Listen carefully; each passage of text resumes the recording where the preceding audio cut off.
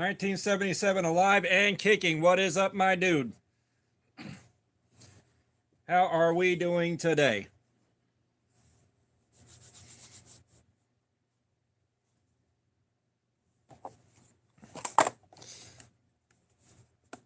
I'm interested in seeing how this does, but I'm also really scared. Like, you've seen where the knife goes straight through the cardboard and hits the table. I am so scared without a lock, it's going to fold up the second it hits the table like that and messes me up so bad. I'm going to be careful, but that's going to suck if it does. Yeah. I'm killing time, and I'm waiting for confirmation on what time we're taking off for Blade Show tomorrow. I got some stuff I want to check out. Stacy Bolster Blades, what's up? Well, definitely enjoy your nap. We're going to be here for a few hours. There's a couple things I want to try out. One is seeing how long the edge lasts. And because it's VG10, we had talked about the optimal angle for VG10 being 12 degrees. So once we wear the edge out, we can sharpen this at 12 degrees and see how it does. Loves Z. I want to go loves Z, but yeah, this is going to be more cutting edge content. Sorry, the joke wasn't good. I don't feel good about it, but yeah, we're gonna give it a couple. We're gonna give it a couple more minutes here, and then we're gonna start slicing and dicing.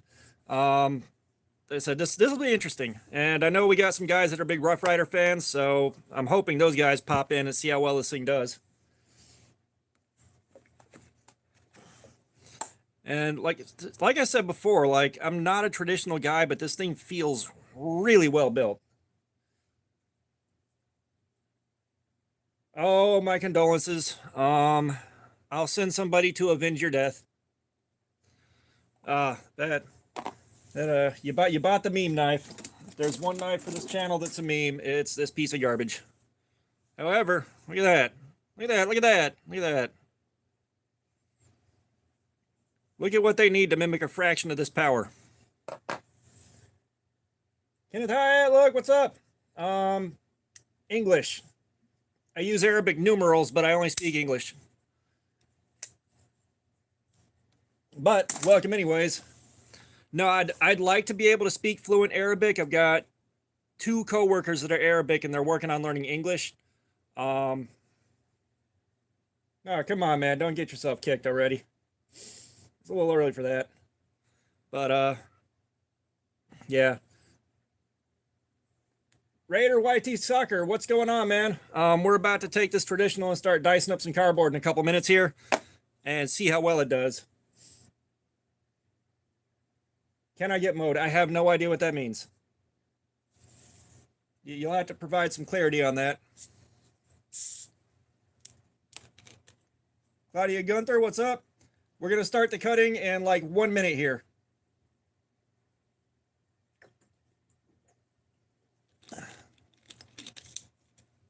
Just trying to give people a chance to come in. 60 viewers. What in the name of Jesus? All right, we're going to start cutting now. 80, where are all these concurrents coming from? Our normal max is like, Soccer Pro, what's up? No, you got to be around for a while, and I got to know and trust you before you get moderator. But yeah, I don't know where all these concurrents are coming from, but I appreciate it. So we're going to start cutting with this thing and see how long it lasts before we put a 12-degree edge on it. So we're doing a cardboard slayer, checking out the edge retention on this guy. Feel free to stick around if you want. Hey, everybody. Wow, this is starting to pick up real fast, man. Doing good, morning VR. Trying to say hey to everybody, and I'm having a hard time keeping up with it. Yeah, I do remember you. Let's see. Oh yeah, like I see one like on my screen. Lou, hey. Shavana, hey. But first cut. That is a very easy cut, but you got a thin blade with a very sharp edge. So we're going to call this at 455.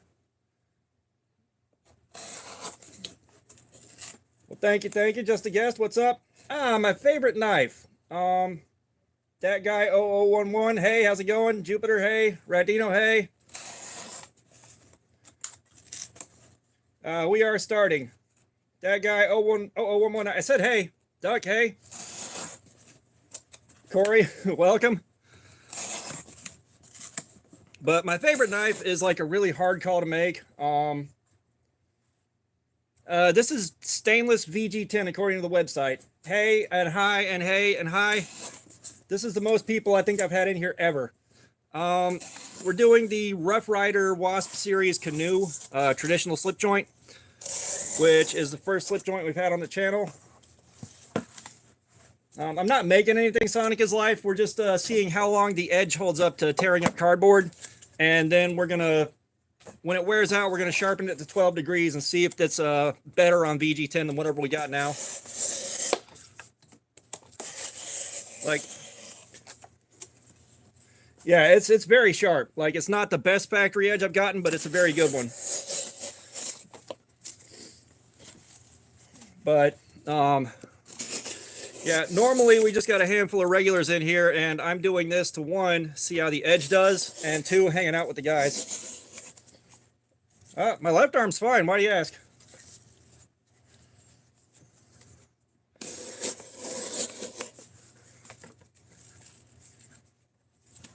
I don't know why I'm getting rated. I appreciate it. Like, this is a lot of viewers, and it died down a lot. Wow.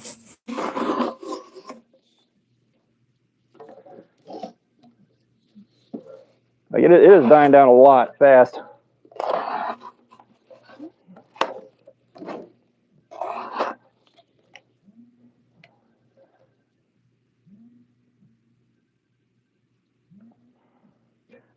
I haven't tested Maximat, and my left arm's fine, but I haven't tested Maximat yet. Like, I don't have the money for like Maximat. Like give me half a second here.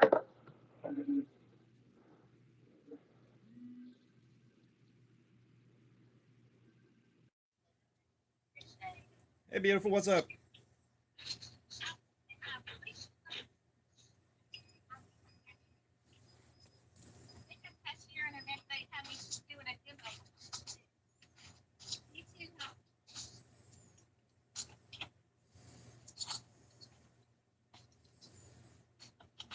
Okay.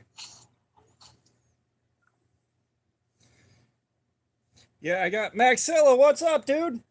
Oh man, the Spot XL is great. S35VN. I'm still waiting to check out S35VN on these things.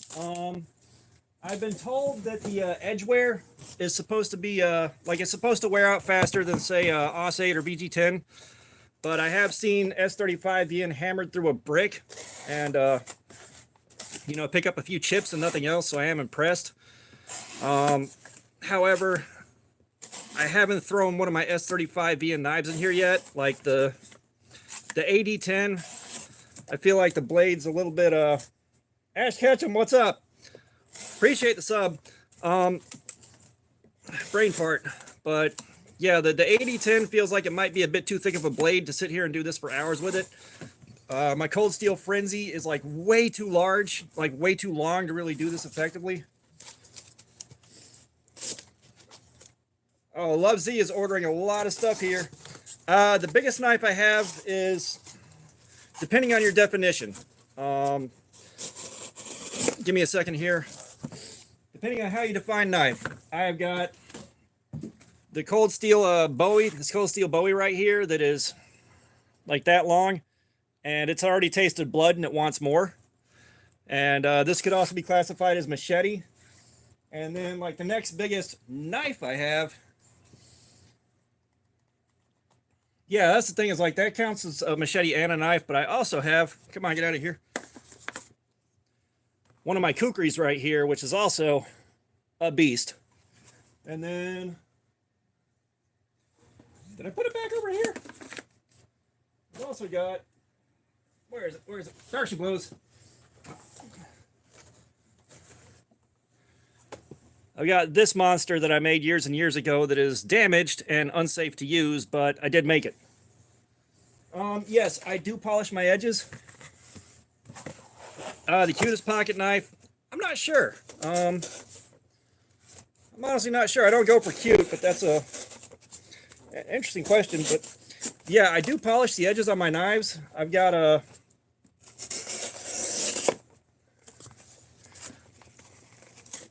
I got a set of strops that are loaded out with a diamond paste, so they they polish the edge to just about a mirror pretty nicely. And the only OTF I have is the Schrade Viper, and that is a single action OTF. I'm not a fan. However, a friend of mine is supposed to be bringing me a Lightning OTF tomorrow so that I can play with that thing. And that Lightning OTF is probably going to get thrown through the Cardboard Slayer Gauntlet before too long, after I get it. If I have enough cardboard left after tonight,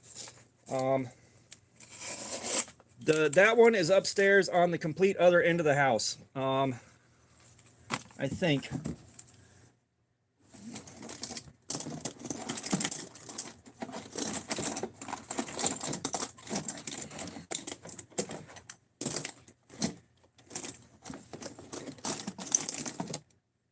Yeah, it's on the other end of the house. I'm not getting up and running for that one. Brother, I wish to God I had the money for a Microtech, but like at the moment, I've got like $100 left for day 3 of Blade Show, and I have $42 in the bank. Microtech ain't happening right now. And knives take a lot of time to make. That's why I don't make them anymore. I'm not good at it, and I don't have the patience. The wife is okay with knives, but she's not super into them. She's got a few that she likes. Most of those are because they're pretty, not because they're exceptionally like exceptional blades. And all she's gonna do is open Amazon packages with them, so like it could be any knife at all, it wouldn't matter.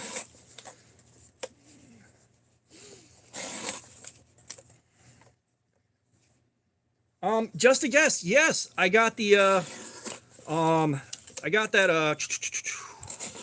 Devo Fireball prototype yesterday, and I am so glad. Like the first thing I did as soon as I got in the doors was went to the Devo table and asked them about a prototype like immediately, because I specifically wanted a Devo prototype so I could get one.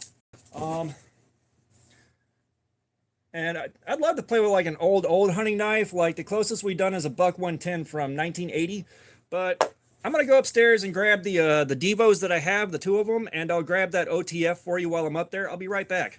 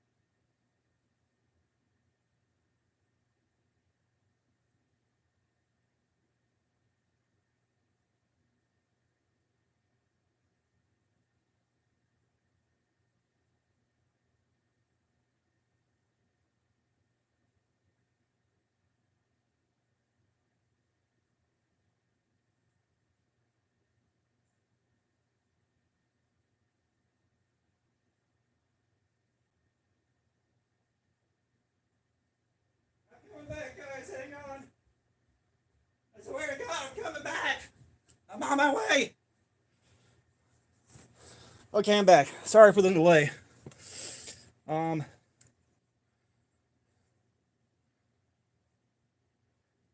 nice.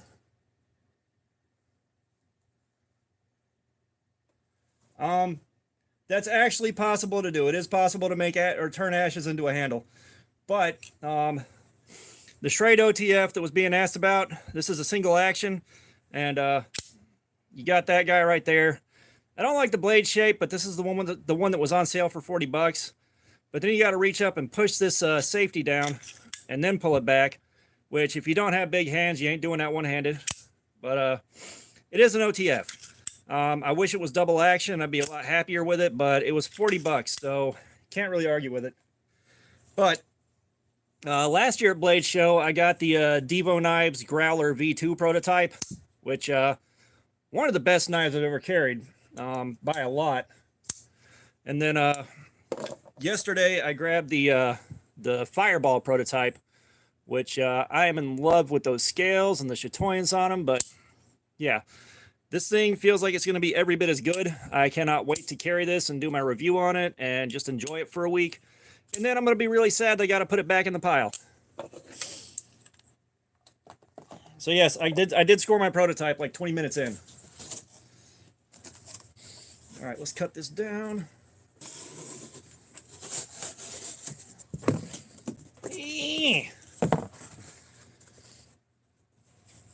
But yeah, if you know how to cast some resin, like you can put ashes in a knife handle pretty easily.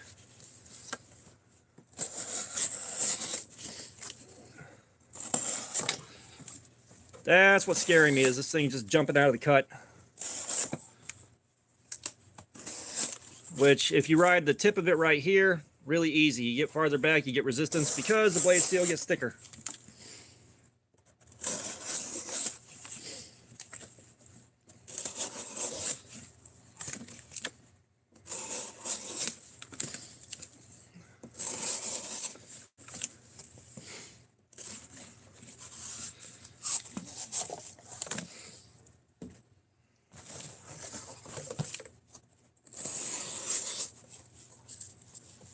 No, I haven't used the kunai.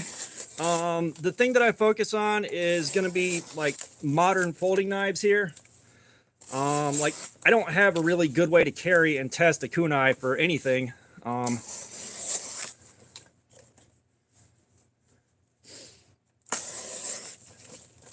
don't really have a way to do anything with a kunai. This is crap. I wrote this down. 2.6 inch length on this one, and the other blade is 1.97. It is kind of short, but you know, like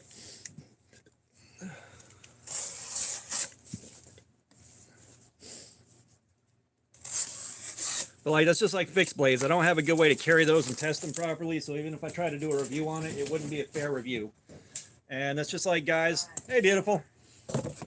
You know, it's just like guys that'll take a box out of a knife, open and close it twice, and then say, this thing is awesome. Like, sir, you didn't do a review there, you did an unboxing. I don't trust you because you didn't carry it or use it or do anything with it. So if I can't carry it or do anything with it, there's no point in me having it.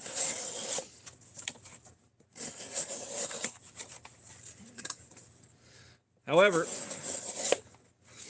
if I had the room to set up a target for it, I'd love to play with knife throwing, and then a kunai could be interesting. A kunai could be fun if I had somewhere to throw knives.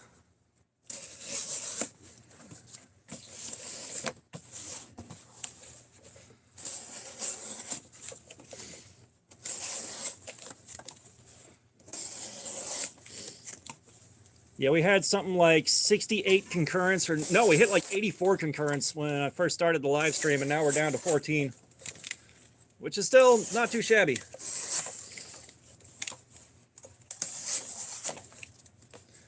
We're not doing the face reveal yet.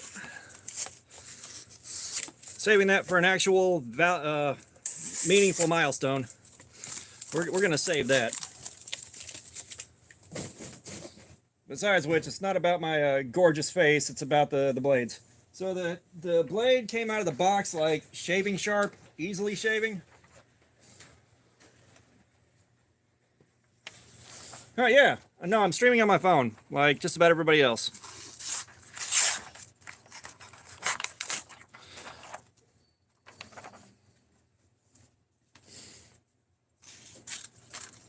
The Kershaw filter.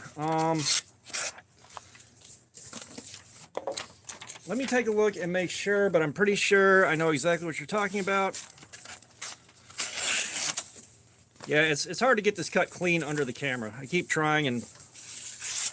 yeah, there we are. Sharp.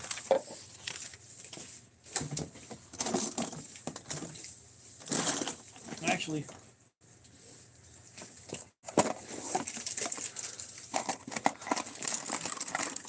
you mean this Kershaw filter?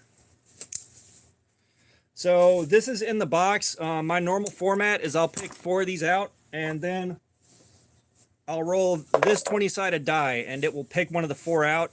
The Kershaw filter has been on the table for it multiple times. It just hasn't been picked out yet. That's the only thing with that. Because I got that on Amazon for like 12 bucks years ago when I first started buying knives again. And I hadn't really acquired my taste for tip-up carry and all that. Like, if it wasn't tipped down, it wouldn't be too shabby. But I really just like tip-down carry.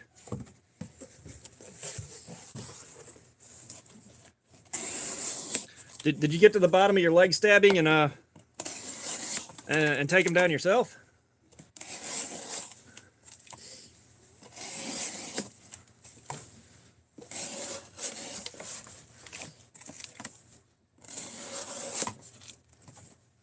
But I'm expecting this VG10 to last somewhere between an hour and a half and 2 hours before it really wears out.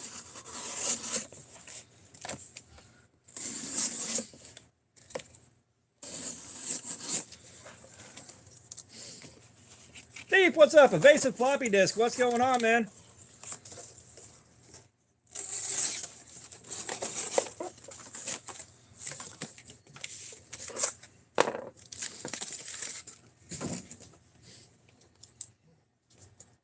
And I'm going to crack open the figures with the Ninja like always. Let us appreciate the Ninja, and then somebody... I've been doing good, man. Blade show yesterday, Blade show tomorrow. We got the Ninja here. Let's hit him with that. Let's get ourselves down to 7 viewers. Lower the property value. Come on.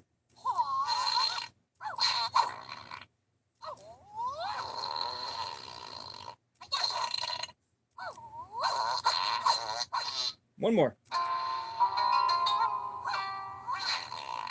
That's what we needed. Now that we've lowered the property value, let's go back to cutting.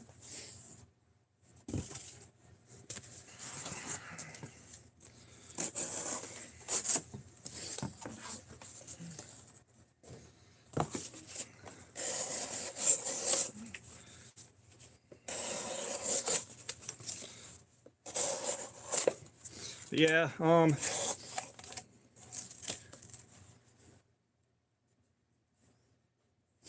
Thanks, Steve. Why do I love what fat? Oh, why do I love that fat? What fat ugly things? Oh, the farting ugly things. I find them funny. I am not a mature man. But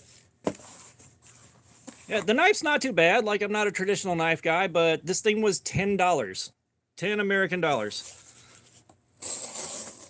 It was hard to pass up at that price.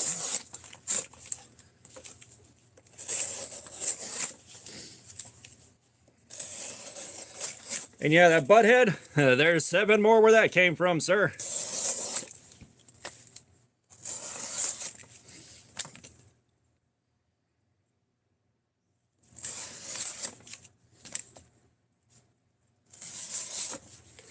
But yeah, but when we're done with this thing tonight, I'm hoping to have a ton of wear and scratches on the mirrored finish. Like, I want to see this thing properly thrashed.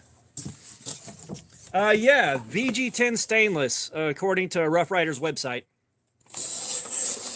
So once this thing wears out, if it'll fit and work in the precision adjust, we're going to sharpen this down to 12 degrees.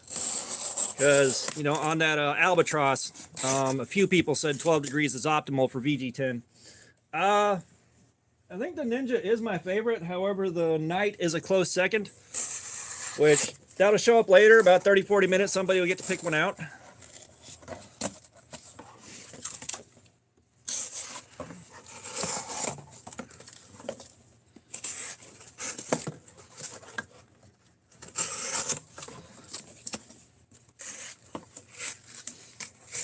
Come on, this cardboard is not enjoying being cut at the moment.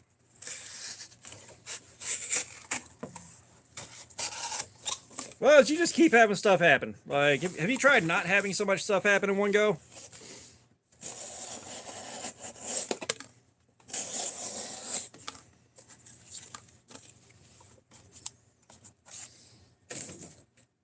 Yeah, stick around for a while. You'll see more of them. Like, personally, I think they're funny as hell. They've kind of become a meme almost on the live streams.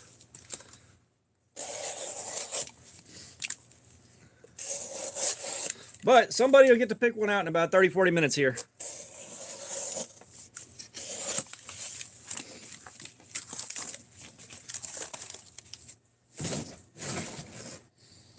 But if you're into such things, I got to stop by and say hi to Bees Blades yesterday, hang out with him for a few minutes. Stopped by and said hi to Kyle Royer.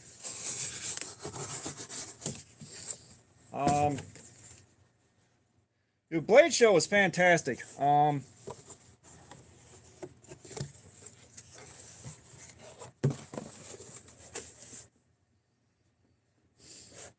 Who are you trying to find? Yeah, Blade Show was fantastic. So I got in the door, like we got there at 8 a.m. and we stood in line till they opened the doors for us at 11 a.m. because if you don't get there early, the line that you're in wraps all the way through the building, out the doors, and all the way around the building. It gets long as hell, and we didn't want to be stuck outside waiting. I immediately got in, went to Devo, and I got my prototype from him for the year. And then I walked around and just checked stuff out. Rosecraft Blades, they're doing some really killer deals on stuff that they're trying to get rid of. The Kaiser table had a lot of sweet stuff. I dropped by the Work Sharp table and hurt my own feelings. And I'm not sure who Stan Wilson is. I'd love to be able to help, but I don't know who that is.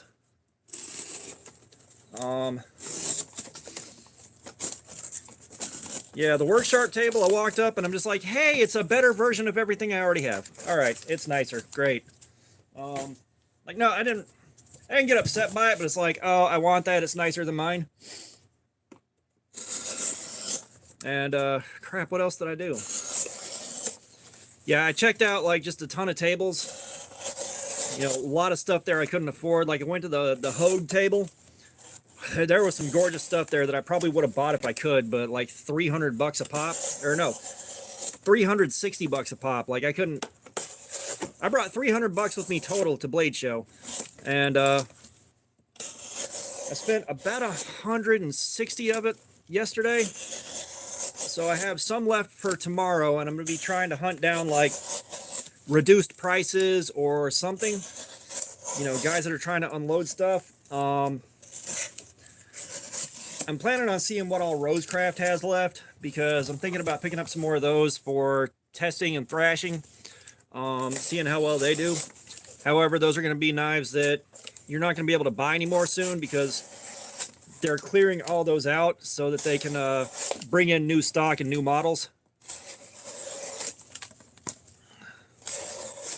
But I'd like to check Rosecraft out for Rosecraft.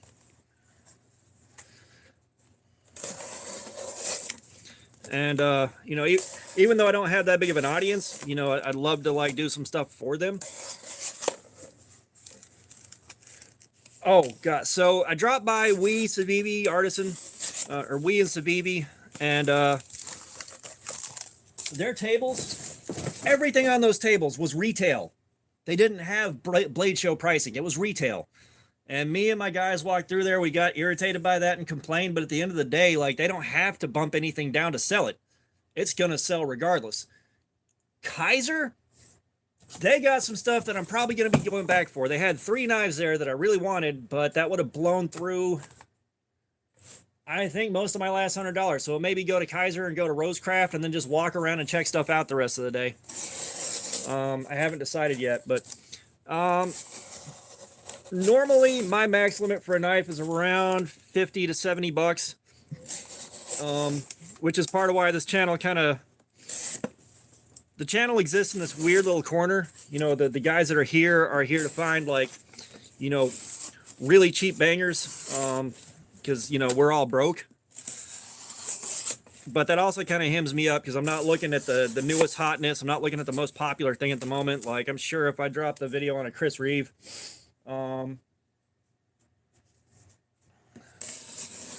you know, I'd probably pick up a lot of viewers and subs if I was doing that, but I don't have the money to, and now I don't want to. I like doing what I'm doing. Knives are life. What's going on, dude? I'll try to remember to get the Fox knives and check them out. Like, I'm going to be doing a lot of walking around. I know I want to talk to Rosecraft again. I do want to pick some more stuff up and carry review and thrash. So I'll let them know what I'm planning on doing with them. It may not affect them at all, but you know they were sending stuff to Tim School of Fish when he had less than 1,000. I didn't see the Civivi Biophase, but I didn't know that I needed to look for that. EDC and Lace, what's going on? I haven't seen you in forever. What's going on?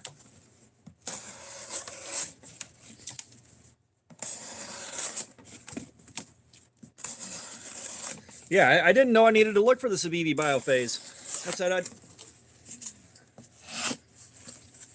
I haven't seen any soap today. That's not speaking to my personal hygiene. I just haven't seen any today.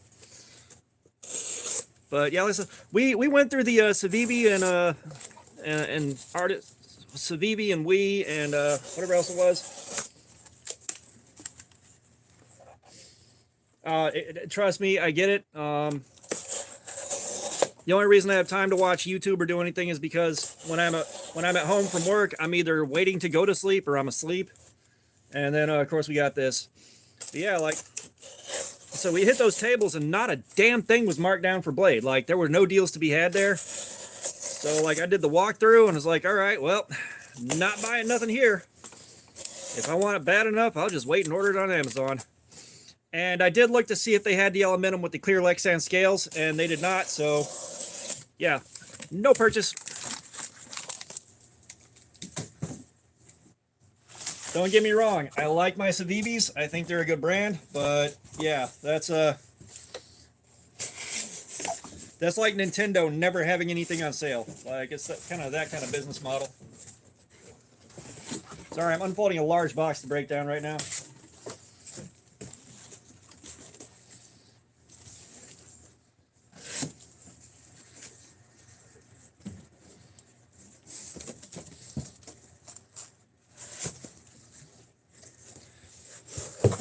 I'll tell you what, if you go to a grocery store in the rough part of town, though, your Tide is going to be locked up behind glass.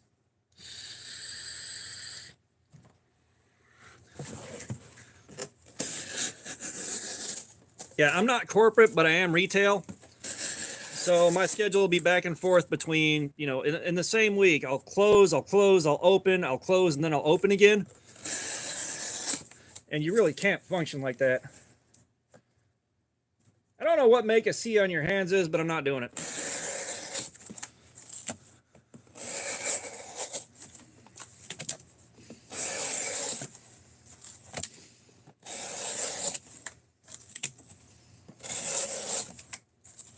But I will say, like, as much as I love Cold Steel, that table was really disappointing.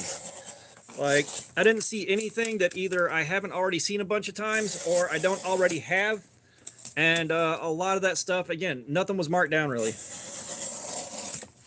was like, I would have loved to pick up a Cold Steel at you know, a Blade Show special price, but I did not see anything compelling there.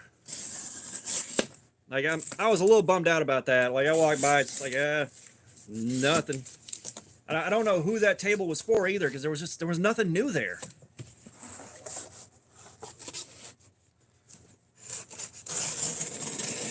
I mean, Cold Steel's still doing some cool stuff. Don't get me wrong. When I go back, I'm probably going to check the table to see if there is a Mayhem there, just so I can pick one up and handle it. But yeah, I was surprised. Like, I would have thought Cold Steel would have had a stronger showing at that Blade Show.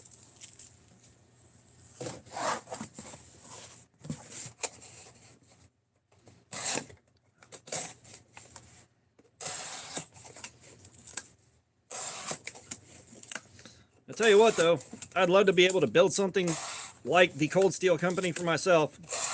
Because I promise you, as soon as the right money was offered, I'd sell it, give me some never work again money, and just enjoy life.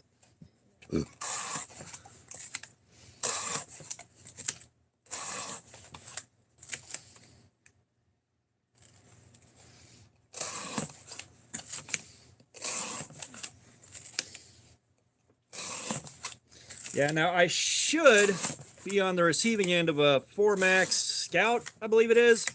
Tomorrow when I meet up with my guys, I traded a handful of beads for one of them. He just didn't have it with him yesterday. And there should be a couple other things showing up. Lightning OTF.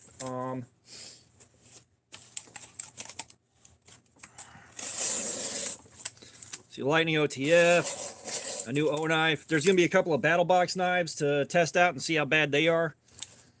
You know what, ADC and Lace, you're not far off. Like, I just like the new things and how well they carry, but like for me, the steels don't make that much of a difference because I can't really properly wear out a good super steel. Like I don't have the means for that, especially not like I'm not sitting here for 2 days doing Cardboard Slayer to try to wear out an S30V blade. It's like that 154 CM. The 154 CM on the Sheepdog XL. 8 continuous hours of doing this before we got significant edge wear. Like, I don't have longer than that in me. Like I don't have like a 9-10 hour live stream in me unless I'm like raising money for charity and I'm raising a significant amount.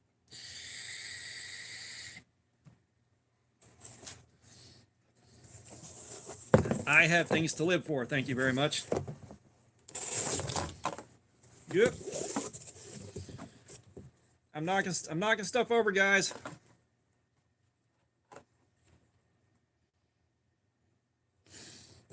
I'm not familiar with the Lawman. Personally, I'd kind of like to see an update on the Twistmaster. That can be fun. Like a Twistmaster with some modern bells and whistles. Pocket clip, slightly different handle design. You know, update it, make it easier to carry. Like, that would be cool.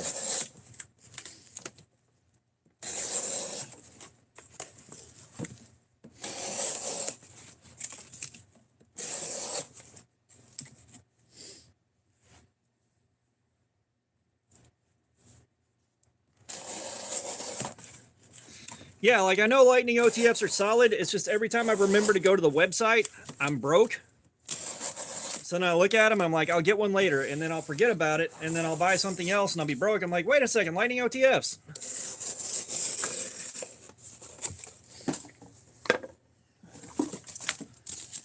Yeah, well, one of the things that I was surprised by is somebody that knows a lot more about steel than I do. Drawings and stuff, what's going on? I do remember, it's been a little while though.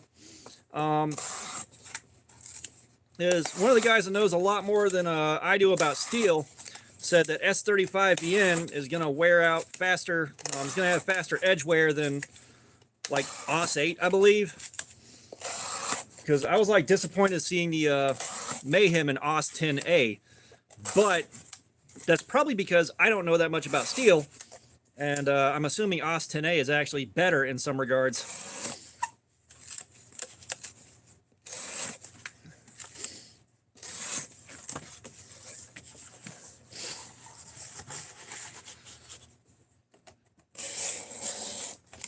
That being said, I do want to find something cheap in S35VN about regular pocket knife size so that we can do this to it.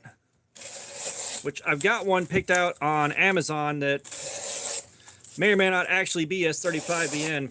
And I went looking for the same guy from last year with that table that I think said they were Roxxon.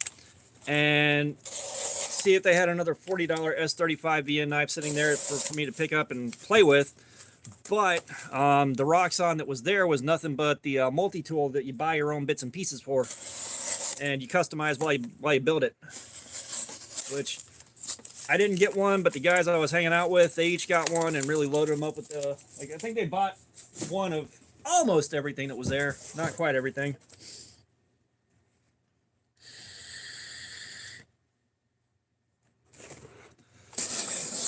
I'm trying to think what else.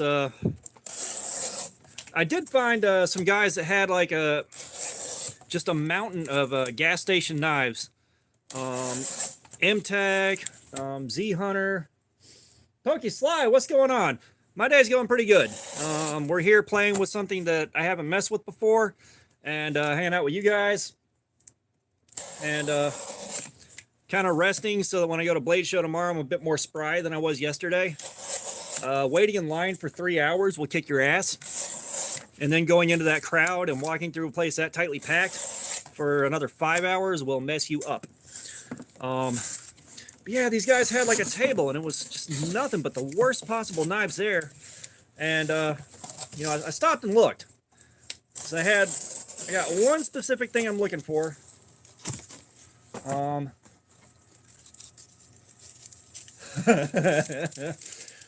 Yeah, I mean, don't get me wrong.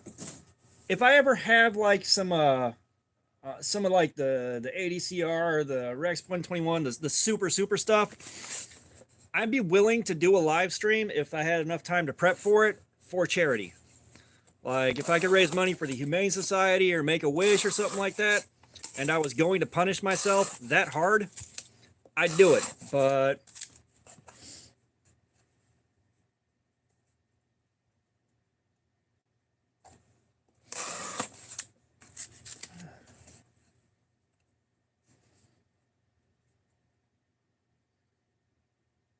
all right.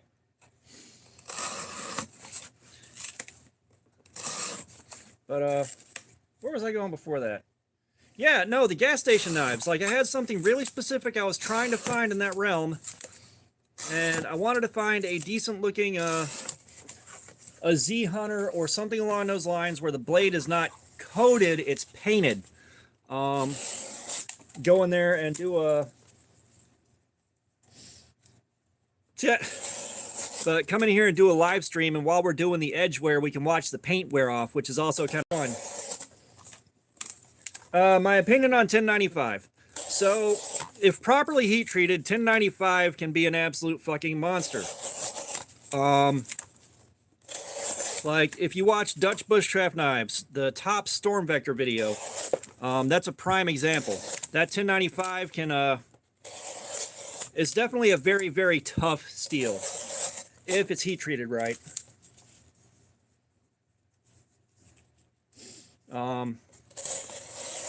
Okay, the XHP to S35VN, but yeah, like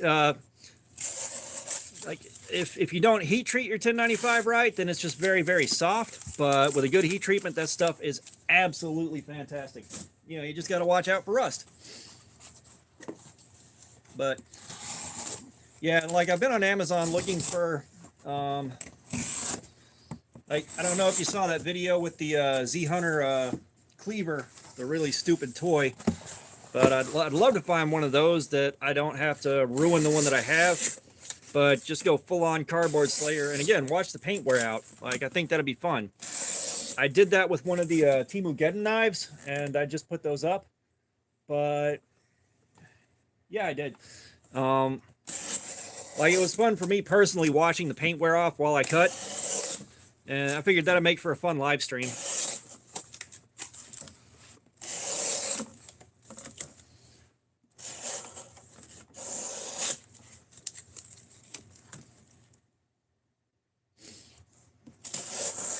Rusty Shackelford is innocent. You watch your mouth before you get the pocket sand.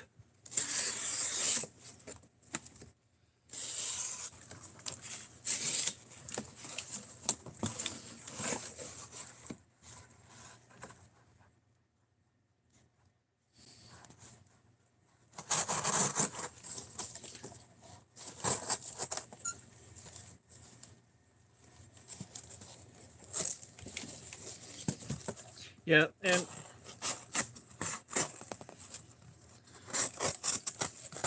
come on, cut, damn you. Always cut towards yourself. Remember that, kids. What the hell? All right. That's cool. Like, Tops is all fixed blades, too. It's like, I look at them, I'm like, that's cool, but I can't carry it and use it. I like all fixed blades. But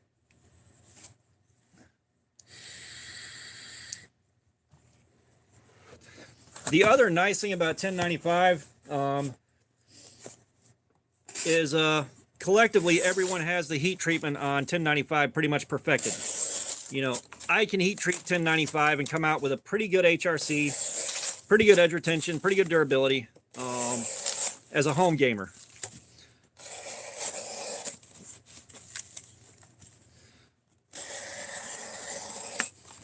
But now, like, if you watch guys that, you know, make their own knives and stuff like that, like 1095 is cheap, it's commonly available, it's easy to find, it's easy to work with, and yeah, it takes a hell of an edge, and depending on your heat treatment, it can take one hell of a beating.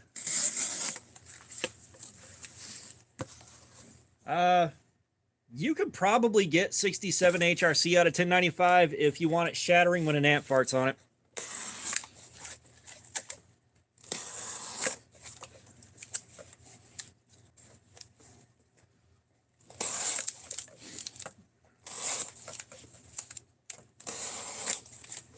Yes, I believe my Kiradashi is 1095 and 15 and 20, and that failed Raindrop Damascus blade is 1095 and 15 and 20, which if I had the means to, if I was good at making knives, we'll put it that way. If I was good at making knives, I'd make something out of 15 and 20 to check out here. So I think that could be interesting. It's got a high nickel content, and I think it's supposed to be a little better at the wear resistance than 1095 is. I could be wrong about that. I only know a little bit about it, a little bit. But, and 52-100. I'd love to check that out. Like, you know, if you're buying a 52-100 knife,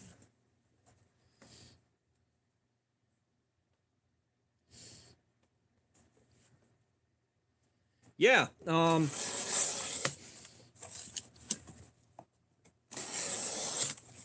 and Thief, I don't know if you can or can't sharpen, and I'm not familiar enough with K-bars to provide feedback, but I do know if you're doing your shit right, you can get a mild steel to an incredibly sharp edge. It just won't hold it. But me with knives, what's going on? What's going on? Yeah, we're screwing around with a traditional folder.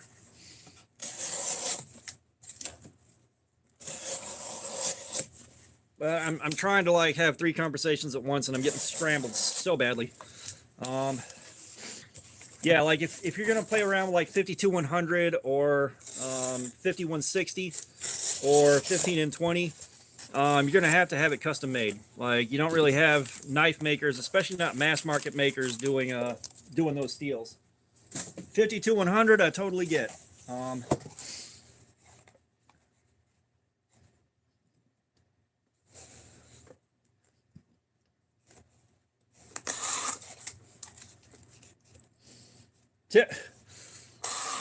No worries, like, we're still less than an hour in. However, EDC and Lace, we're going to lower the property value. You want to pick a figure out?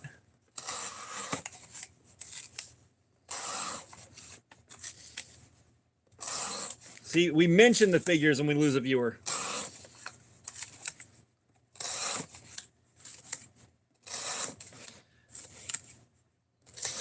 And I'm not sure how, but when I started this thing up, like the concurrence went up to like 82 for about a minute. Just pick a figure out. We got the robot, the Grim Reaper, Frankenstein, the Knight, the Mummy, the Scuba Guy, and the Alien. Yeah, you haven't been at a live stream in a while.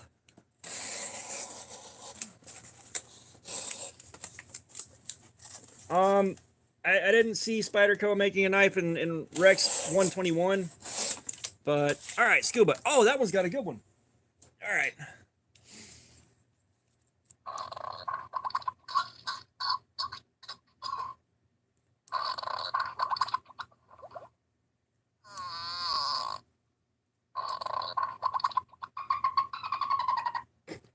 I forgot about the dolphin.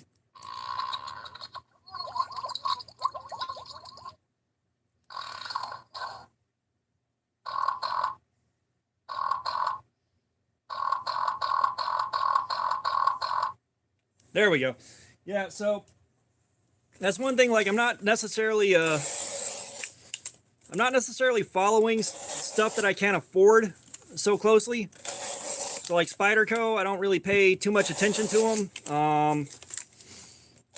You know, and this is kind of, again, like where I kind of get bit in the ass. Not knowing everything out there and all that. You know, like if Spyderco released a knife with, if they released something that functioned a little bit nicer than the Tenacious in my price range, you know, I'd be paying a lot of attention to that, for example.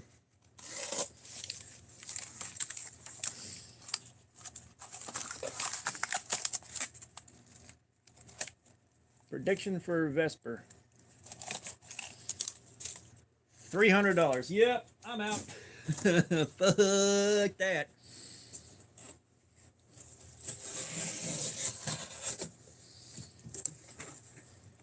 Oh, for the Wasp? My guess is going to be an hour and a half to 2 hours.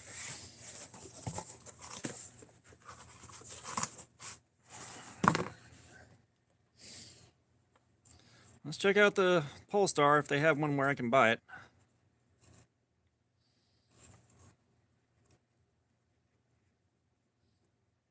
Damn it.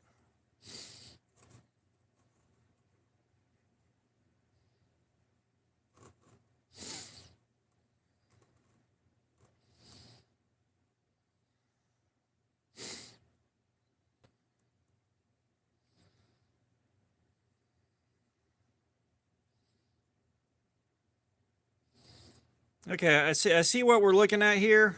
That being said, that $80 is still going to be kind of out of reach.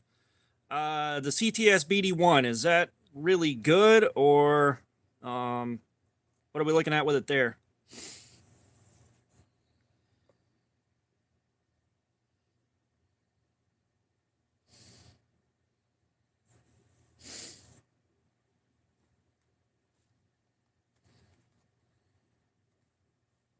Okay, let's check out the Bird Raven real quick. I can add that to the wish list.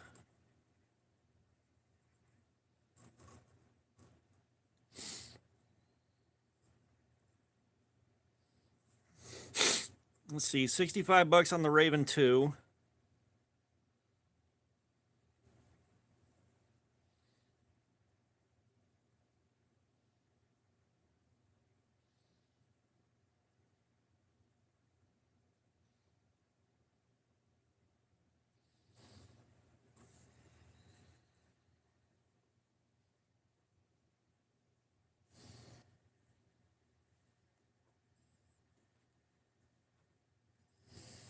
Yeah, the Raven 2, just like everything else, has jumped up in price.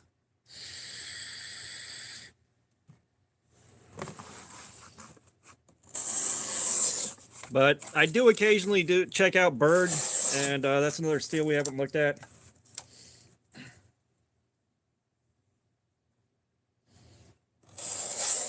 Yeah, that is a steel I've never actually heard of.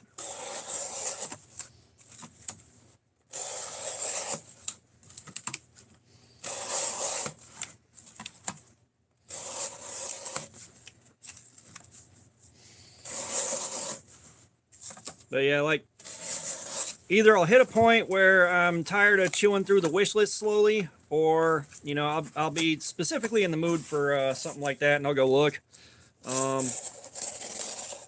Like, the wish list on Amazon's getting long as hell. Punisher, what is up? And I'm going to have, like, right now, I've got 3 more weeks of knives to carry and cover. By the time I leave Blade Show, I'll probably have another 4 weeks worth of stuff. By the time I get out of the truck on the ride to Blade Show, I'll probably have another, like, 5 weeks of stuff to check out.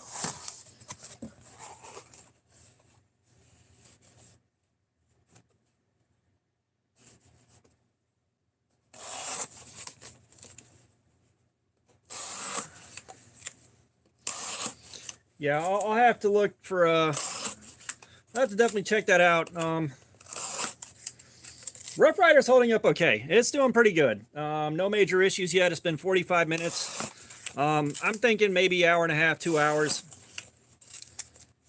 But once once we do wear this thing out, because it's VG10 stainless, we're gonna try 12-degree angle on it.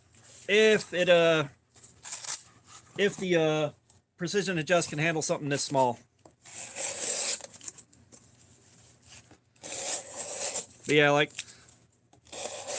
so I'll have like a couple of good months of stuff to review and check out by the time I'm done with everything.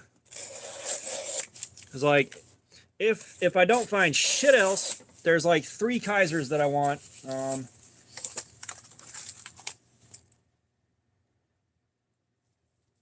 There's like 3 Kaisers that I want. I need to stop by Rosecraft again, see what they've got. Yeah, I said talk to them about what I want to do with those Rosecrafts, and so on and so forth. So it's probably going to be a while before I hit that point where I got to start scrapping pennies together again for something. It's like, between not having to buy gas and food and everything else for work for this last week being on vacation,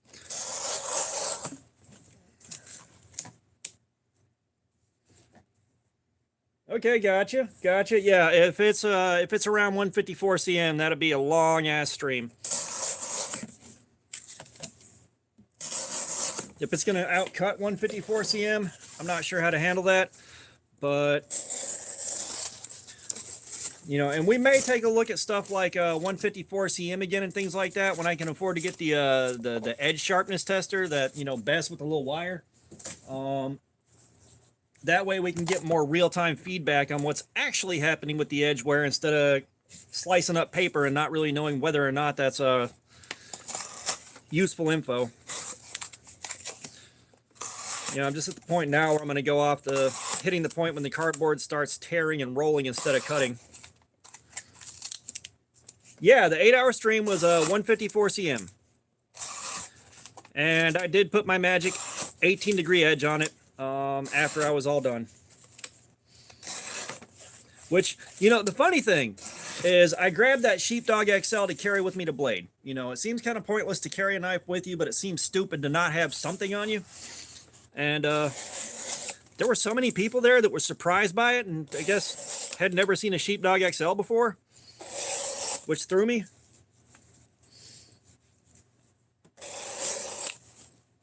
Like, I wasn't expecting that necessarily because that thing is like so well known. But, you know, even at the Kaiser table, some guys were checking out the newer iterations with the carbon fiber instead of the G10. And it's like I'm standing there like, I cracked mine out. I'm like, that 154 cm took 8 straight hours of carving up cardboard. It's good steel.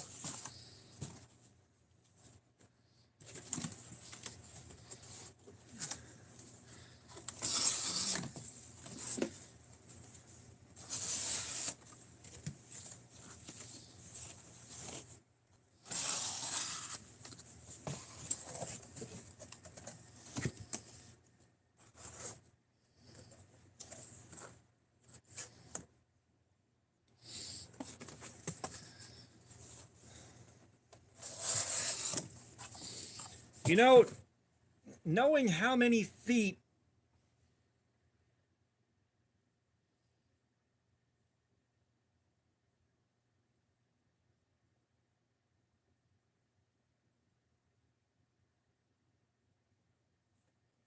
knowing how many feet we're cutting with this stuff would also be really helpful, but you know, I'm not going to sit here and try to count the cuts and count how many feet we're going through. I'm not.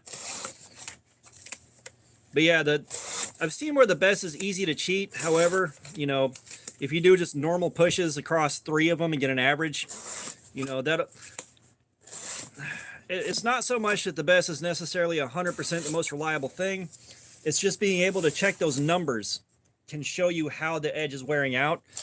You know, even if you cheated a little bit and turned, you know, 120 grams into, say, 70 grams, you're not going to be able to do that again when the edge, you know, wears out significantly. It'll still, you know, still bump a higher number.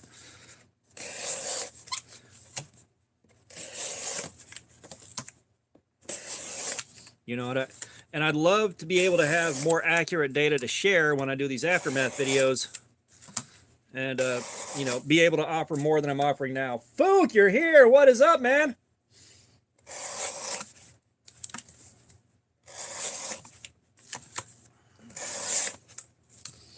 Oh, yesterday I was talking to Bees Blades, and so just kind of going over like channel ownership stuff and showing him kind of where I'm at with my channel and talking about the live stream. He's like, "Oh yeah, I've heard about your live streams." Like, "Oh, all right, cool."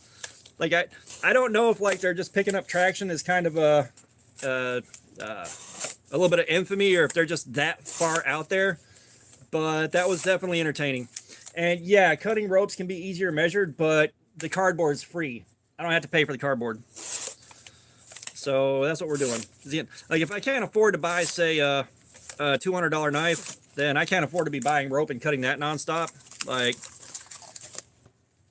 the cardboard is a medium that I get for free, and I can dispose of it for free. You know, I just take it back to work, throw it in the baler, and it gets recycled.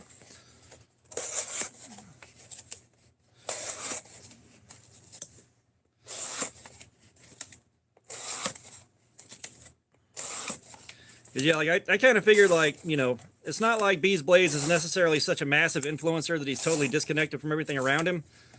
But I figured that'd be a big enough channel where he'd know me from just commenting in his live streams, but that'd be about it. Jason Beecher, what's going on, man? How you doing, man?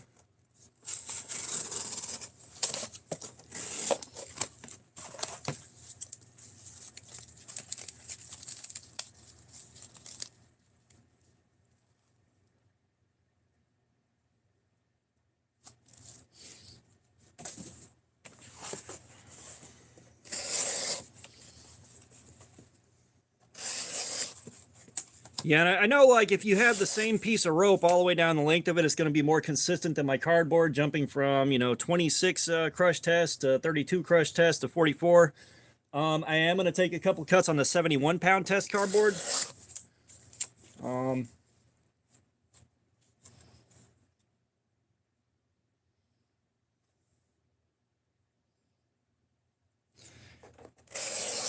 Yeah, Rosecraft, I will say right now, for as inexpensive as they are, the build quality is pretty damn good. You know, definitely not the nicest knives I've ever had, but the build quality is good. They feel good opening and closing. The little chonk has a little bit of a weak detent, but, you know, that's...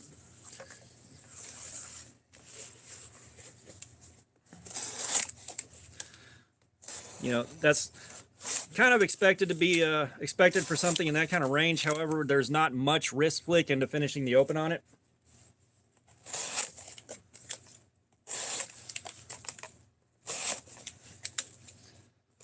So I'm looking forward to seeing how they do, and of course they're gonna one of them will get thrown in the box for live streams, because I think both of the ones I have are D2.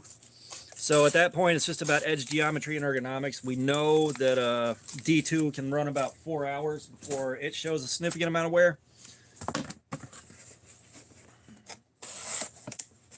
But yeah, it'd be nice to know the number of feet of cardboard that we're cutting here. I said, like, all the information right now is really informal. It is. Like, I get it. We don't have the most reliable data being collected, but it's something.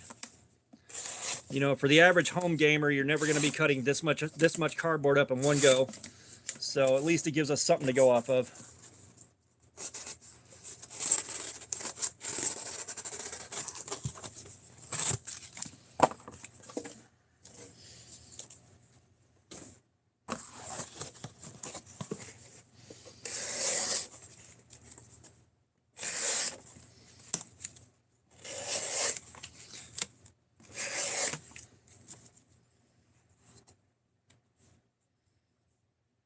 Oh, yeah, I've seen denim, but it's, again, like, this medium is free. Like, denim, I'd have to, like, find a source for it and buy it somewhere, probably Goodwill or something like that. This I get for free. So this will also really, really test your edge geometry and your grind, too. Because, like, if you're pushing through that, anything wrong with the way it's ground or the way the edge is put on there, like, it's going to make it real hard to push through that stuff. If I had enough denim, yeah, but you know, I don't have that.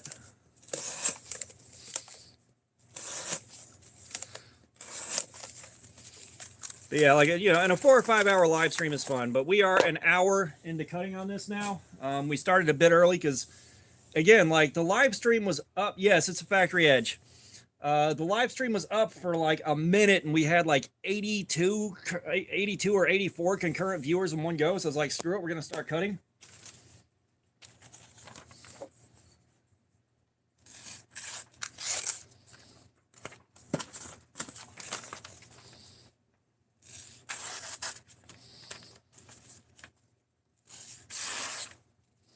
A little bit of edge wear, nothing too crazy. But this is also a very thin, slicey blade, so that's also, you know, about what I expected. I'm gonna take me a second.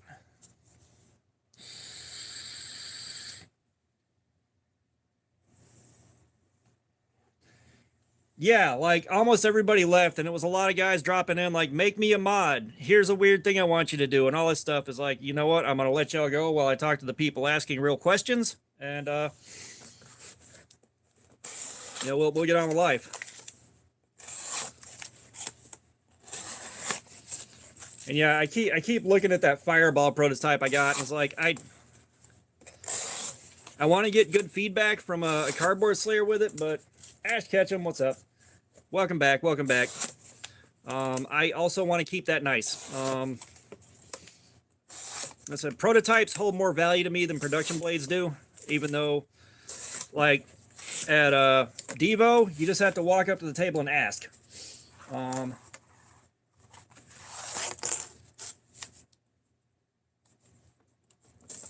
You know, but because I got there early and I asked, and I was looking around, you know, I got him to pull out the pouches with the stuff that wasn't on the table, and he pulled out the Fireball. But yeah, I'd love to. I bet you didn't catch a Zubat either, dork. What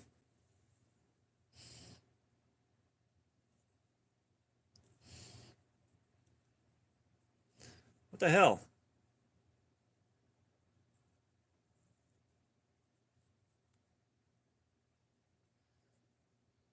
But yeah, no, like the denim is definitely like the rope.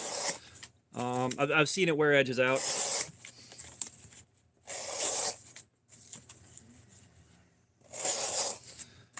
Brain fart, sorry.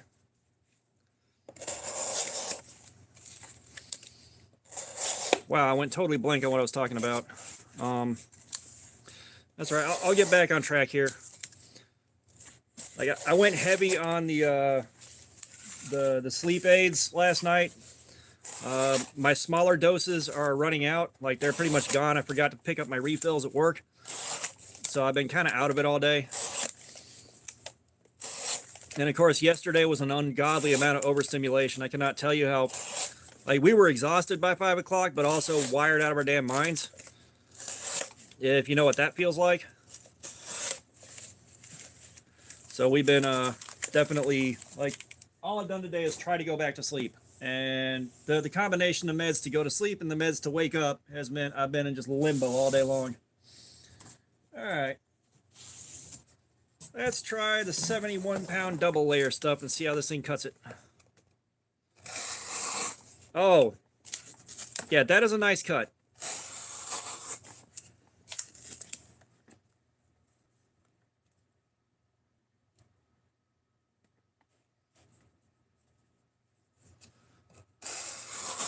Without taking my camera down and moving it around, I don't have a way to show you the chopped up cardboard.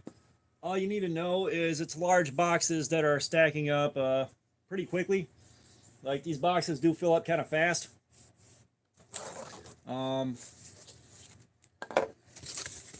But yeah, I don't have a way to do that that's not hideously inconvenient. Yeah, and like, I've got moderators, like I got Fook and I got Punisher to help me out last month, and it's nice to have somebody that can go ahead and ban somebody quickly if they start acting an ass. Because like, I can do it myself. The phone that I'm watching this on is a moderator.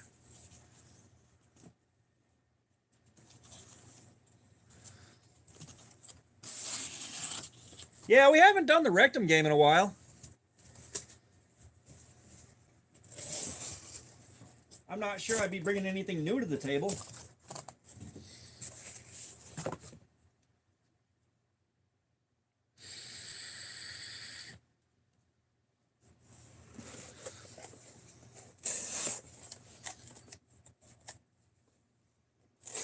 Well, if you've watched a Mattisfaction live stream, you're a mod. Whether you like it or not. I'm not sure why he does that, though. Like, if I'm going to have moderators, they're people that I trust to actually, be moderators and have access to posting links and stuff like that. It's like, that's the big thing. You make just anybody a moderator and you start getting links for, unspeakable things. And, it's like, God knows that we have one kid that kept asking to be a moderator, and then he decided to announce that he had an N-word pass. I was like, yeah, sir, you are about 30 seconds away from getting banned if you don't stop.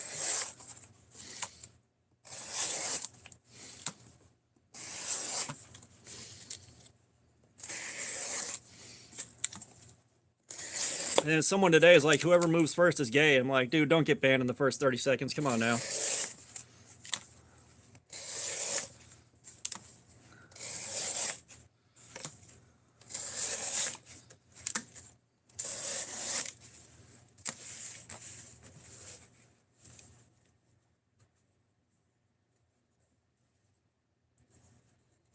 Yeah, like, and again, like, it's like last time, it's like, just some mild trolling and I guess trying to get a reaction. And, I'm not the place to come for a reaction. It's either you're cool or you start acting uncool. Bye forever. And tell your mom I love her.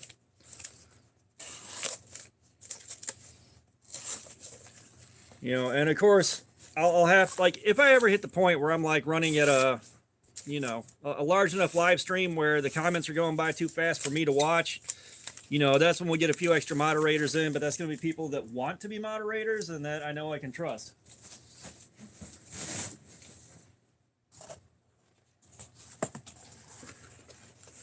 Oh, dude, I am not expecting this out of case. I'm not, but I do want to find like an old case. At some point, I'm going to go on eBay. At some point, I want to go on eBay and find an old case knife, like an old beat up case knife for 20 bucks and run that. But, so I know you're from a different part of the world in 1977. You haven't really run into that, but that word was used for, that was used through our period of slavery as a very derogatory term for black folks. And, like, you use that and you're bringing all that back up. And, you're bringing up a lot of bad things. Like, this country has been horrible, and I mean god awful to black folks for the longest time. It's still a struggle, but like, you go back to the 1950s, like less than a generation ago, you can see some of the worst treatment of other human beings that you're gonna see that isn't on Live Leak, basically. People protesting to be treated like basic human beings being just blasted with fire hoses and attack dogs and stuff like that. Like, there's a lot of awful going on there. And we still have people today. We still have people here today whose, like, grandmothers were enslaved in this country. So, yeah, that word is very bad. And coming from somebody that is Caucasian using that word, it's just bad. And it's never used for anything good when it comes from a white person. But that's kind of the rundown of that, the best way I can put that without going into just too extreme territory for a live stream. We're not the most family-friendly place here, but, if you look it up online, which I don't know how you can do that without really messing up your your search history, you'll get a much better description of why.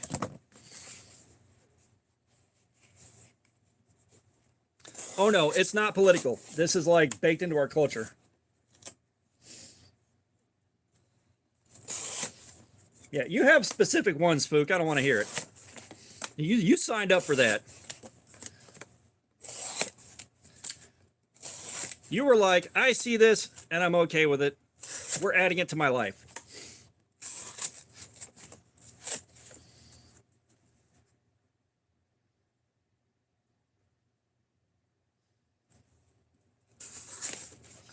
Yeah, I mean, just derogatory stuff is pretty much useless. Like, sorry, but if you've got the energy in your life to expend on just being hateful, um, you know, and that's what you choose to spend it on, you've got deeper underlying problems, which are mostly fear-based.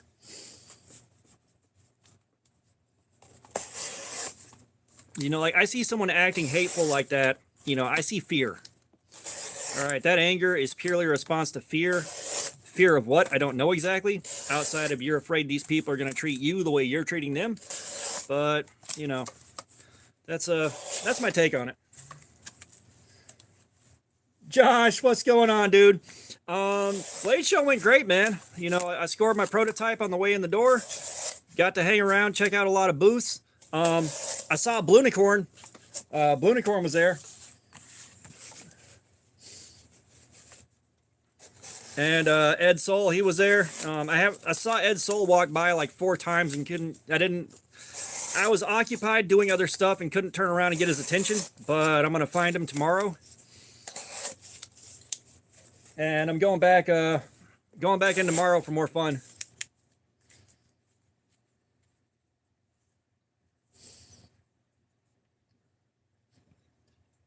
Oh yeah, I'm going back tomorrow for sure. Like, you can't take the entire Blade show in one day. But yeah, like, you know, generally speaking, people deserve a basic level of respect until they do something to lose it, in my opinion. There's a certain amount of respect you just show people until they give you a reason not to.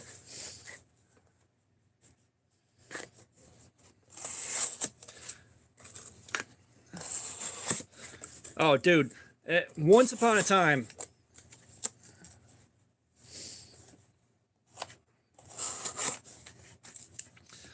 I had a friend of mine that was talking about basically going up into the mountains and building basically a permanent settlement out of temporary materials, like bringing up a whole bunch of tarps and everything else, and kind of building a small compound, and you know, just going into town to do odd jobs to buy supplies once in a while. You know, stuff like that. And I was game for it at the time, but he never pulled the trigger, so we never did that.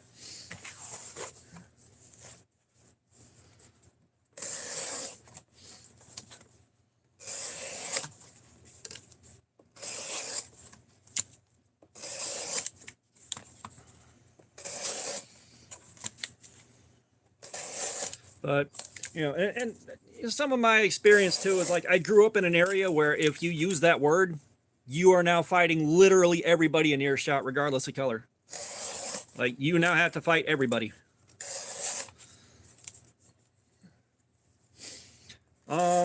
Yeah, the thing we were looking at was permanently leaving off of the grid, and this was also before the internet as we know it was the internet. Like, it was completely different back then. You know, social media did not exist. Well, it kind of existed. You had chat rooms you could go into where, you know, you could just kind of like the chat in here.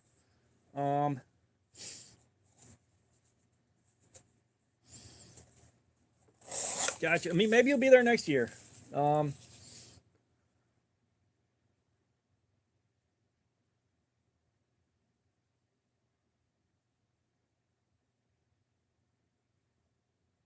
Is the border collie okay? I don't know if rat snakes are venomous.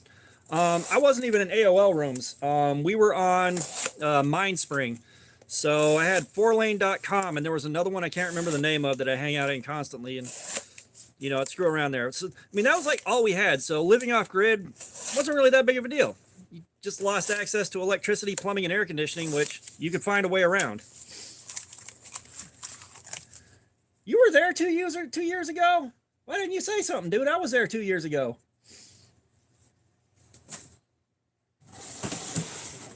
Like, this is my 3rd year going. You see that? Pastor Josh did not tell me he was going to Blade Show when I was there.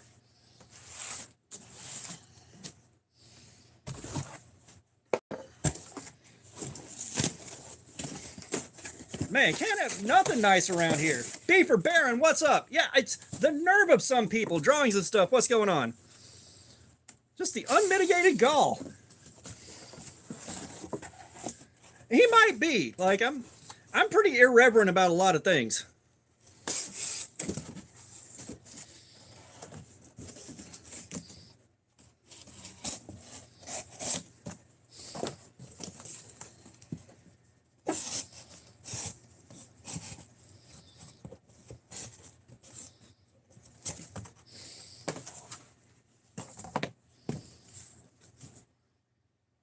Oh yeah, okay, so yeah, the last 2 years I've only been able to go on Fridays, so that's what happened.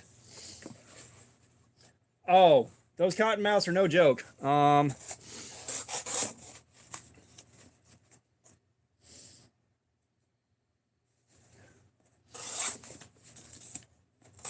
am far too pretty for a paper bag.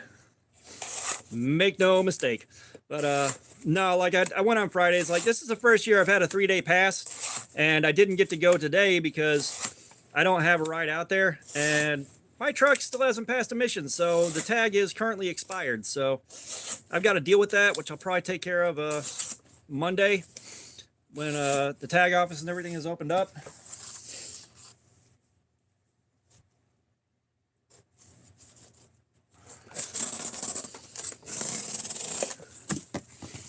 And get that dealt with. It won't pass, but I can get it to fail and then get a temporary thing. Tyler Stoneman, what's up? So what movie knife is actually, there's a bunch of them. Like, a lot of movie knives are really hard to notice. Like, you'll have Microtex and stuff like that, but if you're talking about like the like what we're thinking about as a movie knife, I can't think of any that are terribly practical. You know, you had the Rambo knife. The Bowie knife from Crocodile Dundee is probably one of the most practical I can think of, because the rest of them always have a whole bunch of extra crap on them. Serrations, spikes, like crap you don't need.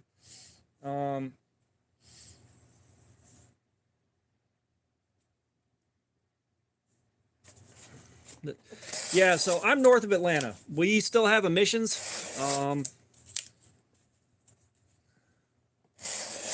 So we still got to deal with that. And I think the truck has a vacuum leak, but I don't necessarily understand how best to find that and repair it in my driveway. I know it can be done, but I don't know how. So fixing whatever's causing the emissions issue is going to make my life better overall, because I'll be burning, like, I burn way too much gas. I'm probably getting like 5-10 miles to the gallon tops. And I got to fix it. I don't know how to do it myself. And I obviously don't have the money to pay for a shot to do it.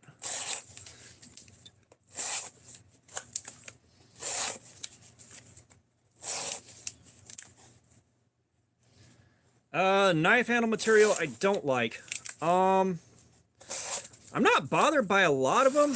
A lot of it will wind up being texture or ergonomics. FRN is probably my least favorite, but I understand that FRN scales on a knife means you can get a better blade for cheaper. You know, a prime example is that Harbor Freight Gordon GK23. All right, oh yeah, Ultim. I'm not a fan of Ultim. Now that you mention it, and that's just because it's pea colored.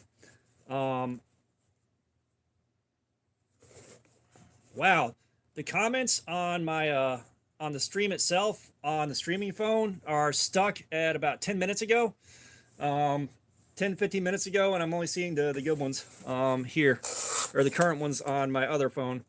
But yeah, it's like Ultim. The thing I want is, I've seen clear Lexan and clear acrylic. I like those. I like seeing through them. All right, the Ultim, it's just because it's a weird material. The vape game, back when there was an active community for electronic cigarettes, you could wind up paying like $80-$90 for a piece of Ultem like this, but smaller, and stuff like that, because it's Ultem.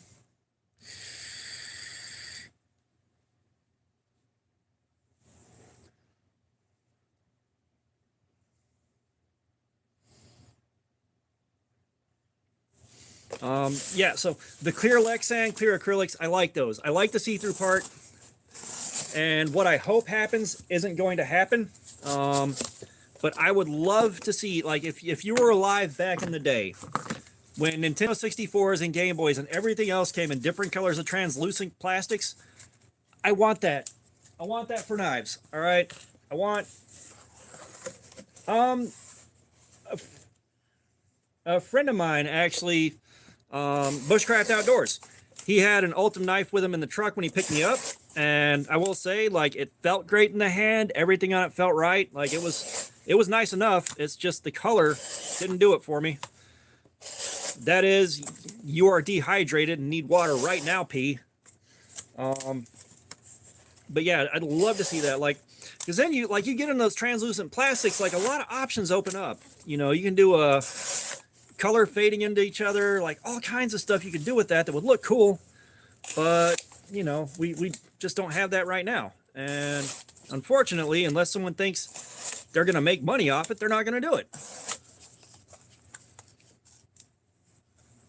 So I've got some pen blanks I made from fiberglass resin, which is about the same color as the Ultem.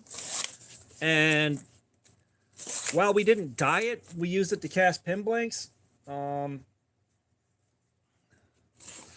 And so, like, you're mixing your colors and all that in there, and it definitely made the colors look a little weird. Like, I made it work for what we were doing, but trying to, like, tint that stuff, unless Ultem is clear. And yes, so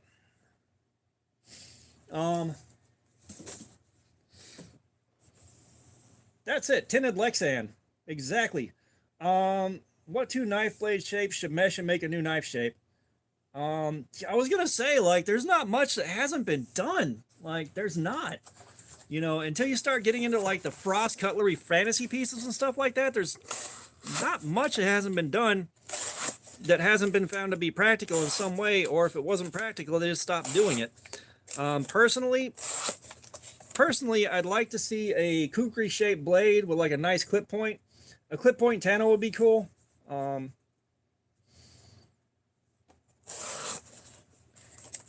Yeah, Ultem wasn't a thing 40 years ago, but, like, a kukri blade shape with a clip point on it would look a lot like a scorpion's tail, which, you know, that would be like a novelty rather than a regular thing. But I can see that.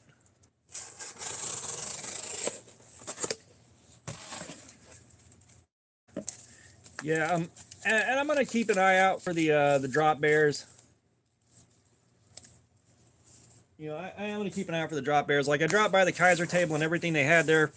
Like, the drop bears they had were too expensive, so I didn't wind up getting one.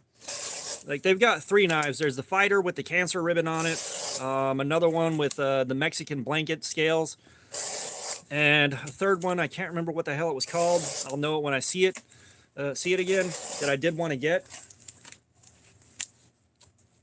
And favorite metal for knife blades. Oh, it's more of, like, D2 is a favorite. I have a bunch of D2. It's never let me down. But I'm also not a whore for super steels. Like, I don't go, oh my god, I have to have it. It's an LMAX. Like, I'm not that picky. I'm not. And part of that is I know what I am. You know, I'm a light duty, light user. I don't push these things to the breaking point, because that's not the environment I'm in. So, like, 3 CR13 will take care of me just fine. Speaking of which, I need to get some 3 CR13 out and get set up to do a test run on that. And, you know, I expected the mirror finish to be completely hazed out with scratches by now. There's some faint ones, but the surface finish is holding up. My end of the world knife. Are we talking folder or fixed blade? That's a very important question.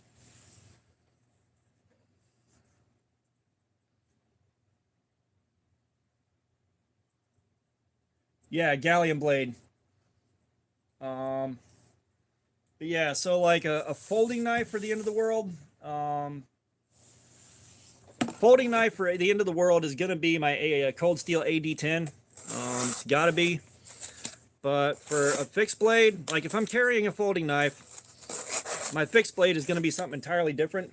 And honestly, I'm going with a brush axe on a 3 foot long polymer handle, as opposed to anything else, because you've got the cutting power of an axe and the maintenance of a machete, and you can do a ton of work and a ton of damage with it out of the same tool.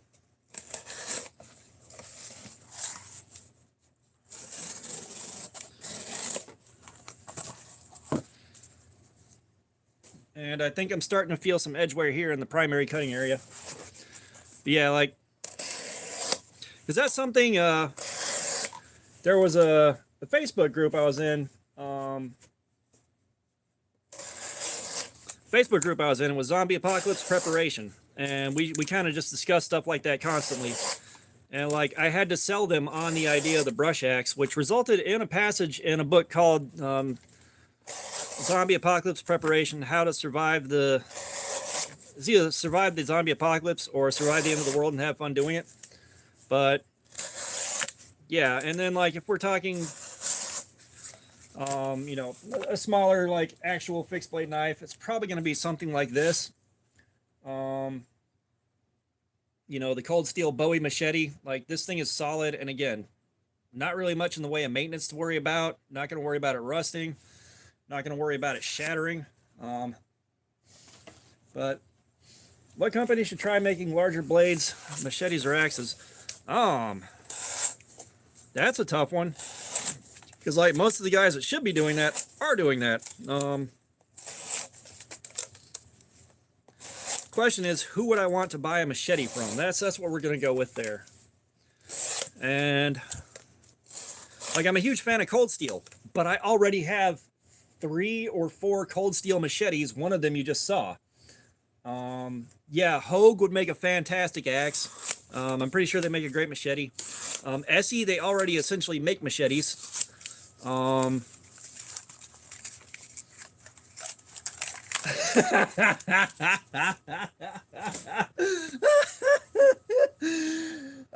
my god. Oh dear. Oh my god. Fucking meme knife. Jesus Christ. You're a sick bastard. You know that? Like, seriously, you need some head x-rays or something. That's just messed up. Yeah, no, I walked by the Zombie Tools booth and hurt my own feelings. Like, I'm just walking by like, ah. Like, it was worse than seeing a service dog that you can't pet. Like, that I understand why. But, um, who else do I think would make a good axe or a machete? So we covered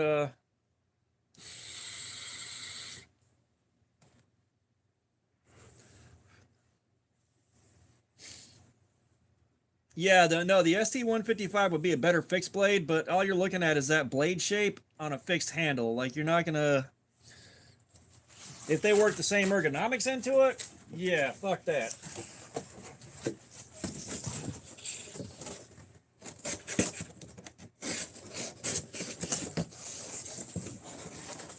Sorry, big box to break down.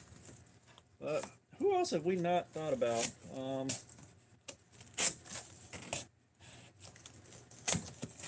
Yeah, I do think Civivi could make a pretty good machete. I think Civivi could do a pretty good job. Geez, I'm drawing a lot of blanks.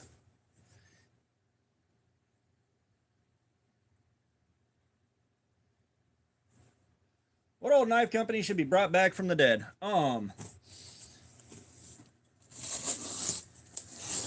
See, who all's dead?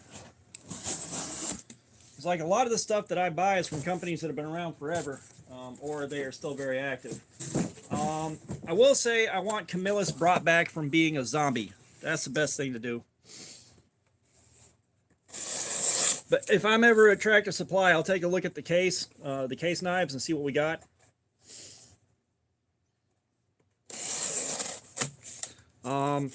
Yeah, the only caveat to the case, but yeah, I want Camillus brought back from being a zombie. They're dead basically, but someone owns them. You know, they're just dropping cheap budget crap, and I'd like to see them have the kind of quality that you get out of Civivi, Cold Steel, Artisan, Kajerb.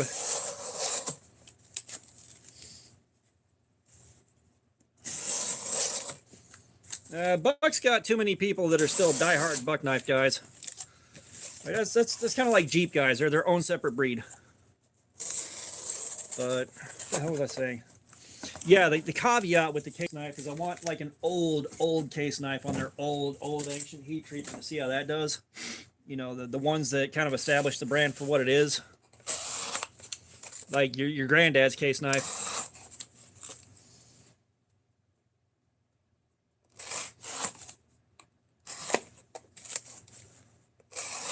Like Buck needs to branch out somehow, but you know, I'd be looking at that and like, you know, looking at a Buck modern folder kind of feels like looking at a nun naked. Like it's interesting, but you're not supposed to do that.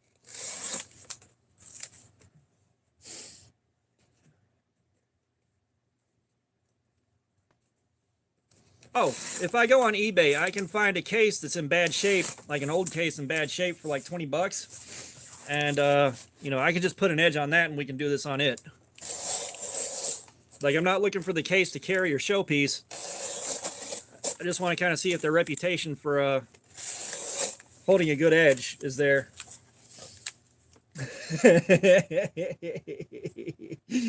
I ain't Catholic, but 1977 alive and kicking. If you are in here, do you want to pick an action figure to fart for you?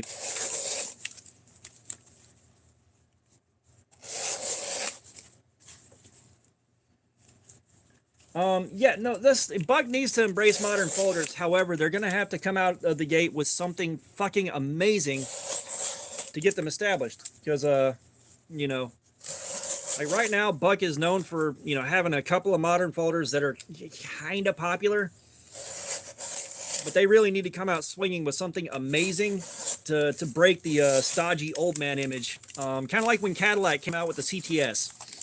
All right, everyone knew Cadillac as old man cars that were stuffy and, you know, like just old man knives.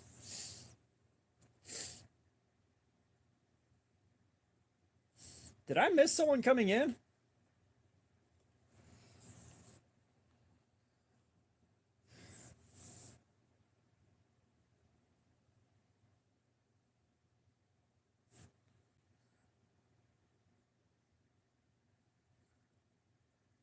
Yeah, did someone come in and get banned? What the hell? Hey, oh, okay, there we are.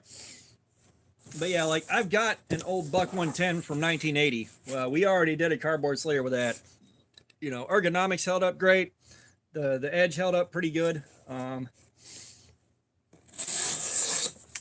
So yeah, like it's just, you know, Buck's got their work cut out for them, breaking away from the image of an old man knife, basically. But if they can break away from that, I think then you know, like they're never gonna not have the 110 and the 110 variants. But if they can get a new market together.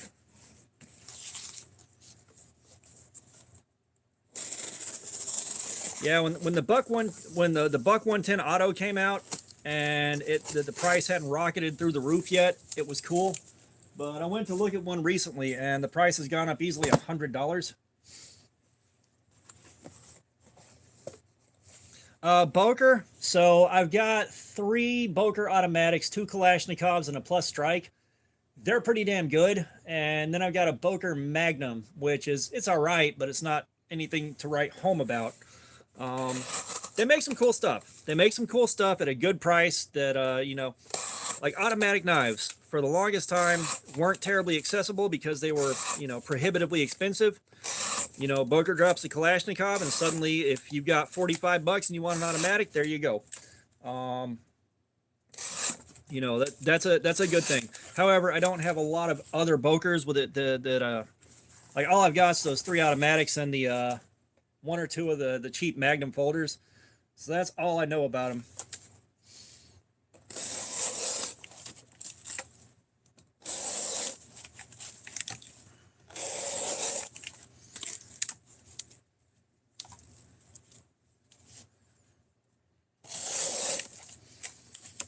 Yeah, like a buck 110 liner lock could be very interesting.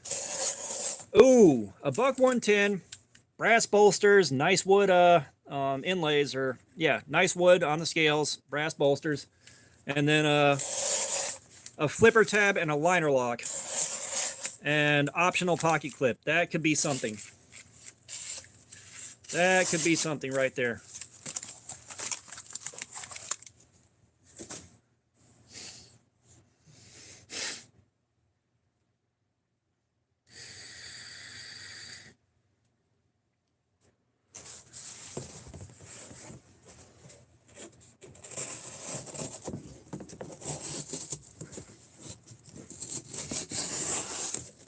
Ooh, I am feeling some edge wear now.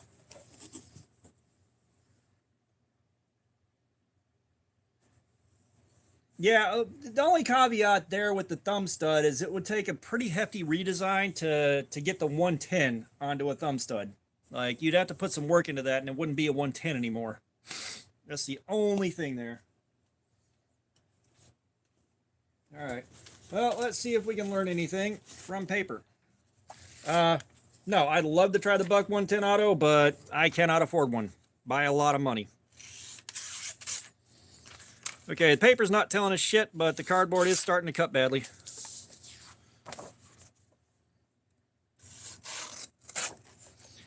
Yeah, there we are. The wear is showing up here, and it's all right here. Like, it's doing good, don't get me wrong. The 110 Pro has thumb studs. Okay. Okay, gotcha. Yeah, no, that's what I'm saying. Like a 110, ball bearings, liner lock, and flipper tab.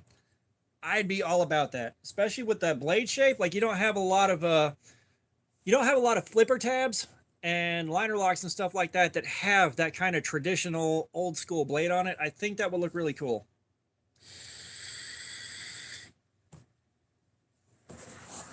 So yeah, they already did the thumb studs. Okay, gotcha.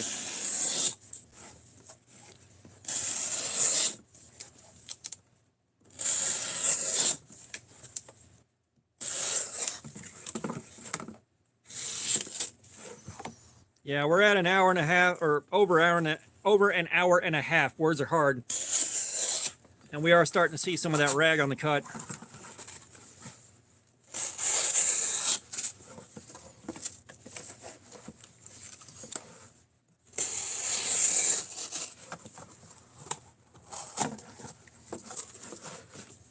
All right.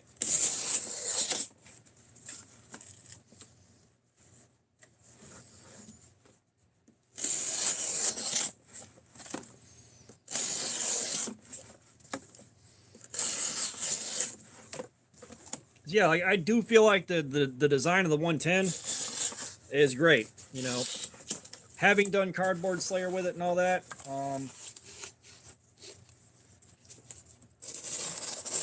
you know, the ergonomics are there, even though it doesn't look like it'd be a King. Ergonomics are phenomenal. The cutting profile, I can't say anything about the cutting profile. It was not on a factory edge.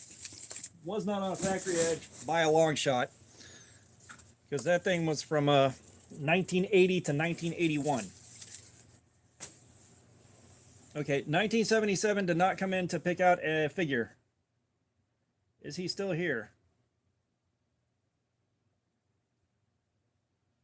We're gonna go with he's not still here. All right, Punisher, you want to pick a figure out? We've already done the Ninja and the Scuba guy, so you got the rest of them to pick from.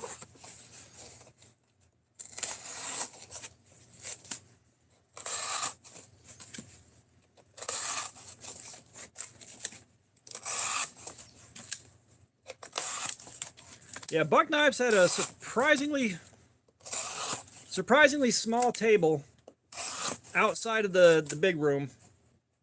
Andrew Fett, what's up? Yeah, happy to have you here, man. All right, the Knight. We'll do the Knight.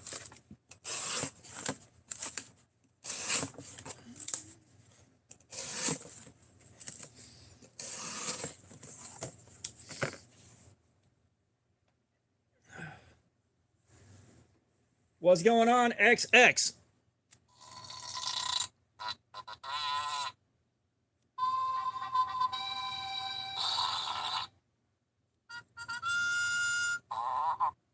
We're lowering the property value.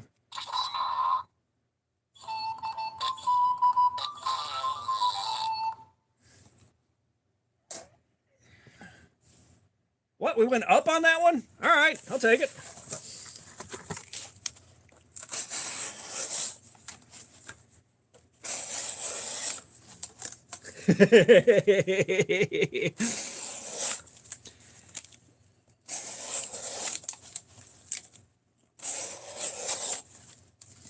Yeah, if no one's been on a live stream for more than a couple minutes at a time, they never expect that.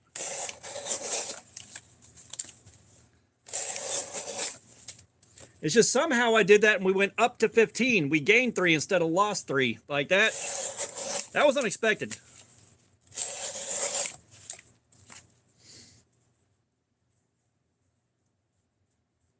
Well, on my screen, it bumped up to 15 and then dropped to 12.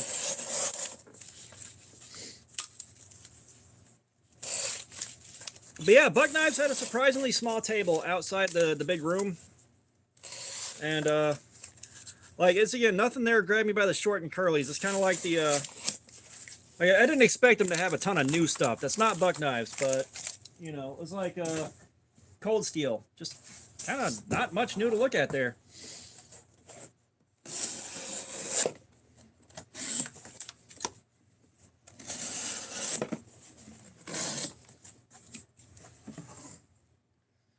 All right, let's check the pin blade out and see how much easier this cuts than the spear blade. Yeah, spear blade's got some significant wear on it.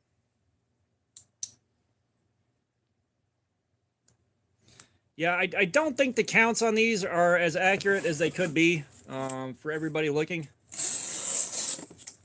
Like, and that's the thing is I'm definitely screenshotting the maximum concurrence whenever I end this stream. Like, it'll pull up your number of views, your max concurrence, your view time, all that stuff. I want to see what that max concurrent was. No, so there's a few companies. I think CRKT might be one of them, Benchmade. But the way the contract is set up, they're like not allowed to sell stuff at Blade Show. I forget who explained that to me last year. But yeah, those guys aren't allowed to sell on the floor. They can display, just not sell. Trying to remember, Boker last year might have been one of those too. They had display pieces, but nothing for sale. Because I was talking to them about the automatics, and I was thinking about another Plus Strike, and they didn't have them there. And I think they also said they're not allowed to sell automatics. They sell them to places like Blade HQ and all that, who modify them after the fact. So yeah, Benchmade just has stuff for display, not sale.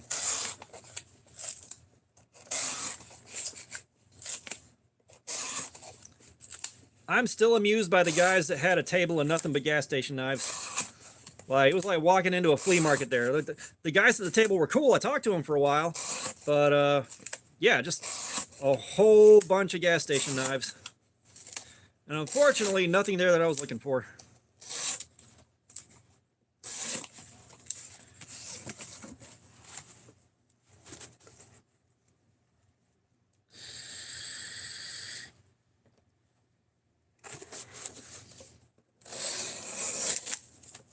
You know, that being said, given the nature of the Benchmade tax, as much as I like my bug outs, I don't plan on buying any Benchmades anytime soon. I am not one of those guys that buys stuff to flex on people. Like, buying prototypes is the closest to a flex I've got. I didn't see Frost Cutlery there. I'll have to look for that. Like, I love their crazy fantasy crap. And if I can find one to buy that's affordable, that could be an interesting live stream.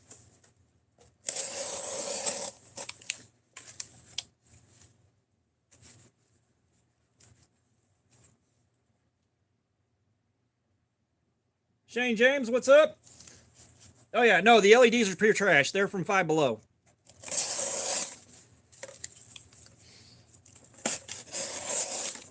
Like, you stick around for a bit, you'll find out this is not a high rent operation. We started with a low property value and we keep it there, by God. Like, I'm cutting up cardboard that I got for free, for God's sake.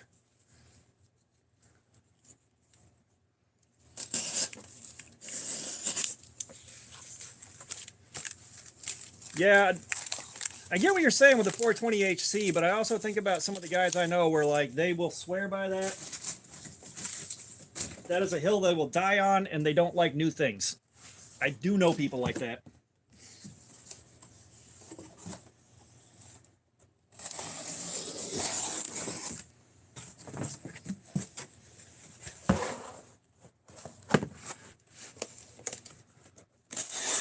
You know, like, you know, that's one thing. That's what I was saying. They got their work cut out for them, getting rid of the old man image. It's because a lot of their customer base, they will swear by their 440 and their 420, and they do not want anything else. And of course, Buck's going to have to keep selling to those guys. But at some point, they're going to have to branch out and start doing something different. Like, and again, they better come out of the gate with an absolute banger if they're going to do that.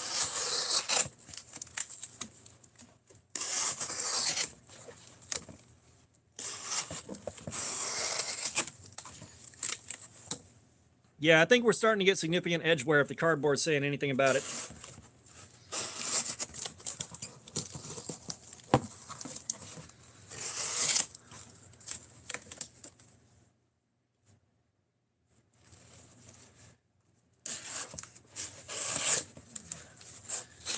Sadly, you were right about Gerber, Schrade, and Kershaw. I have made my complaints about them pretty well known.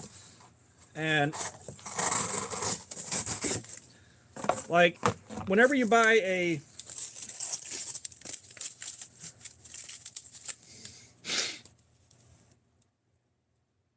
Oh, nice.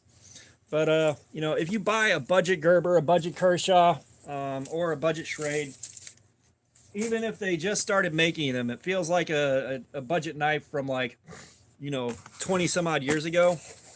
And I have a suspicion that basically they're still making them on the equipment that they had 20 or 30 years ago and haven't spent the money to upgrade it. That's my thought process on that. Like, it's not keeping up with stuff that's being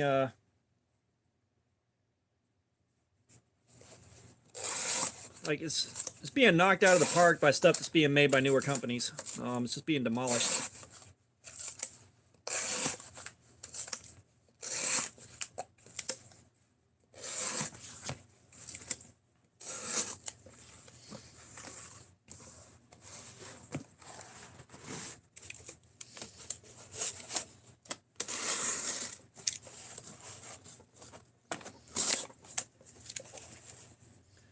I've seen the name Sedulo.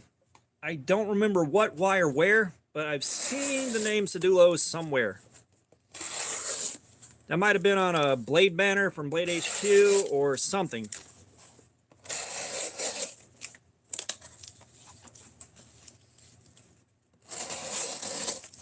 I don't know. As soon as I finish cutting this, I'll pull up the old Google and see what we're looking at with the Sedulo.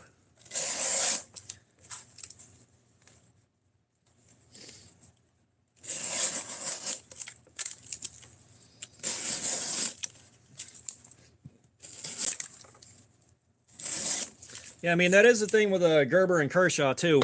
I haven't bought any of their nicer stuff at a higher price point, so I don't know that much about the brand as a whole. It's just the budget ones feel like they were made 20 some odd years ago. All right, Sedulo knife.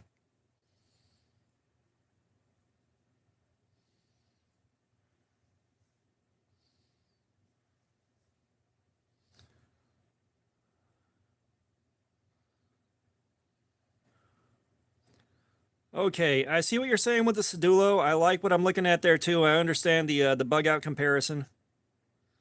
What's the price on that? 130 bucks. What's the blade steel? Specifications. Maybe it's under features. S30V. Yeah, okay, I see what you're saying there.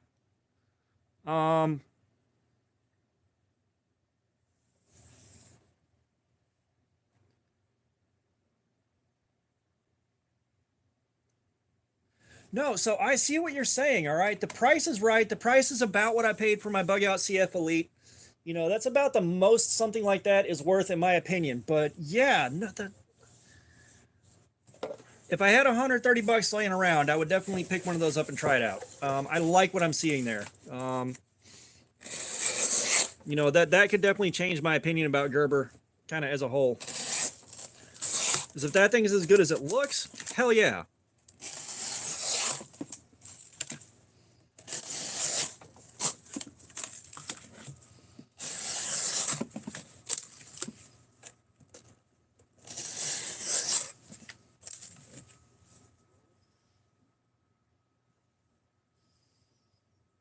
Yeah, like,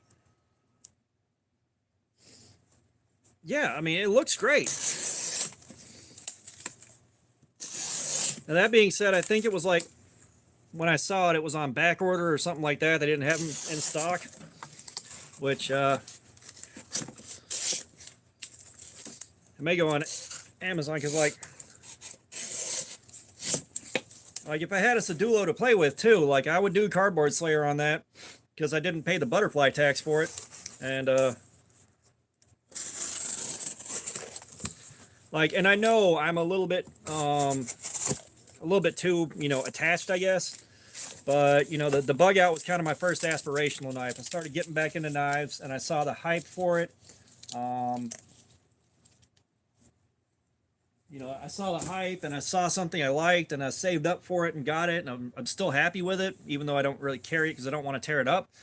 But yeah, yeah, the Spyderco and ACR for 130 bucks.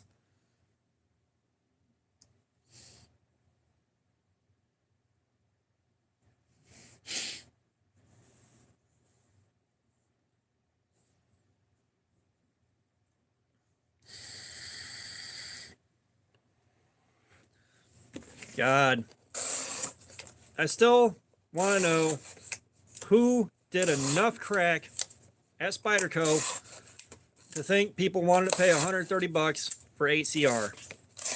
I still need to know.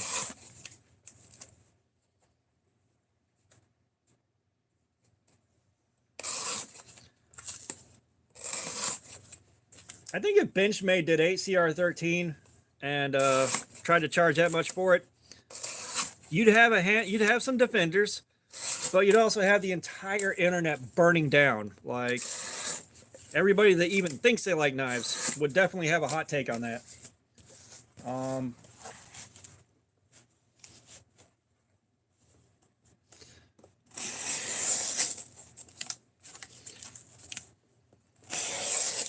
Yeah, I haven't handled my Tenacious enough to really give a lot of feedback on the price. Like, I feel like it is a good enough knife. But, you know, if that thing's extra durable, sure. The price is okay on it for 60 bucks. You know, it does have some stuff going for it. I can tell it's built for a harder environment than I'm ever going to give it.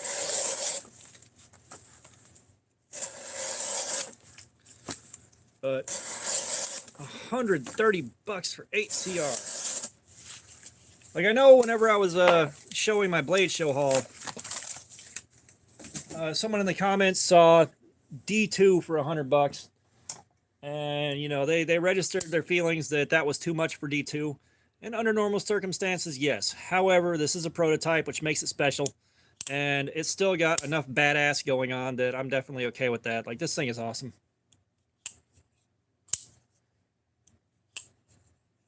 Yeah, no, Roboto's here? Hey! Robo Stevo, what's up?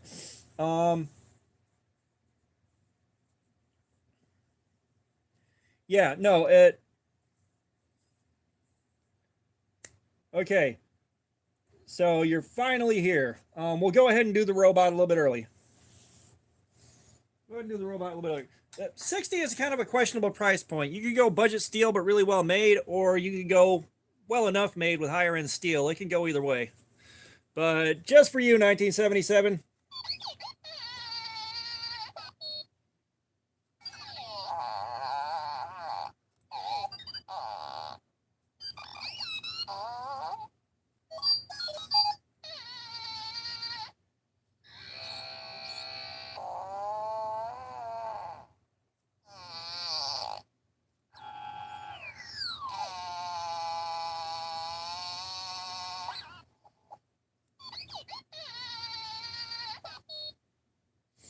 All right, now we've lowered the property value. Um, Let me break into my emotional support caffeine real quick. I am like so shot out right now. Yeah, listen. The thing is, like the Tenacious, I understand the complaints about the price. I understand $60 is a bit much. I also will say I like the way it feels. I like the way it's built. It feels like a good knife. $60 is like right there at the threshold though. Like it cannot cost any more than that. Like that's still a lot, but yeah, it could also easily be cheaper. You are paying a bit of the Spyderco tax, but at the very least, it does feel like it's a good knife. Like it, I don't know, it's in a weird spot for me. It's right there at the threshold.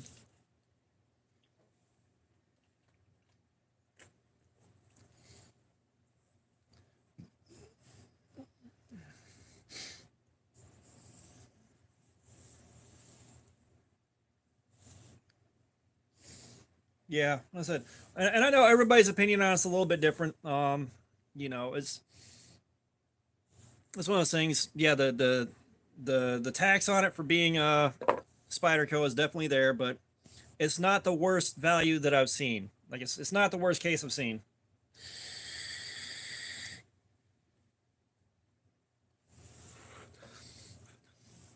You know, thankfully my Tenacious came from Rich over at Ace on Knives when he was still doing his thing, so that's why I have it. But yeah, I completely understand.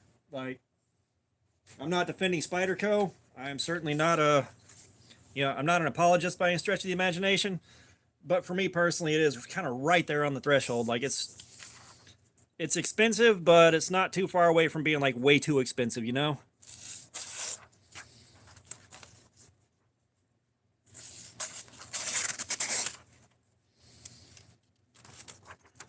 Yeah, we're starting to see some rag on the cuts. Yeah, like my Tenacious is free too, which probably also has an effect. Like I'm not sitting there going, I regret spending money on that thing.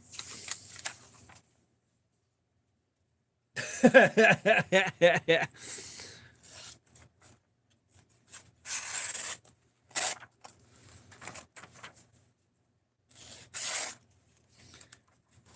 Yeah, so we've definitely got some wear on this.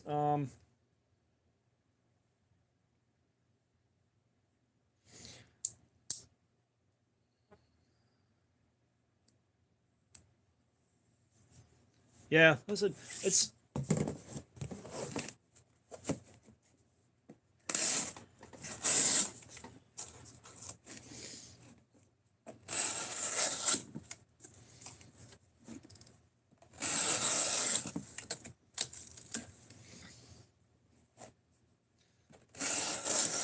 yes, and I do agree with that. You can find better deals than the Tenacious out there. And again, the fact that I didn't have to pay anything for mine probably affects my opinion quite a bit. So take it with a grain of salt.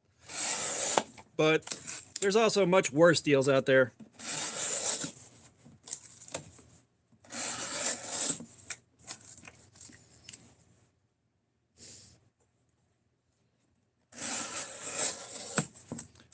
Oh, was it? I dropped by the Sanremo booth, and they had prototypes laying out there, and I was taking a look at them, and the walker was like, "Oh, those are not for sale." Like, ah, bummer.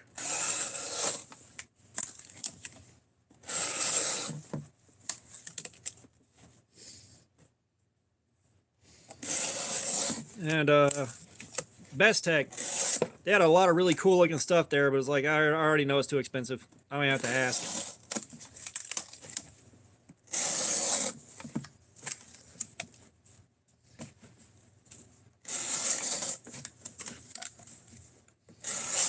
And I saw Brian Edmondson, BEEDC. Didn't realize it was him. I don't think he realized it was me. But Crispy Donut Community Booth. I was over there, and then I saw a Corvid that I wanted. It's like, nope, 85 bucks, can't do it.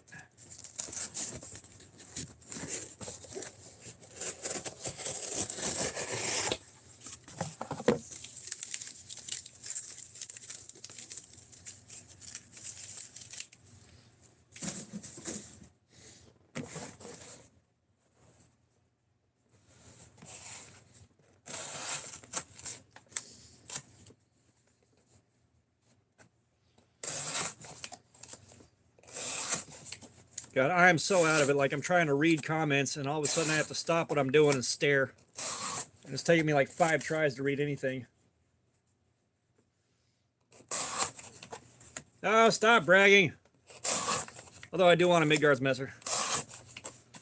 But that's definitely money I ain't got.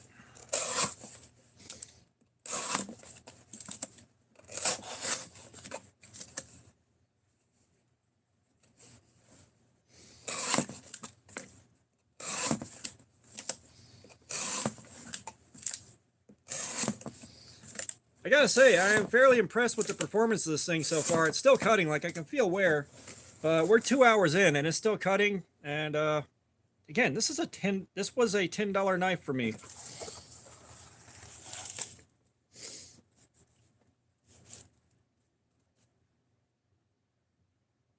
Yeah, 14C would have been good.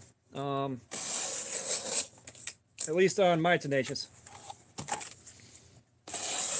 Oh yeah, I can't even afford a ticket on the struggle bus right now.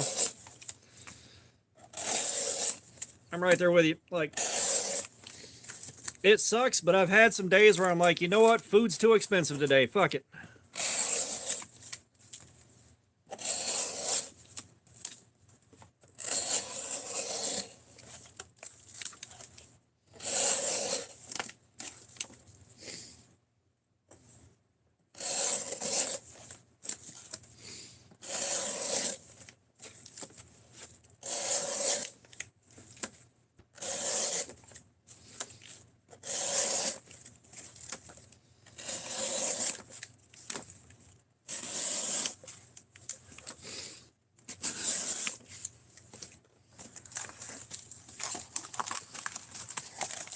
Oh yeah, it's just, I can't tell you how many years it's been. It's been decades since I've been at the point where, yeah, I'm not eating today. It's too expensive. Like, I cannot tell you how long, like, I've been there, but I think that's been about 23 years.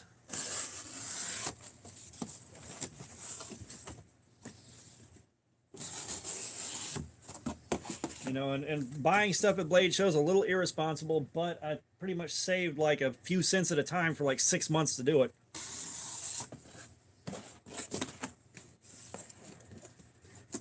You know, and of course the guys I rode with are dropping, you know, 80 bucks here, 100 bucks there, 600 bucks here. It's like, bro, you're not even going to use all that stuff.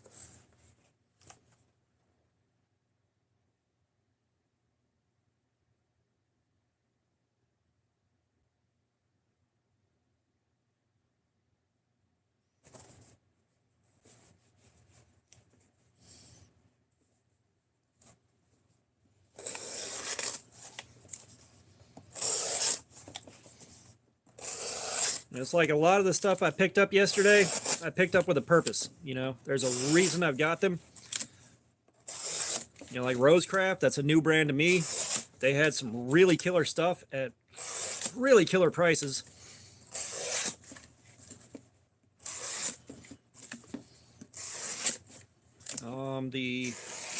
This thing I picked up, again, the right price for a good live stream. And I'm willing to bet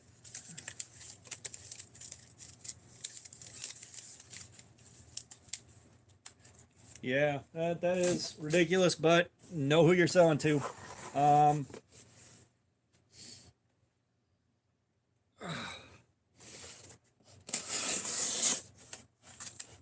I'm wondering if anybody else has ever taken a Rough Rider like this and done this to it.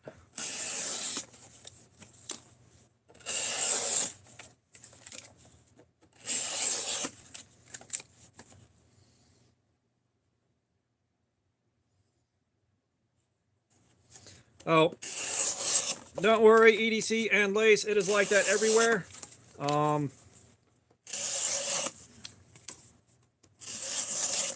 Things desperately need to swing the other way. They've done it in the past, but they haven't been doing it recently.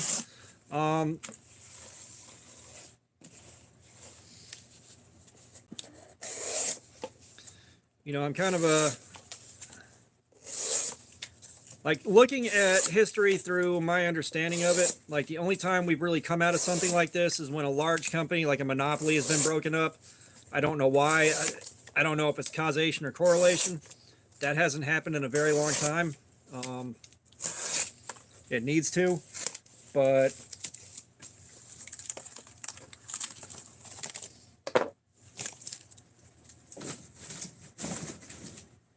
you know, that is a very uneducated, informal opinion.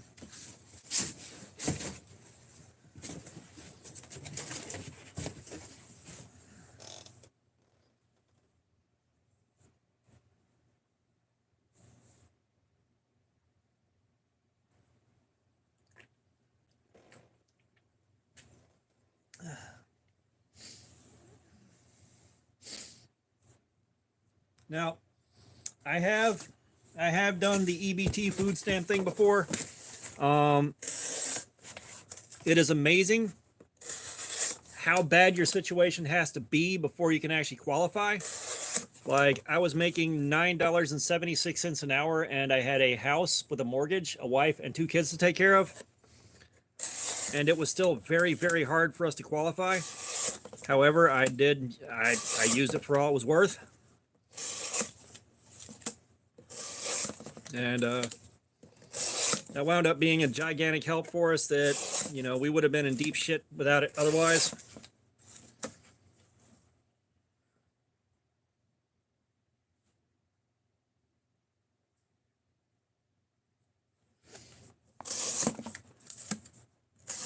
You know, so I've been there and like,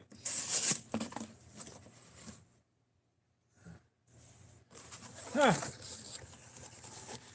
Oh yeah, no, I'm not saying you're saying anything bad at all. No. If I thought you were saying something bad, I probably would have spoken up about it, but no, I've been there. And yeah, I've been in areas where you can buy food stamps, stuff like that. So I completely understand that.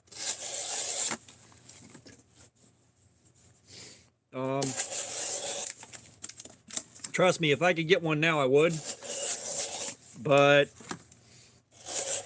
you know, I'm earning a little bit too much, but not quite enough to really survive on the rate we're going right now. So it's kind of a waiting game to see if we can hold on long enough for me to get my promotion or something else to change. Yeah, no,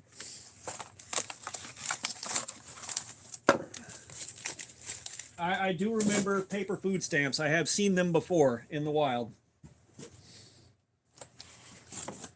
I will say the EBT card making things a bit less shameful, especially when you're standing in line, is a good thing. I'm not old enough for government cheese, but I do know quite well about it. That was when we had a surplus of like billions of pounds of cheese kept in some caves, and the government's like, shit, we gotta get rid of some of this. So, government cheese. Actually, I take that back. I have seen government cheese and government peanut butter in the wild back in like 1993.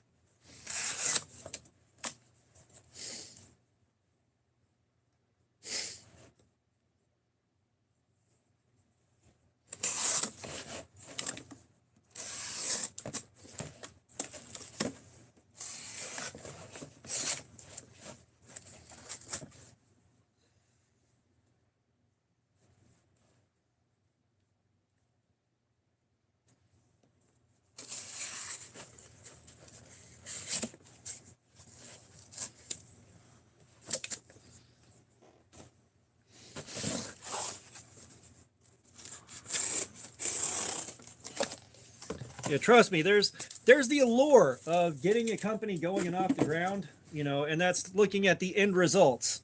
Um, you know, that's not looking at what it took to get to those end results.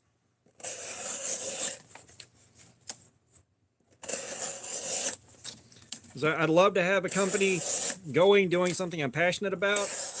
But like, there's no way in hell right now I could survive the cost of getting one set up, nor could I survive the amount of time and energy it would take if I could afford to start it to begin with. And roll that, take that risk.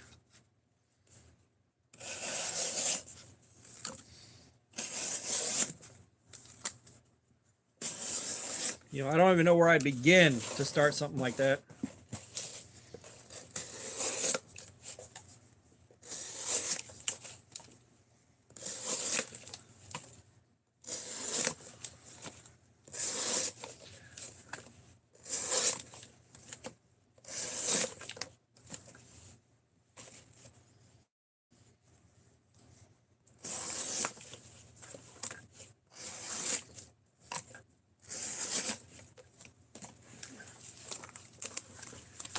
Yeah, I mean the risk, like the risk to reward ratio is there, but I can't afford to take that risk. And you know, from what I've seen, most really successful businesses either start very small and you have all the time you want to build it up, or you're already in a position where you can afford to take the risk and you don't have to. You know what I'm saying?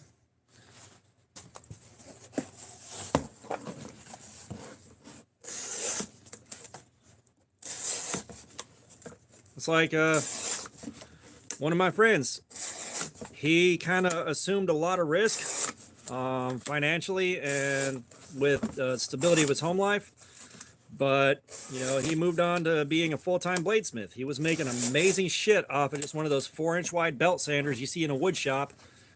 Making really good shit off of that to buying himself a whole full-blown shop. And this year in the Blade magazine that they have in Blade Show, he had a spread in the center of it.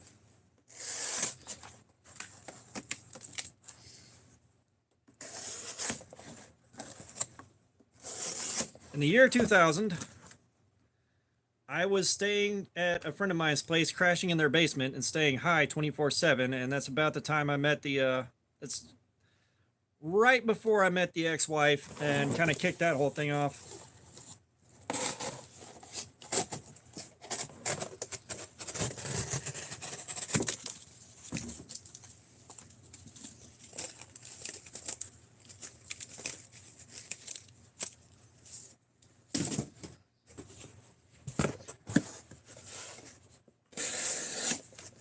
Something I've always been wanting to process is like, you know, if somebody from the deep south, I mean, I'm talking about you got that accent going on, you're talking about y'all doing stuff like that, and you know, y'all too, um, that kind of thick accent, try it like they could speak fluent Russian, but has that redneck American accent in it. It's like, I got a friend of mine from Belgium, and he has a very thick Belgian accent, and him trying to do an impression of an American redneck is one of the most glorious things I've ever heard. He won't ever do it again because we were so blown away by it that he got super self-conscious. I don't blame him for that. But when we were playing D&D, remember, thick Belgian accent, like very fluent English, conversationally fluent, all that, but he has a thick accent. Our DM gave all the weapons that he got in the game Japanese names just to hear him try to pronounce them. It was amazing. I feel a little bad for that now, but we had fun with it.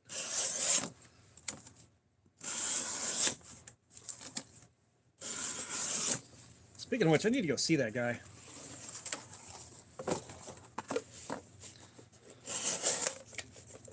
Yeah, my first kid was 02.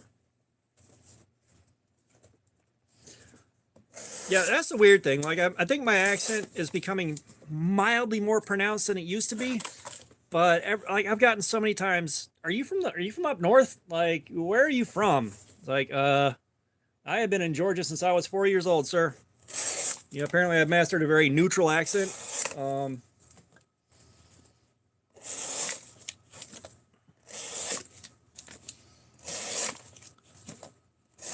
So I've been here since '84 and have not picked up the accent really.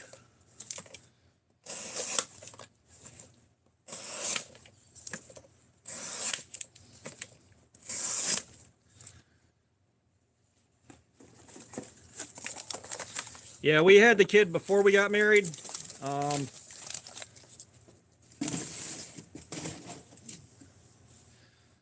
And of course, I had 2 kids before I married my second wife. Just had to get the practice wife out of the way.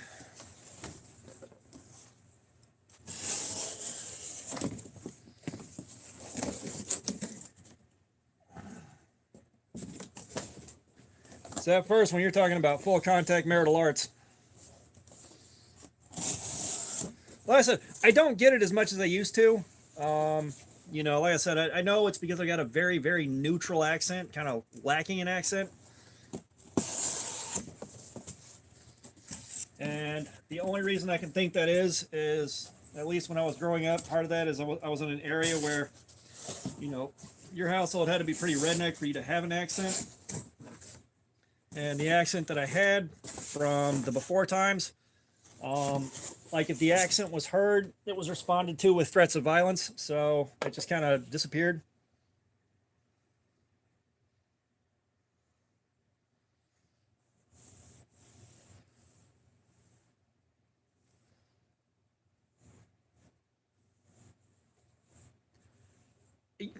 That's the other thing. I get a lot of shit about talking, or I used to get a lot of shit about talking too fast, but I will say the newer generation, like the younger guys that I deal with, also speak pretty fast. They have pretty much no accent, so I kind of blend in with that, which what was I gonna say? I think that's part of why people think I'm like 10 or 15 years younger than I am is I don't have that accent. I don't talk like old people. You know, I'm still fairly in touch with what's happening around me because internet. Um,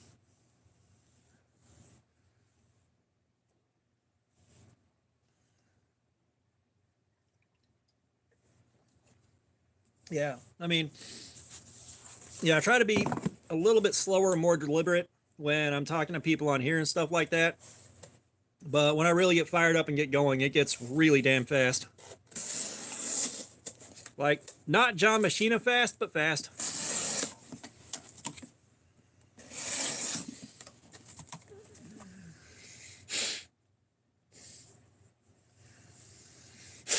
Uh, no, I am 44 years old. Everybody thinks I'm like 30, 31.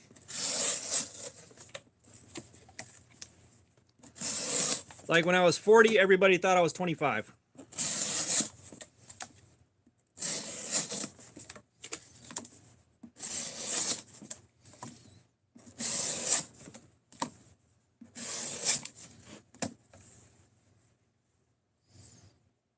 Yeah. And I mean, that's the people that are around me in real life too at work. Like a lot of guys will be talking about stuff and they tell me how old they are. And I'm like, my kids are older than you. They're like, what the hell? I thought you were like 32. Like, nope, I am not.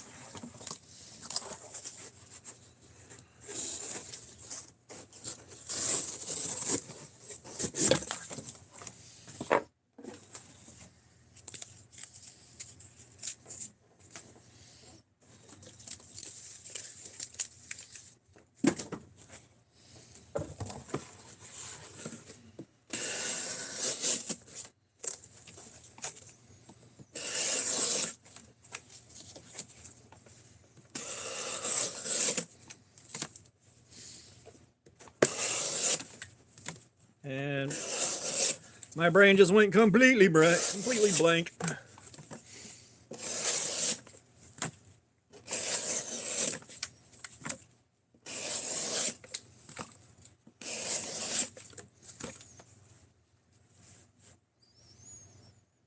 Oh yeah, no, like we get guys coming in.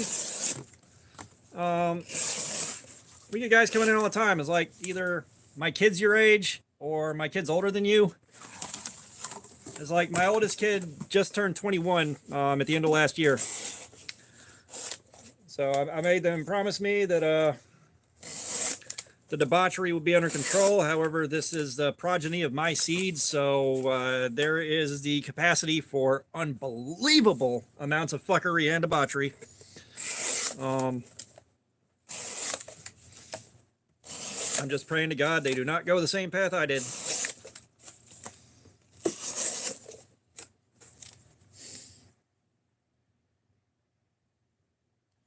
I know a lot of people do say it is some ASMR. Like I like it as a background noise while I'm talking to you guys. But you know, that's kind of part of me doing the cutting, and I'm keeping my hands busy while I'm reading. But yeah, no, you're not alone there.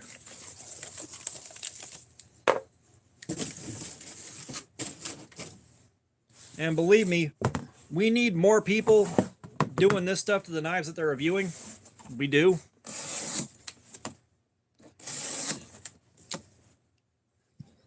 Hey, Wilderness, what's up, dude? It's doing quite well. Like, we are about 2.5 hours in, and the edge is still holding up. You know, we're getting clean cuts, we're getting fast cuts. A little bit of wear showing up.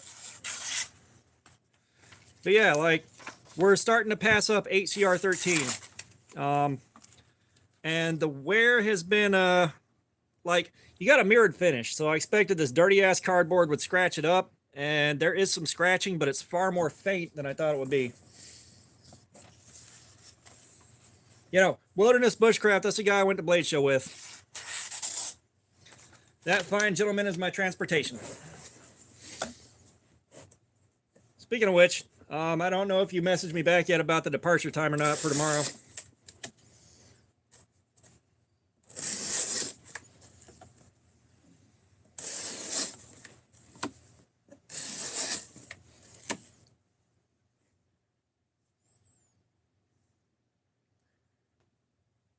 Yeah, and that's see, you haven't been here for that, but that's been my primary complaint about a lot of reviews that I've seen, and a lot of why I wound up doing this, you know, is that exact thing that you're talking about. I'm glad you brought that up and somebody else said it. You know, at least we do these live streams and I upload them, and we have proof that these things took this abuse. Like, we now know, and there is a paper trail for it.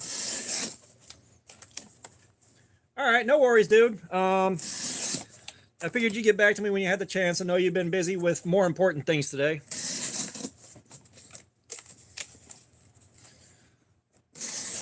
Yeah, as much as I'd love to be making money on this, I'm doing this because I enjoy it more than anything else. You know, I love to be sent stuff for free to check out and review, but that's also like Wilderness Bushcraft said he was talking to the guys at BattleBox. I was like, they should send me stuff. They need to do the loot crate thing where they send anybody with a pulse in a YouTube channel free crates to check out. And I was like, wait a minute, y'all don't want to do that, because if the knife sucks, I'm gonna have proof and I'm gonna say it sucks. You know, I haven't found a lot of knives that truly suck, but the ones I have been from brands that I otherwise like, and they got blasted.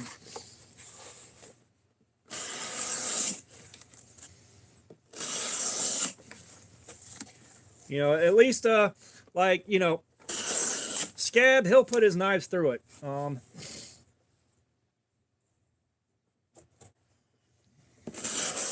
You know, when Scab says a knife is good, I trust him. He's not reviewing the kind of knives that I'm into and that I work with, but, you know, when he says something's good, I trust him because I've seen what he does to them. Stassa23, he will at least show clips of him putting knives through shit before, when he does this for reviews. Like, you'll see footage of him going through his own cardboard slayer and going through rope and all that. So I'm more inclined to trust him, you know, but you look at, say, Metal Complex or Neves, you know, all you're seeing is them opening and closing it and talking about how awesome it is, and you don't really see much else.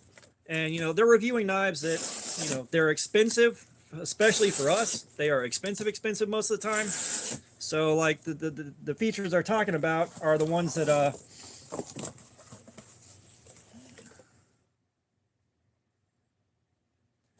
But, you know, you can already pretty much rely on them to handle stuff like this because, you know, you got super steels, you got stuff like that. You know, so I'm just looking at it. It's like, I know I clicked that. I'm looking at a knife. I'm not really seeing how it does, how it carries, how it works, anything like that.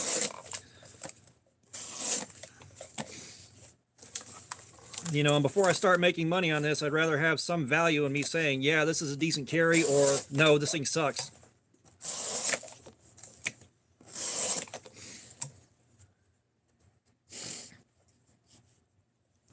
Okay, guys, I'm back. I don't know what happened. Just froze, like froze. Um, but yeah, no, I mean, honestly, if I could design a knife, I would. But yeah, like, you know, I have seen where guys do have designs out, and you know, that was like the prototype that I picked up yesterday. That was Stasa and Devo knives, and it's a hell of a design. I love everything about it. You know, the only caveat to that is it's got a deep hollow grind to it, which probably would not be conducive to good cardboard slaying, but, you know, that's not what every edge is designed for.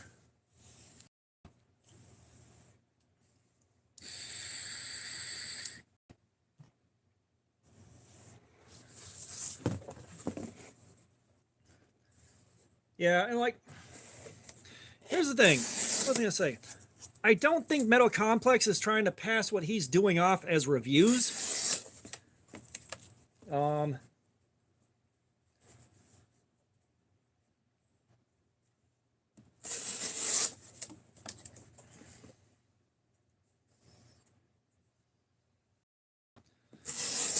Yeah, I don't. At least the vibe I've gotten from Metal Complex, and I could be wrong, is he's just showing the knife off. He's not trying to do a full review, tell you how it carries, tell you how it works, nothing like that. You know, I'll give him credit there. You know, and I might be wrong about that. I don't watch it that often anymore, but you know, there is that.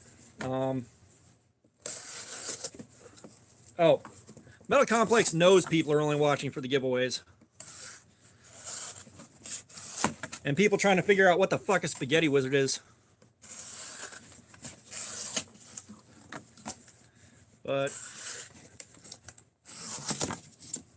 yeah, like Bees Blades, I enjoy him. I enjoy the crowd there. You know, like I met him at Blade Show. Nice enough guy. Great to talk to.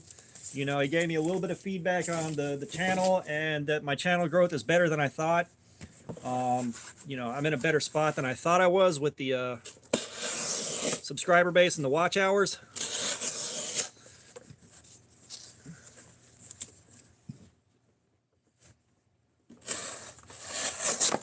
But yeah, like even his live streams, he's just kind of sitting there, like Metal Complex, those live streams, he's just sitting there rambling and not really accomplishing much until time to give away.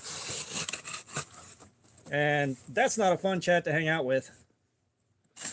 You know, he's like your comment goes, I can't think of something that goes up really, really fast. So your comment goes up really, really fast and it's lost like within a millisecond.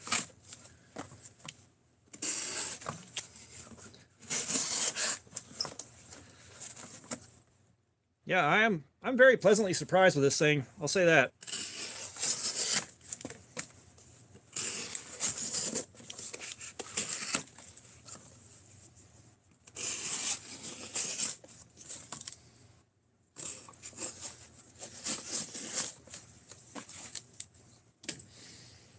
But one of the things that I really lost a lot of faith in a lot of reviewers too.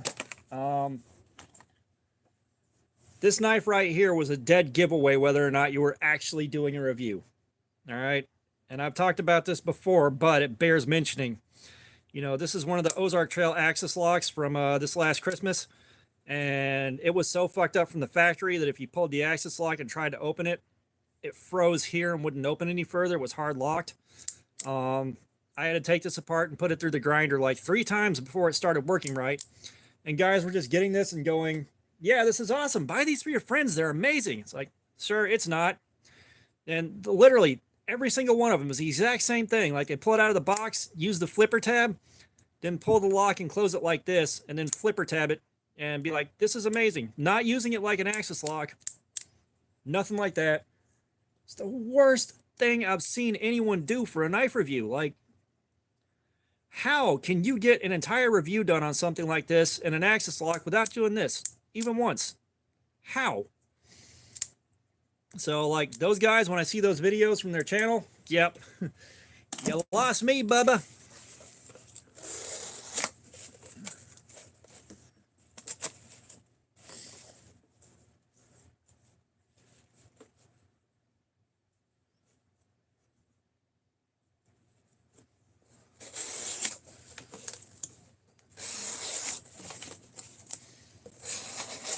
Well, I can make you guys a promise now.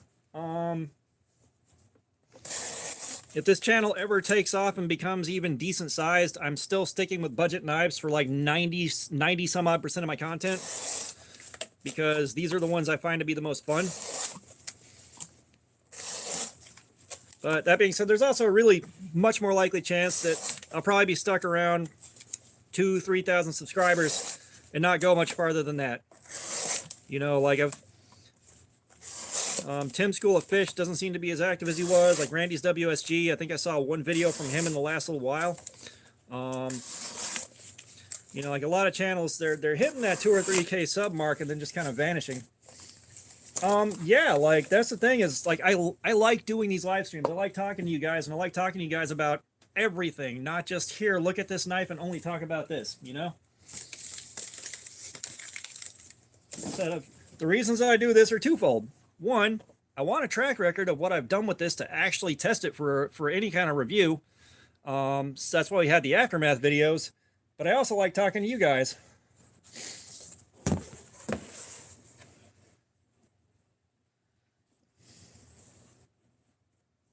Oh wow, I did not know that about Randy, but you know, that's that Randy's not necessarily a modern knife guy. The only time I've seen him pop up in the comments in a little while was on this thing. And I knew he was going to be interested in it. Oh my god, dude, me with knives. That is so right. Like every time there's a budget knife that I really, really want to look at, it's sent in by a subscriber.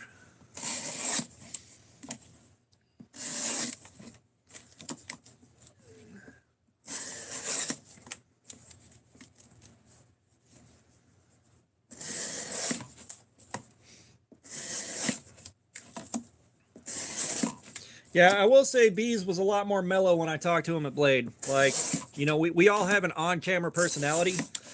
And, like, my on-camera personality is a bit less vulgar and a bit more amped up than I am off-camera.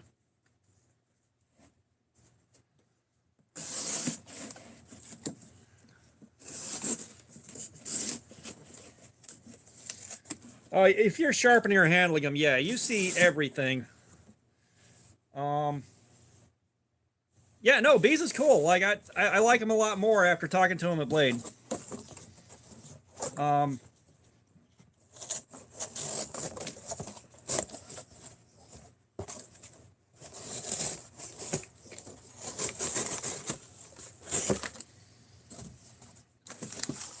So EDC and Lace, I have got to ask you, because I just got to know.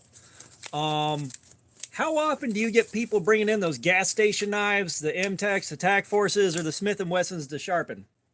I have to know. The number may be 0, it may be a lot. I don't know. I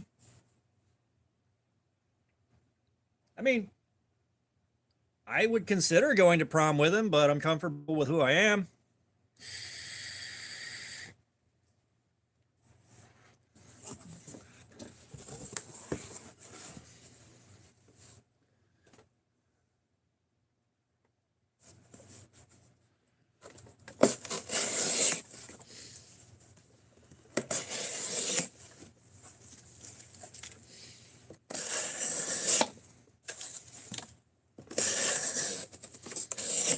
Because, like, the one thing that I have observed about myself is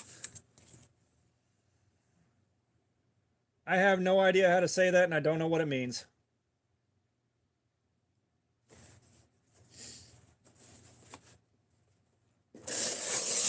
Okay, so it's not 0, but it is a low number. Like, that's the thing. Like, the guys that I know that carry Smith and Wessons and stuff like that, unironically, you know, one, they don't know that better is out there, and two, I don't think they know that you know, wouldn't necessarily have to pay for sharpening on something like that.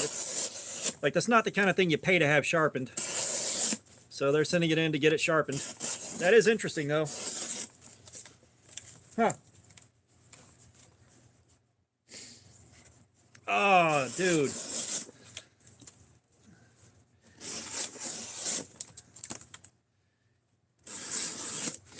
Yeah, that counterfeit thing, I can't even imagine. Like, that is rough news to break to somebody, especially on an expensive one. Oof. Like, I don't think about counterfeits that often. Like, it just kind of escapes my mind until I'm like looking for stuff on Wish or Temu for a potential video.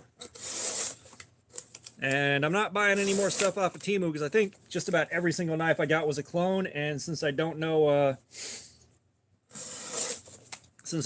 everything out there, you know, it's not that hard to buy a clone and not be aware of it.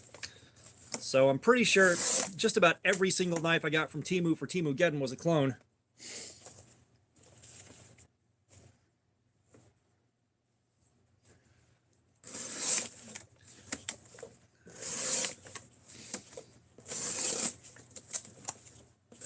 Yeah, and I mean, I don't know. I don't know if it's like bots or like they're trying to get me to say something incendiary and I don't know what it means. Like, it's the weirdest thing. I don't know if that's common behavior on other streams. You know, I do think guys that are doing some weird stuff will prey on a stream with like a handful of viewers because they think someone's going to be so excited that, you know, they're going to jump at anything. But that is weird. Like, I don't understand it. It keeps happening.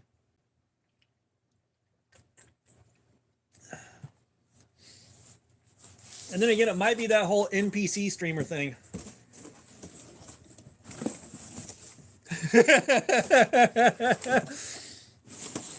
I think I jumped into the weasel thing a little bit too late. Like, I missed the window, so everybody was confused when I started adding to it.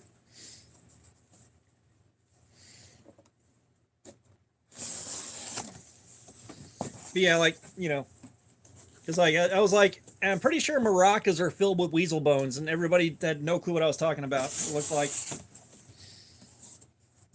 But no, so gas station knives, yeah, I can see them being disposable. Oh,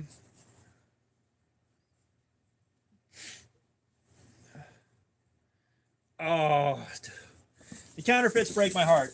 But like, so gas station knives, at least the thing with me, is if I do have something that I've been carrying on me for a few months or a long period of time, and, you know, it's how it was before I started rotating knives and doing a different one every week. Even if it was a cheap gas station piece of crap that anyone else would throw away, like I developed an attachment to it, you know? No worries, Fook. You know, so even if it would be a crappy gas station knife, I'd still try to sharpen it and maintain it just because I was, you know, I was attached to it.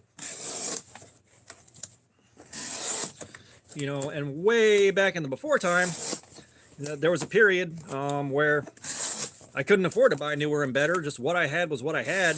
Either I traded into it, or I found it, or it was on clearance. Like, I didn't get a lot of choice.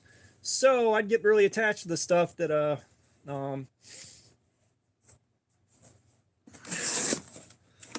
crap. Yeah, I mean, I get attached to it because I had it on me for so long, and I'd try to at least maintain it and keep it usable.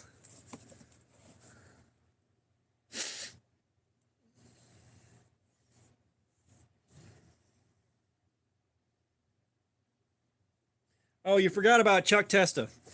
You thought this weasel was real? Nope, it's Chuck Testa.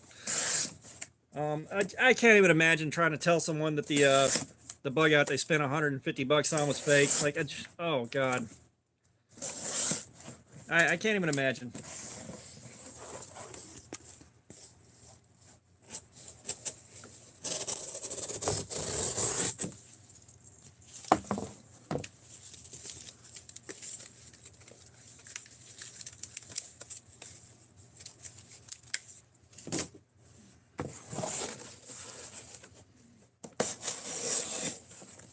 Sorry, if you're selling counterfeits off as the real thing, like, it's one thing to sell a clone and be like, yeah, it's a clone. Like, you know, for me doing what I'm doing here, trying to do a legitimate channel, clones are a big no-no.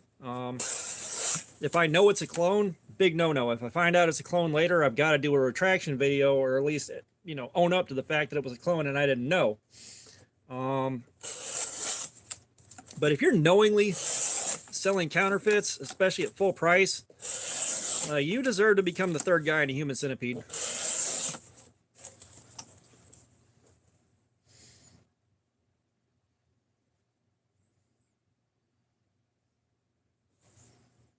Oh, God, $600 knife. Yeah, like, there's a certain point where you go past a price point, which for me is around 70, maybe $100. I've got to go somewhere reputable like Blade HQ or Knife Center. Even buying off Amazon, I don't trust it enough. Like, I trusted Amazon for my AD10 and my Cold Steel Frenzy. I'm confident that they're not counterfeit, but, you know, there's still a little shadow of doubt kicking around back there. But I have gone and I've looked at the videos and I've looked at what the fakes look like compared to the real ones, and it looks like mine have all the right markings and everything for real ones.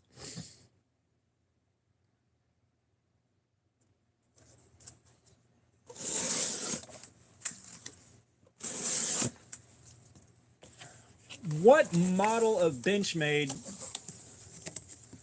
No, never mind. I know there are Benchmades that'll sell for over 300, but sad thing is there's a good chance somebody will buy it.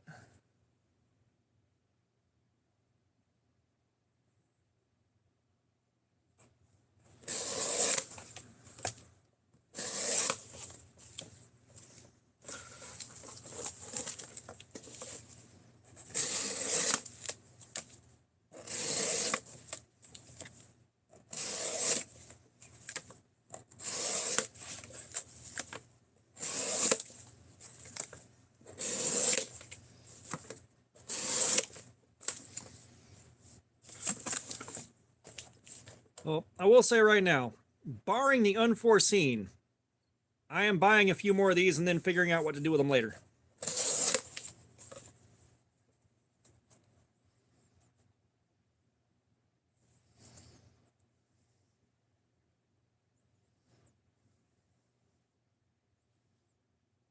Oh, that's dirty.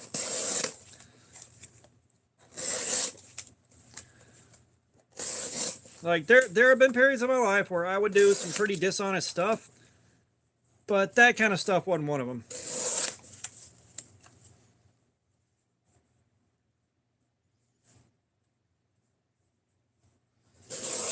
I am thinking about throwing them in the pile for that, for sure. I was thinking about that last night. But I also need to find, like, something else to do with these. There's got to be something else I can do with these that, so like I said, I can't be trying to dig a knife out from under a wad of keys in my pocket every time I want to use it at work. You know, it's already like a little questionable that I'm using a knife to pop saran wrap off pallets and stuff. No one says anything, but someone could just say, no, you're taking too long doing that. Use your safety cutter.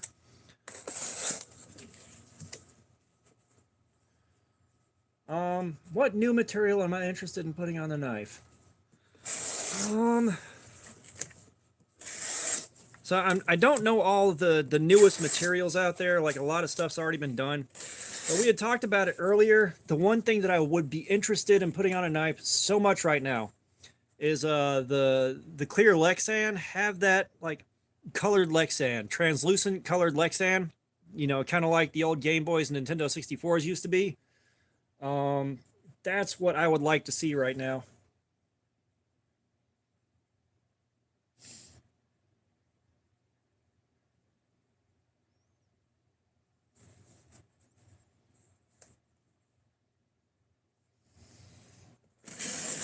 Well, yeah, like, I mean, even doing that for stuff at, like, Walmart and stuff like that, like buying it and returning it with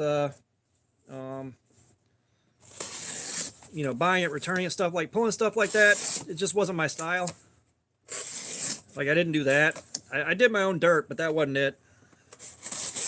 I don't think I hit a point where I'd be comfortable selling a clone and passing it off as real, just because my conscience is a little bit too loud and my luck's just a little bit too bad. The worst knife purchase I've made, that's a toss-up. The ones I have that I regret the most intensely, first off, is the meme, the legend, the pile of crap, Sativian ST-155. This thing is terrible all the way around, from the deployment mechanisms to the ergonomics. Like, this is bad. You can hurt yourself just doing this. The blade swings around, and you see where my finger is? That is incredibly painful. And that's just the first of a long list of problems. And then we got the SOG Terminus XR, which would be a fantastic knife, but the pocket clip is absolute garbage, and SOG's customer service let me down big time on it. So those are up there with the worst I've ever made. Oh, that pinch point is god-awful. Like, it hurts so bad. That's a heavy blade, and when you put the flick on it with that detemp being that strong, it's going fast. Like, you feel that one for the rest of the day.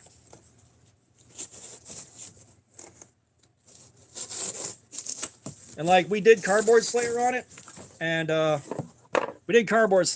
and it lasted about like less than an hour before it hurt too bad to cut with, and I had to switch knives. So the most unexpected purchase I made, conveniently, is right here. I was at Blade Show, and I went to the Devo Knives table, and he had the growlers out there for sale, and I saw this one. I'm like, you got any more in the white micarta? He said, no, that's a prototype, and he actually sold it to me for like 75 bucks. And then I found out later I had a prototype of a knife that wasn't coming out for another 6 months. So that is the most unexpected one that I got. Yeah, the LTE is the good one. Here's the thing. I called SOG's customer service up in April of last year, and like the beginning of April, and I asked for a Terminus RIKO, man, welcome, and see you in a few minutes. But I called and I asked for a Terminus XR LTE pocket clip, and I paid them for the shipping on it. They said they were on back order. It'd be about a month. I said, cool. September rolls around, and like, it's like the end of September, beginning of October. I still don't have it. So I called them back, and they had to go in and look to find my order based on the payment that I made for the shipping. Very specific. I talked them through it. Terminus XR LTE, not the one with the SOG cutout on it. They sent me, well, they sent me 2 of these after waiting 8 months. I'm not happy with them about that. Like, they really, they kind of dick me over on that one. Cause yeah, like, I've seen the LTE, I've seen the fix for it, and they put the LTE pocket clips on the new XRs. It's just, I'm not spending I'm not spending another 55, 60 bucks. And the thing is, the rest of the knife is fantastic. I love the rest of the knife, but that pocket clip makes it virtually impossible to carry. Like, that is one of the worst pocket clips I've ever used. And since it's shaped all weird, there's no aftermarket for it. So yeah, like, I'm pissed. Like, I like my SOG Flash AT. Probably not going to buy any more SOG folders unless I find one at an insane price.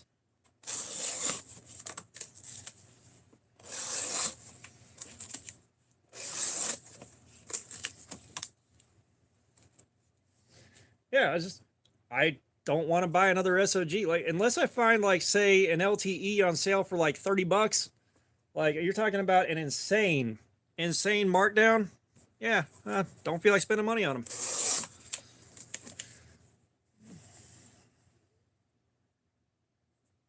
I don't have a color a handle color I don't like. Or at least I haven't seen a handle color I don't like. However, anything other than black or sometimes olive drab on a cheap handle material really shows off how cheap the handle material is, and it's kind of hard to oh nice. um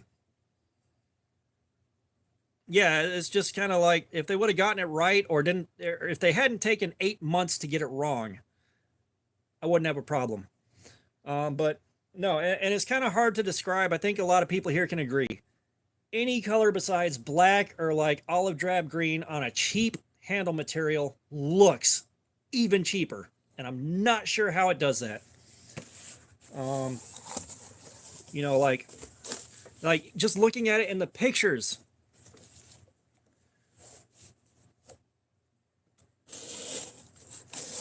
But you know, generally speaking, I love all colors on scales. Like I've had so many black knives and so many boring looking knives that occasionally I will branch off and just look for, you know, color. Like I have no problem owning a knife with pink scales. I don't have any, but you know, if it's the right knife and it looks cool in pink, cool, I'll buy it.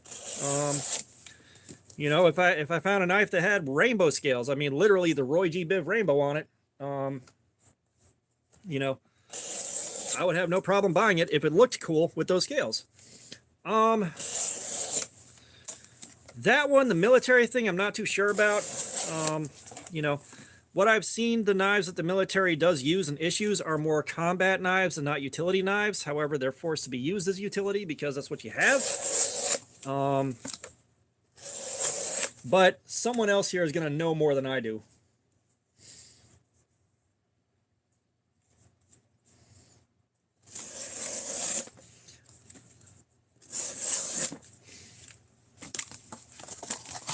Yeah, and like I don't know where I've got it, but that Wartech, where it's the blade and the scales, everything are coated in that gold colored plating.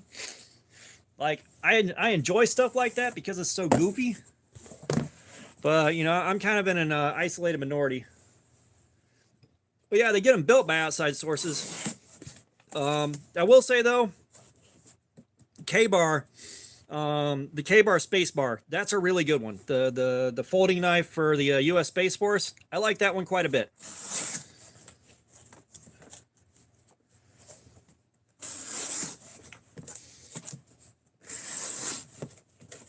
Yeah, I think, like, I guess I've seen so many tuner cars from way back when the first Fast and Furious came out that carbon fiber lost its that looks impressive to me, and it's just kind of another material. But the fat carbon fiber, the shredded carbon fiber, stuff like that, that's when it gets really cool.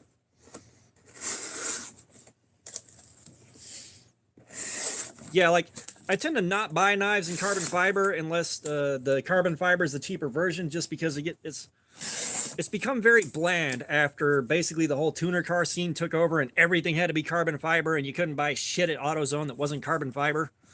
Like,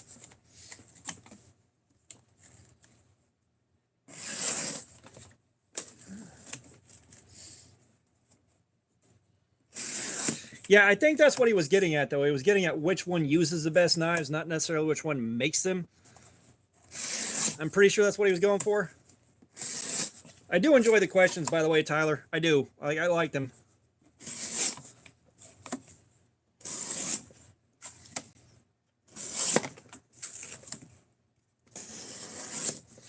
I figure at some point I'll see all these conversations about them all clipped together in a like separate video somewhere that I'll stumble across.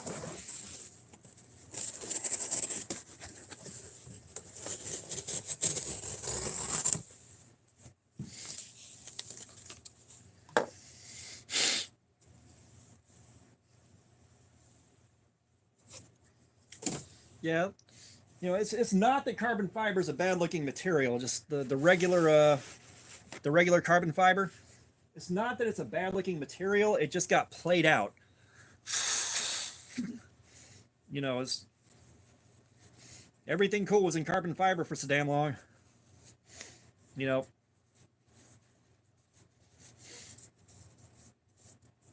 what knife design would I want for a short sword?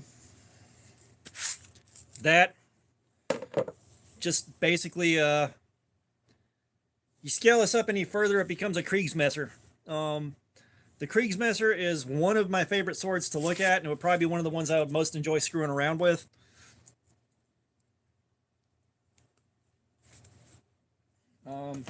But yeah, like that will be the knife designed to scale up into a sword, because that's, well, basically what happened to it.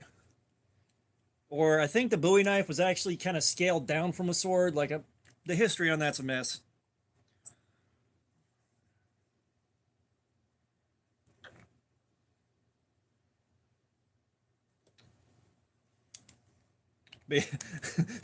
I had that one on deck ready to go.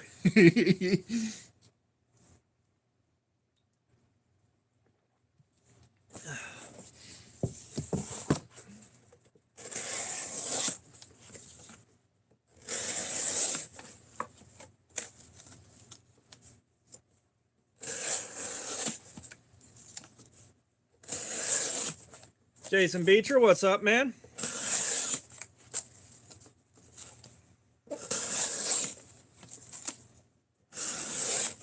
Yeah, I've always liked having EDC and Lace in the chat. It's been too long.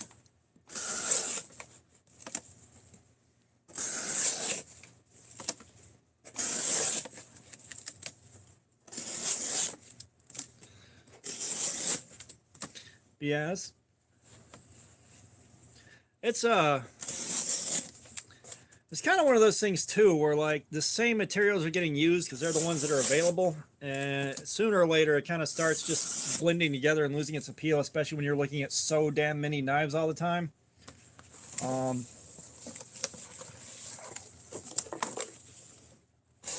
It's like Ultem is probably the newest at the time unique material I've seen show up, and just not a fan of Ultem. I am a fan of the clear scales, and I'd like to have those tinted with different colors. We've talked about that earlier. I don't see that happening, at least not soon. But it seems like Civivi would probably be one of those prime companies to do that. They did the Elementum and the clear Lexan, and I want the Elementum and the clear Lexan. Oh, no, dude, you're good. You're good, man. I just saw you pop back in and, acknowledge your presence. But, like, Civivi would be the ones probably to go through and do, like, translucent colored scales, which I can't tell you how much I want to see that. And again, if I had a company designing knives right now and producing stuff, oh, nice. Jupiter, what's up? Yeah, I've been cutting for like 3 hours now. And this $10 knife, the edge is still going pretty damn strong. Like, we are at the 3-hour mark.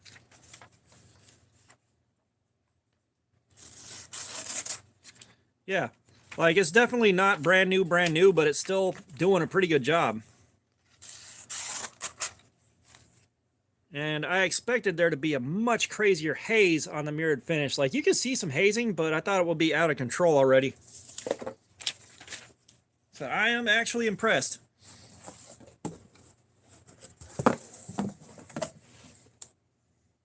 Yeah, that's like, the Elementum is a perfect platform for that, especially like it's well known, it's popular, it's kind of the default for anybody that hears the name Civivi. Like, that is perfect for doing that.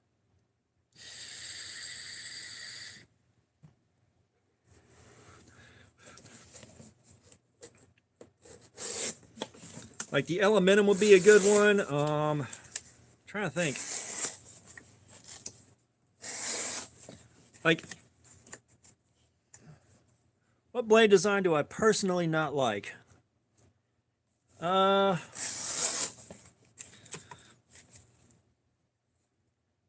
So I'm trying to think, like, there are some that are kind of knockoffs of the Spyderco shape that are serrated. Definitely not a fan of that. Like, at the point in my life where I needed serrated edges, I liked them. But if, like right now, I don't need serration. Serration would make this a million times harder to do. So those always look cheap. trying to think, what other designs are there that I'm just not a fan of? Generally speaking, I like most things. Drawings and stuff, what's up? Yeah, like I'm not super worried about the shape, but I will say that there's a lot of shapes where they, what would look good as a plain edge and work good as a plain edge, they throw serrations on there because that's what the lowest common denominator will buy, and they look cheap. There's a yeah, I don't hate Tontos. I hate sharpening them. Fully serrated, yes, that is yeah, no go. Now again, if I was in an environment where I needed them, absolutely, but I'm not.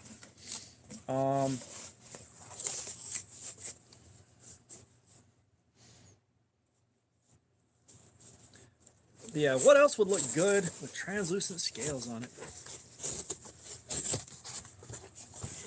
NAFS, that would be a company that could do that and really generate some hype with it. They do that kind of stuff. Like NAFS would be a good candidate for translucent scales. Something that needs to change.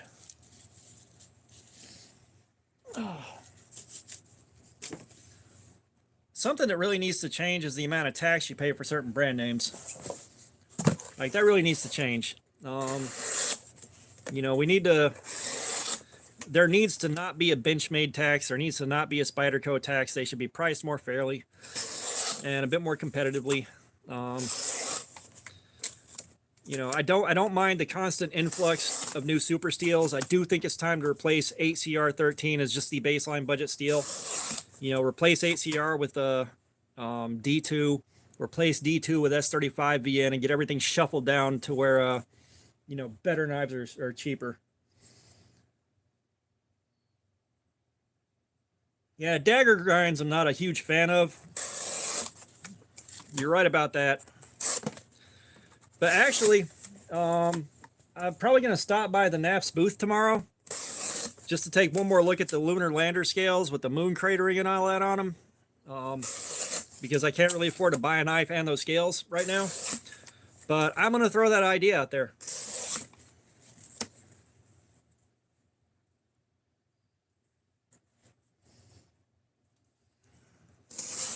Yeah, like if it's got a dagger grind on it, might as well be a dagger. And even then, like, I've carried daggers before, and I thought, I'm going to use this like an EDC knife, and they worked like shit at EDC jobs. They really did not do good.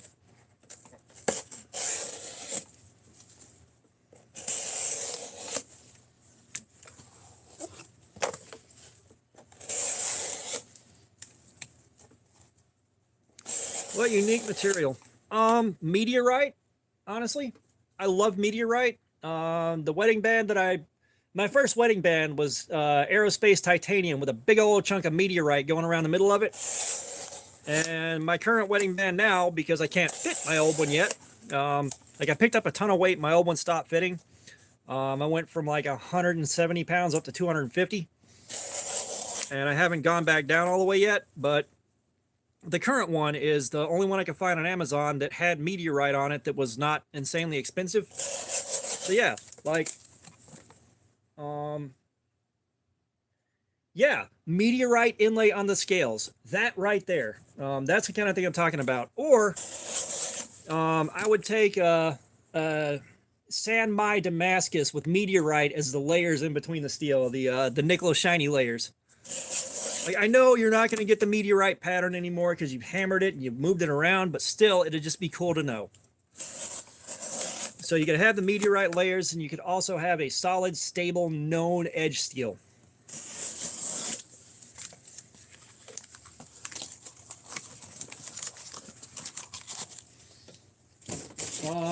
Now, there is a company, it's either Vertu, no, it's Caviar. Caviar and Vertu make incredibly, like, $10,000 cell phones. I believe it's Caviar that has one that has a piece of the Titanic in it. An actual piece of the Titanic in the back of the phone. That would be cool.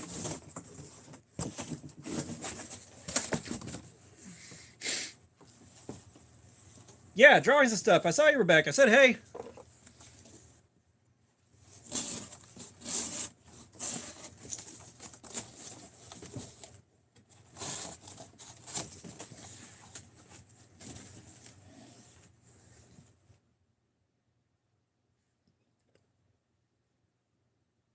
Oh God, yeah. No, a curved blade.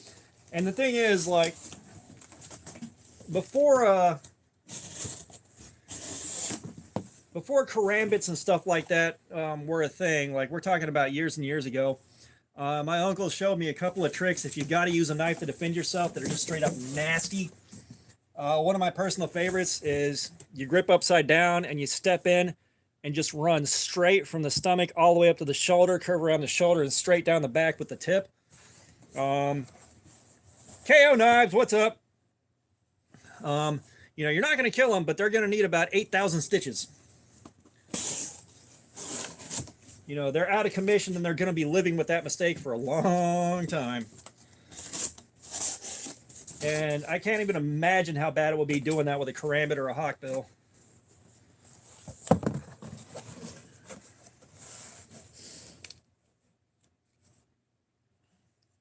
Yeah, I know you were waiting on that name change.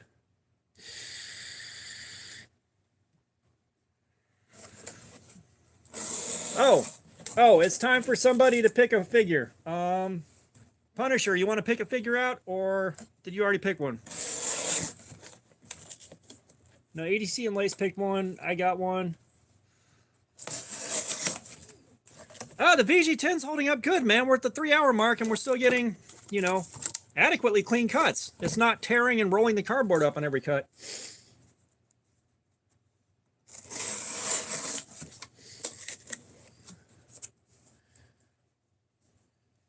Yeah, like if I got to sharpen a... Okay. Okay, what do you want? Wilderness. What you want, brother? You've got Frankenstein, the Grim Reaper, the Alien, and the Mummy to pick from. Yeah, no, this is killer for under 20 bucks. Like, I'm going to buy a few more of these and hang on to them. Some of these will probably be a 2K giveaway.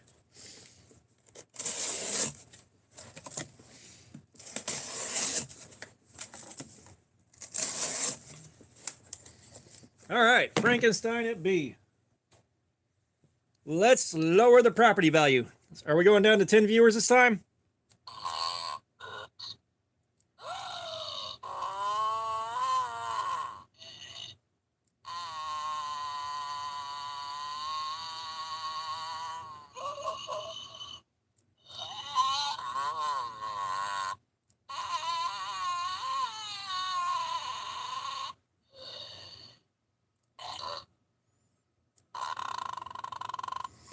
Yeah, there's 8 of these. And I dragged one of these down just to be funny, and it turns out everybody likes them. It also turns out most of the time we lose 3 viewers whenever we do this. Yeah, I mean, that's the thing, like, right? Yeah, oh, no, he's gone. But no, like, unless you've spent some time training how to knife fight, your best, like, the best you can do is, you know, basically flail around and go for instinctive stuff that might work. You know, if I'm in a position where I have to use a knife in a fight, that means I couldn't run away and I have nowhere else to go.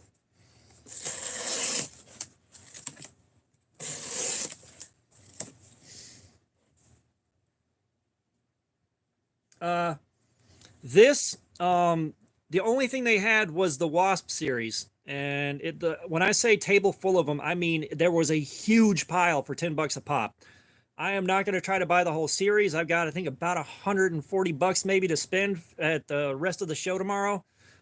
I've got specific stuff that I'm going to get, or that I'm looking at. But I do want to grab a couple more of these to give away, and maybe another one to find something to do with. I'll figure it out when I get there. But, you know, like I said, I've watched the guys do their, at least do the unboxings on them. And this is, again, like, you know, and I'm not knocking any of the guys for it.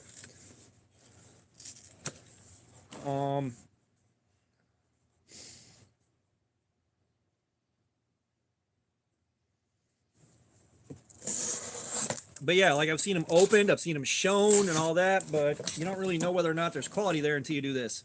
So a gentleman's knife, that covers a pretty wide range, but generally you're looking at some stuff with either some steel, as far as like the handle, you're looking at some steel or some brass, or some wood, like something nice and quiet and muted, and nothing too overbearing, like a longer, thinner knife. The CRKT CEO is kind of the go-to default for that.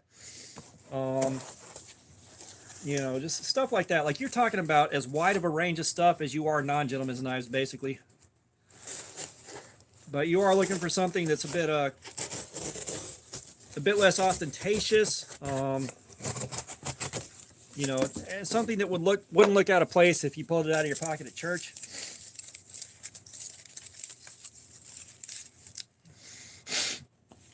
But yeah, sorry guys, I don't know anything about Case outside of they make knives. A friend of mine bought one. That's the only time I've touched a Case knife.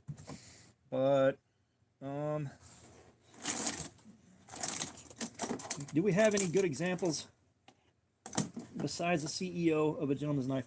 Like this could kind of count, because you got some really nice spalted dogwood on here. Like if you pulled this out of your pocket at church or something like that, it wouldn't look too out of place. It's not too big. It doesn't stand out that much. Good utility.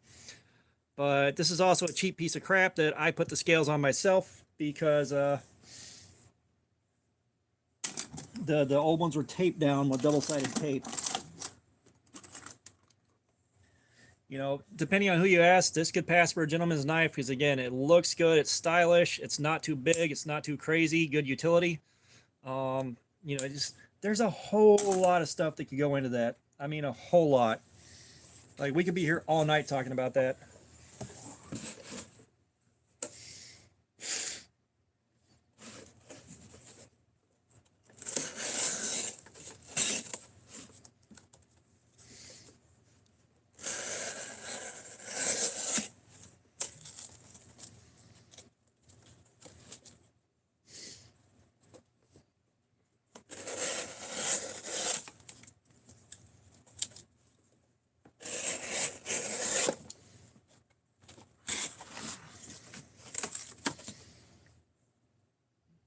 We definitely do have meaningful edge wear now, I'll give it that. Like, there's a lot more resistance on these cuts than there was, but it's still not terrible yet. The Ultimate Spy Knife, that is a really, really hard thing to figure out there. Like, let's get some clarity on that. What do you mean by spy knife? That's an interesting question.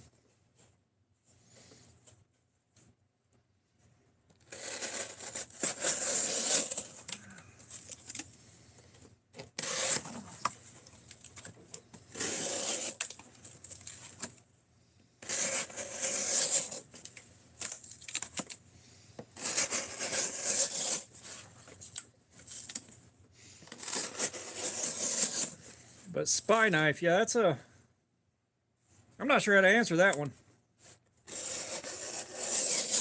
Like, we need some parameters for spy knife. Oh, good deal, man. Yeah, I haven't tried hand sharpening again yet. Like, I keep grabbing stuff and either I don't have the energy or the time for it, or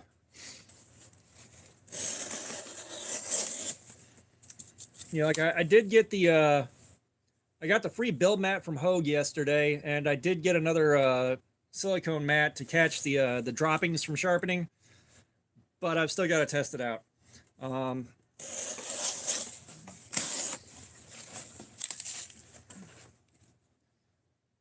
Classy, sleek, and able to put out some work. Okay, so classy, sleek, and able to put in some work.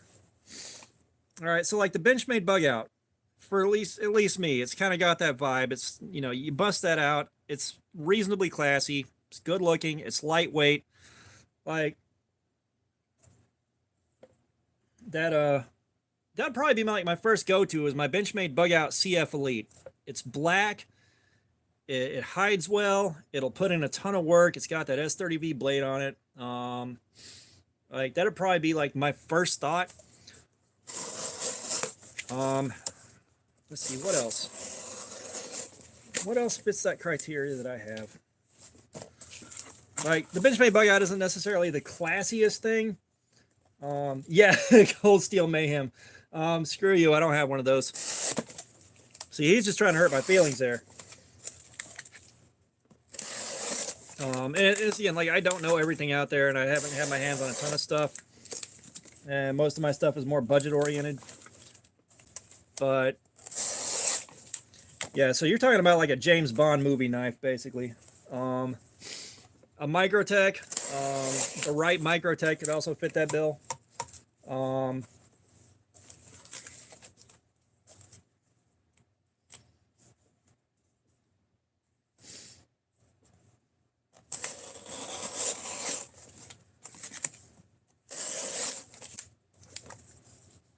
I think most of us stay away from crap because we're all smart. Like,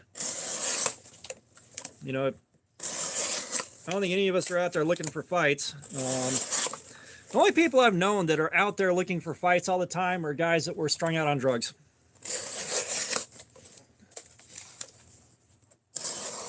Like, I used to work with a guy that would shoot steroids before he came into work just so he could go off on management and be that much more aggressive to everybody in the building.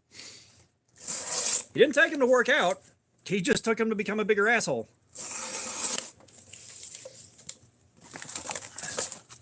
And that dude left his truck parked and running where it was blocking everybody else from getting their stuff for the day.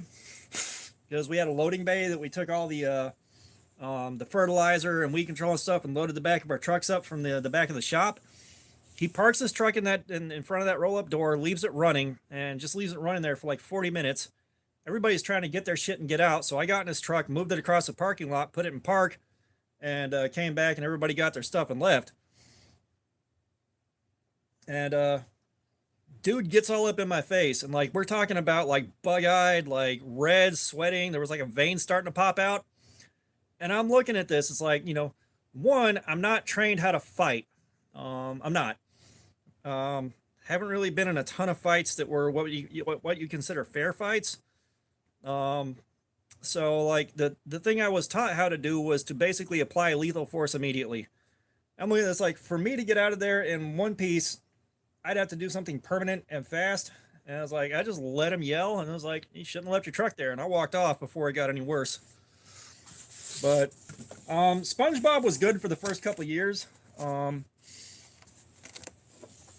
It was good for a couple of years, but that's because I kind of picked up where Ren and Stimpy left off in a lot of in a lot of stuff. Oh no, that wasn't what I looked like. That's what he looked like. What knife would I give a fight?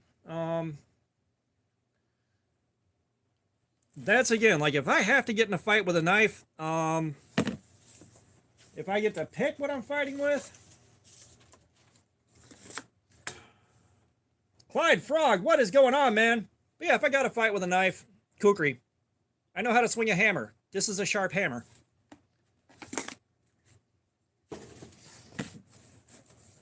So we have been going in on this. We already did the night. See, we did the night, and we just did one a few minutes ago. So we're gonna give it a few more minutes before we pick the next one. But yeah, we've been going in on this Rough Rider right here for about a little over 3 hours now, and the edge is finally starting to wear enough that the cuts are getting bad on the cardboard. So for $10, this thing has thoroughly impressed me across the board. Like,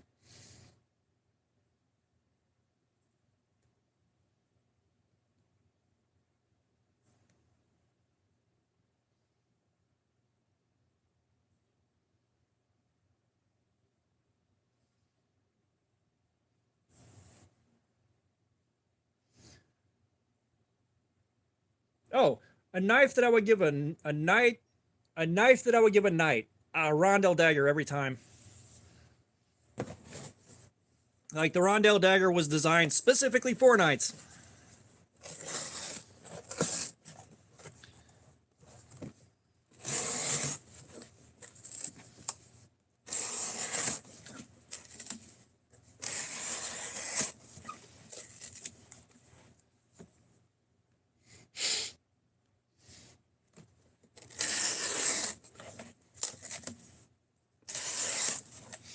Yeah, like I don't know anyone specifically that makes a Rondell dagger right now, but that's what you give a knight. That is up close quarters combat, and that is what's designed to find weak spots in the army. Oh yeah, those of you who haven't seen the other kukri, a lot of y'all have, but does that look familiar? Pacific Cutlery, baby. No, Tyler, you were not asking too many questions. I already told you. I enjoy the questions and I like thinking about stuff like that. You are definitely helping keeping the stream. You're helping keep the stream in between the navigational beacons. I wish I could find the original OEM sheath for that. I would be so happy, but you can't buy the sheath without the knife, and I can't afford the knife.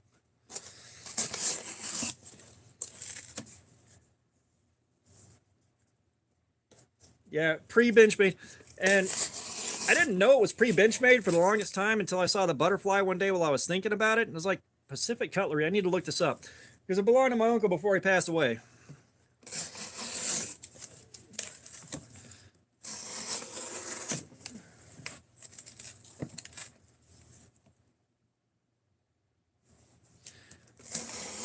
Yeah, when I was doing a lot of my blacksmithing stuff, one of the must-make things on my list has been a kukri, and I haven't actually gotten around to making that, but no, and that was one of Tyler's questions on, I think the last stream was like, if I could design a knife, what would it be and who would make it? And that would be a folding kukri, and I would be doing that with cold steel.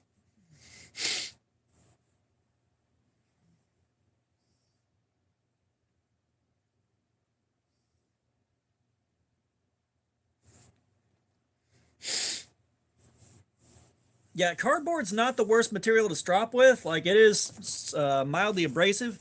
As a matter of fact, with wood turning, there are steps of polishing you could use. Hey, what's going on, man? But you can use cardboard and brown paper bags for polishing turned wood.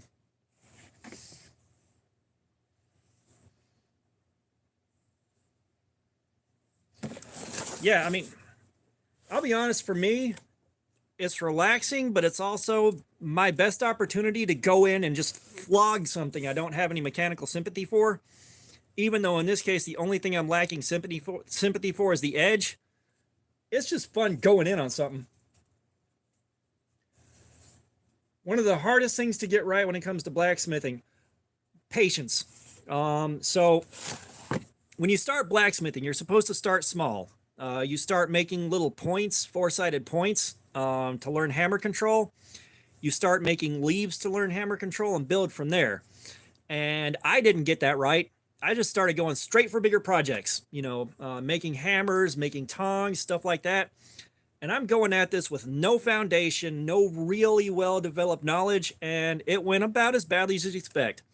With guidance, I've made some excellent stuff, but unguided, unsupervised, I have made just some god-awful stuff. My first hammer is just basically a steel turd on a stick. So, I mean, that's the hardest thing to get right, is being patient and learning your foundation properly. You know, that's really the hardest thing. You know, getting the equipment, it's not difficult, but it does cost some money and time. But the hardest thing to get right is building a foundation of knowledge. Sorry about the headache. I hope I didn't cause that.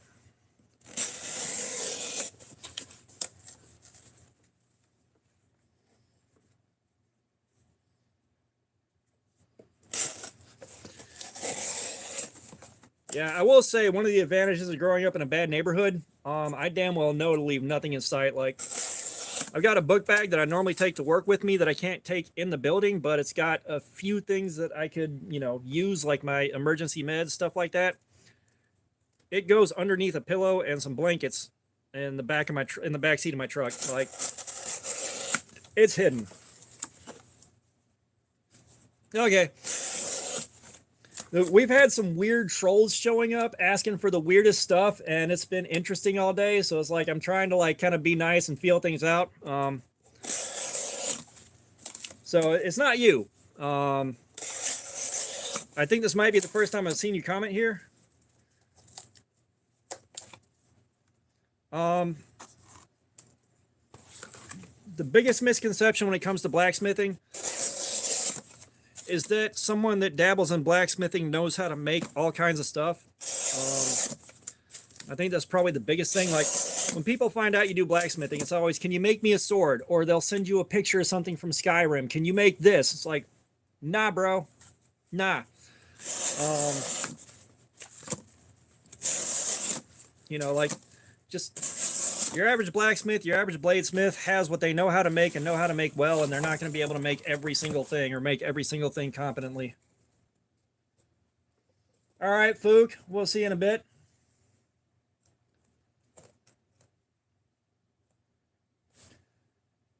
Yeah, we all make mistakes like that. You know, God knows I've made some dumb moves and paid for it, but yeah. That's one thing I instinctively will not leave anything out visible in my car, especially if it's worth more than $3. You know, because where I grew up, like, if the tires on your car were too nice, they could get slashed, you know? Like, it was a stupid kind of bad neighborhood too. Like, we had the world's fakest Crips, and they made things hard enough in the neighborhood that I couldn't leave my house without getting pulled over every damn time. We're not at 4 hours yet, but we're getting close. So another type of art form that I would like to try, another type of art, I'd love to try metal casting bronze, brass, aluminum. I'd love to do that. I did it once. It was a lot of fun. But yeah, all the cardboard comes from work, not from mail. I work at a grocery store, so we just constantly have cardboard boxes laying around.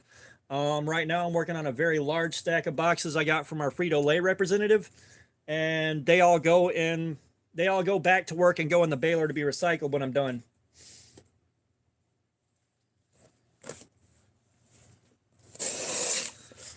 But yeah, the one loss that hurt me the most is two guys that were supposed to be my friends that I've been friends with for years broke into my house and stole all my PlayStation games and memory cards. Like, that was the hardest one, but I didn't do anything wrong there, you know?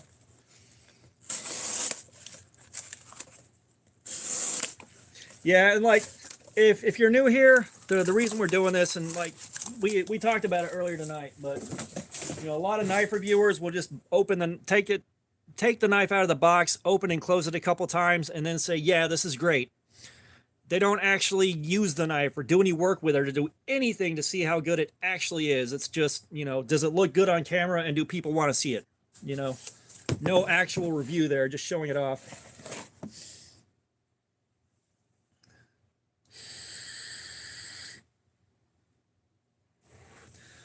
Yeah, it sucked. You know, and it just, I've recovered from that. I've had my all my video game shit stolen like 3 times now, and I've had to buy it again. But you know, I'm in a position now where if someone's in my house and able to steal things, either I am not home or they are going to get shot.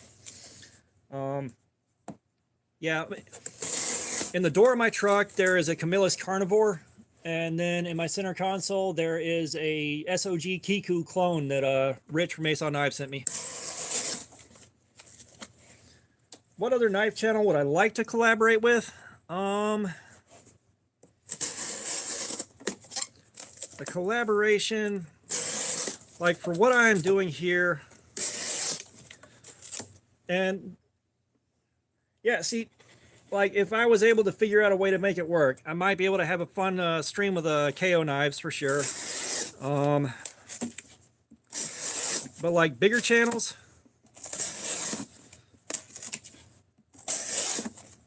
I don't know. Also depends on what kind of collaboration too. But like I liked hanging out with Bees Blades at Blade Show. Stassa23 seems like one of the guys that I would probably at least have a trustful relationship with, because like I've seen him show video of him doing this to his knives to test them out.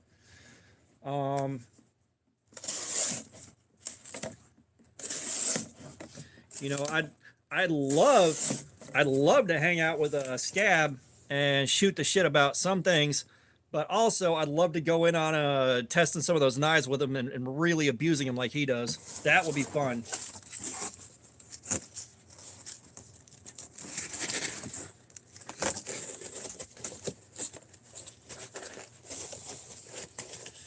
Like, Scab is somewhere in Georgia. I know that much. I think he's a long way north of me. We have stuff outside of knives that we have in common, but, you know, that's one of those things, too. Like, Scab's one of those guys where he is a lot like a bunch of my friends, but it's also like person to person. Some of the guys that are like Scab get along with me great, and some of them just kind of, I'm a bit too goofy for them. So it would be interesting to see how that played out.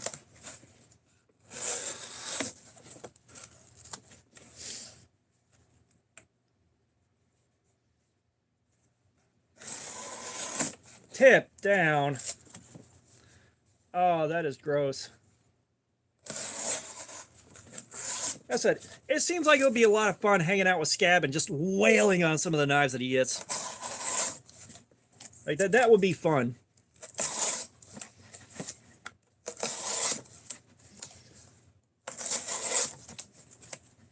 But I said, I can't tell if I'd get along with him great or if I'm just too goofy for him. Like, there's no middle ground there.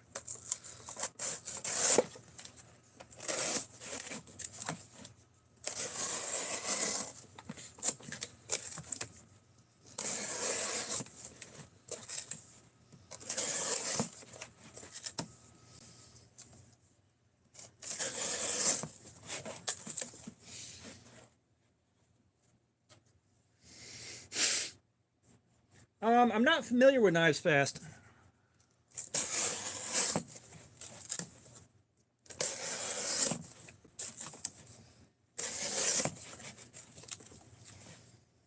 And I have no way to translate that, unfortunately.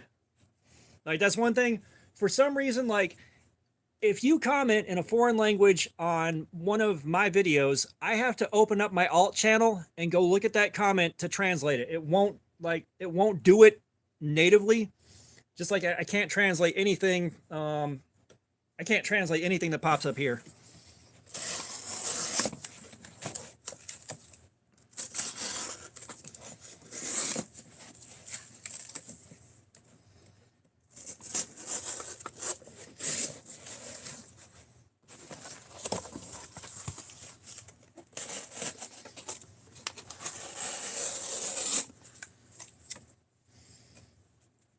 All right, man. I appreciate you being here. I know it's late for you. I know it is.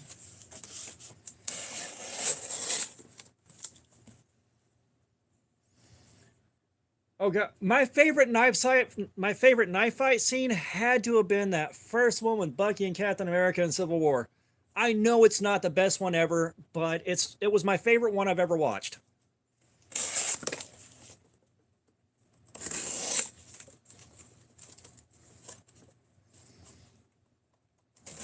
Yeah, I will say, like, I like visiting the Devo booth. I'm pretty sure that's is it Eric Lefty EDC?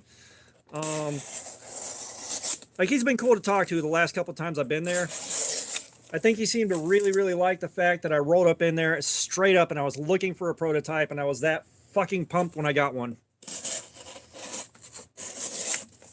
Because last year I got that Devo Growler V2 and I didn't know it was a V2 or anything, but I did one of my shorts on it talking about how much I liked it, and he just said thanks. And it's like, yeah, I love this thing. And he told me it was a Growler V2. Kevin, there we are, Kevin. But yeah, he told me it was a Growler V2, and then I found out it wasn't coming out for a few more months later on down the road.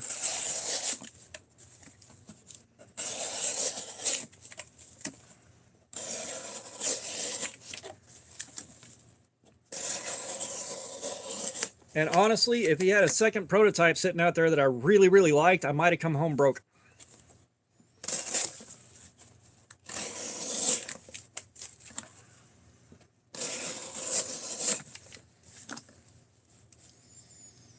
Favorite non-knife melee weapon? That's a Warhammer, sir. Again, very low skill ceiling, incredibly effective.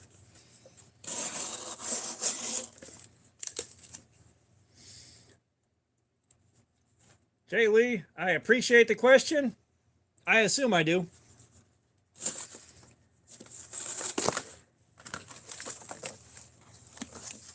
Okay, I think we are now at the point where we can say the edge is definitely worn.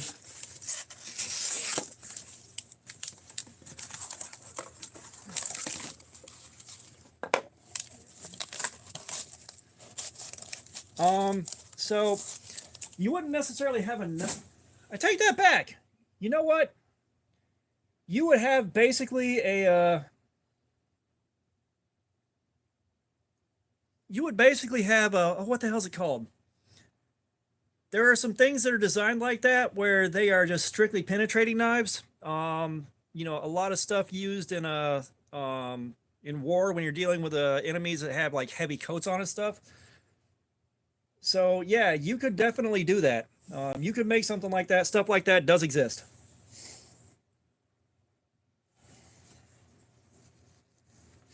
Not a stiletto. Stilettos have edges. What we're talking about is something that is kind of octagonal and just comes to a point. Um, yeah, choir boys outdoors.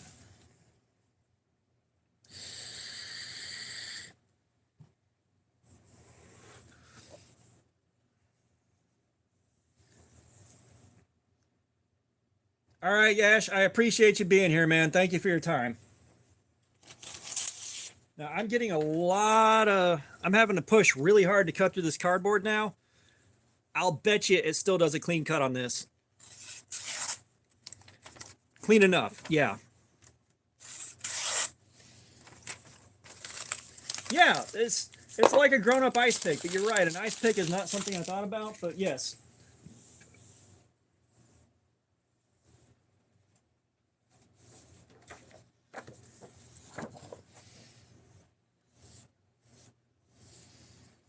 What major company would I like to work for? Depending on the in what capacity, but like Cold Steel is kind of my go-to for like they make the coolest stuff. I would definitely have fun there if I got to actually make some designs. Um, but like I could also see CRKT happening, especially if I was capable of designing. Like, oh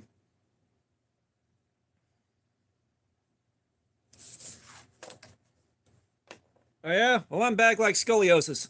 Um,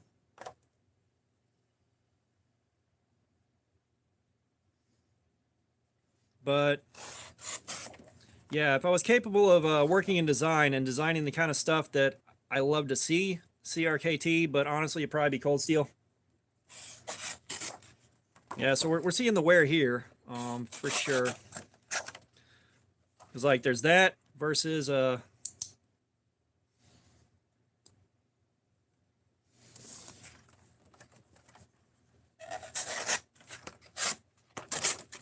yeah. Yeah, so significantly worn. Um oh yeah, I can't even imagine like you're out, you're messed up out of your gourd, and you see a pissed off scab.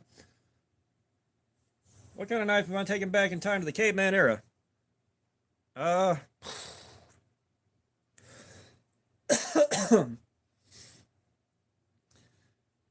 again, I'm gonna have to go with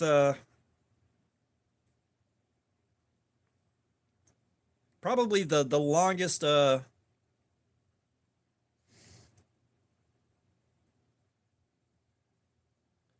see, if I'm going back to the caveman era,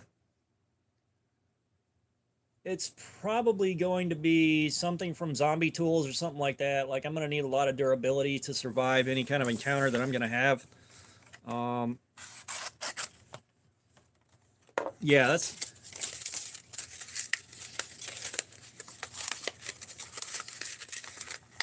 yeah. We're going to go with that. Like either that or again, we're going to go with a machete. Something like this because this is still small enough to count as a knife, but you're talking about all the utility in the world and easily carryable, and you can still pokey things. So like this, just a really large Bowie. Yeah, and the thing is thank God for small favors. I was never one for going to clubs or anything like that. If I was going to get wasted, I was going to do it at home where I didn't have to worry about driving. Um, and also, um, when I do get intoxicated to the point where I'm starting to get aggressive, either I scare someone so badly that they are cowed into just not being dicks to me anymore, or I wind up in a physical thing that I don't want to be in.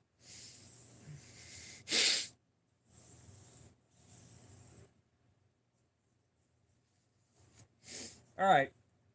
So we're going to consider this as very worn now. That took about 3 hours. So that VG10 did fantastic. I'm going to go ahead and get set up to sharpen this thing. We're going to put it to 12 degrees. We're not going to be able to wear 12 degrees out tonight, but I've never put a 12-degree edge on anything.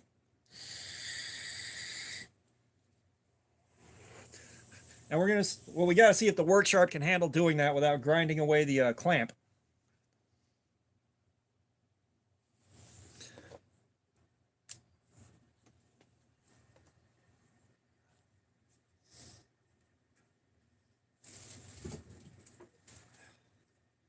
So I've walked into a strip club once. We went in at my uncle's bequest, and I figured, hey, a new experience. Okay. Um, I was instantly saddened. And part of it is like I had a friend of mine, his mom stripped occasionally when she was like broke and needed some money. And just knowing how jacked up her life was, and just kind of knowing the mess that their lives are, really took the edge off of that experience. Like it kind of ruined it for me. And that might be me just sounding a little bit too sensitive, but it didn't do it for me. Like I saw the inside of it and I turned around. I'm like, yeah, I don't mind walking back out. I'm not missing much.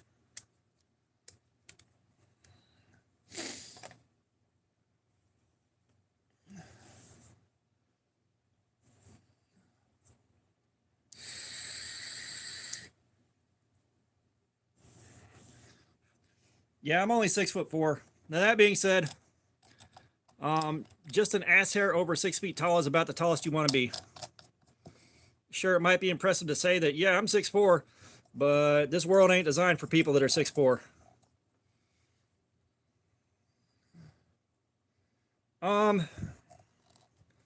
I would not be pairing a knife with whiskey, but I can't handle my liquor. That's why I stopped drinking in 2008.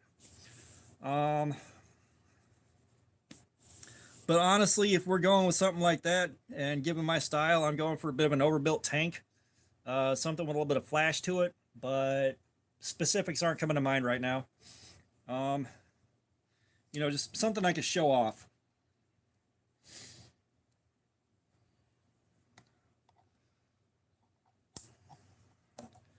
3'4" and 490. You are not a neutron star.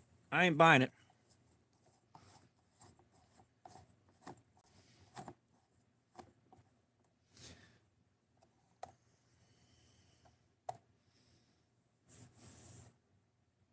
I don't know if this is going to work. I am sitting on both the edge and the aluminum clamp.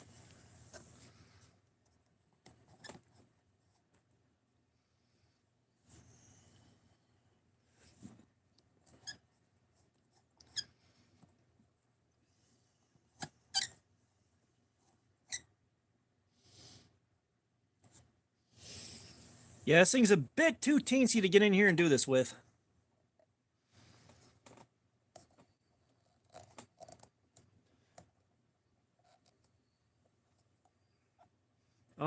I really can't get the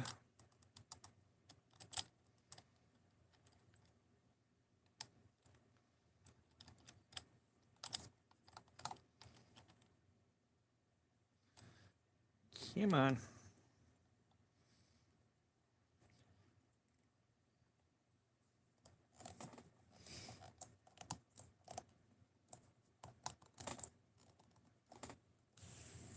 What knife would I give my younger self? There's a ton of them.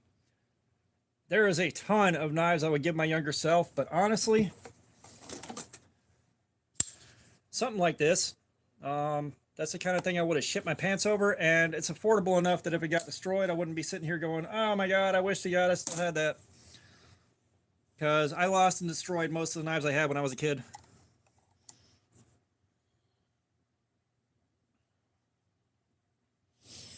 Even 18 degrees is still putting this too close to the clamp.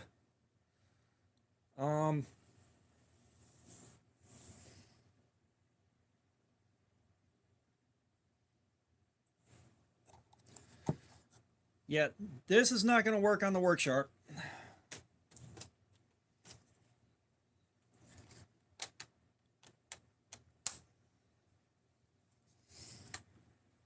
So it looks like you may be in for a treat here.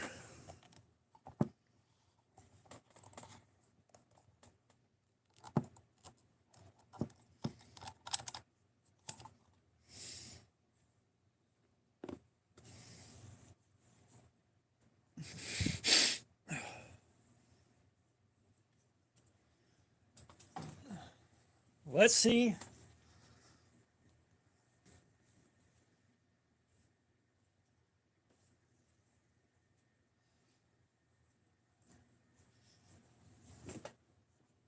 Let's see if I can hand sharpen this thing. How about that, guys?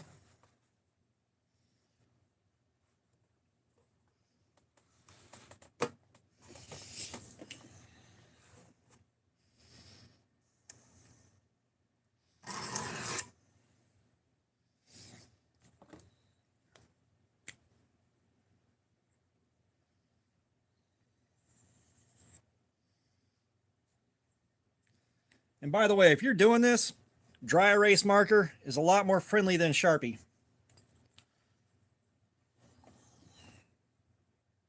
And I wish I could read the comments on the phone that... Yeah, like the phone that I'm recording on, it stopped showing comments.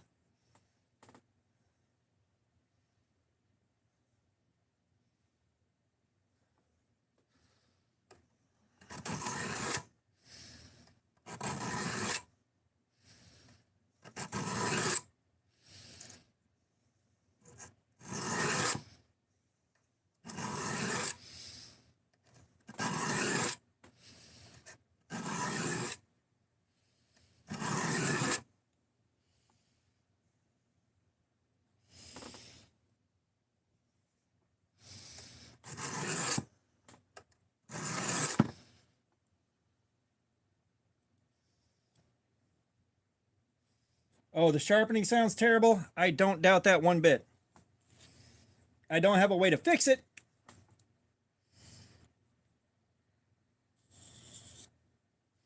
Is it bad enough that you need me to stop? That's the question.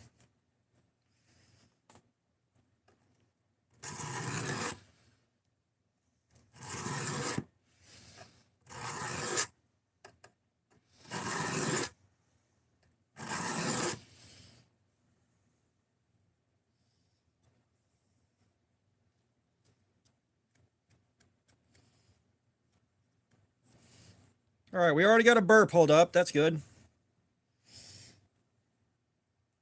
And I've got, I think, a wider bevel than the one that came from the factory, so I think we're good there. Yeah, I can't imagine how badly and violently I would have gotten kicked out of bars back in the day the way I acted whenever I was thoroughly fucked up.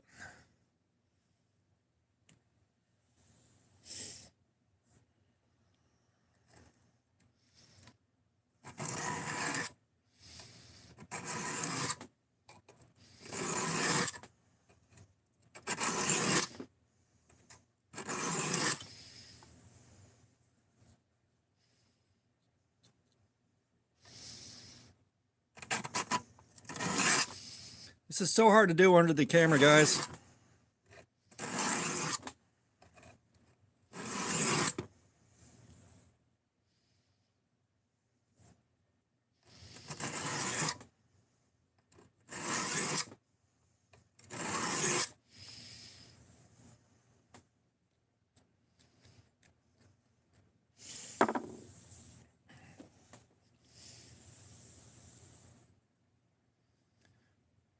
Oh yeah, no.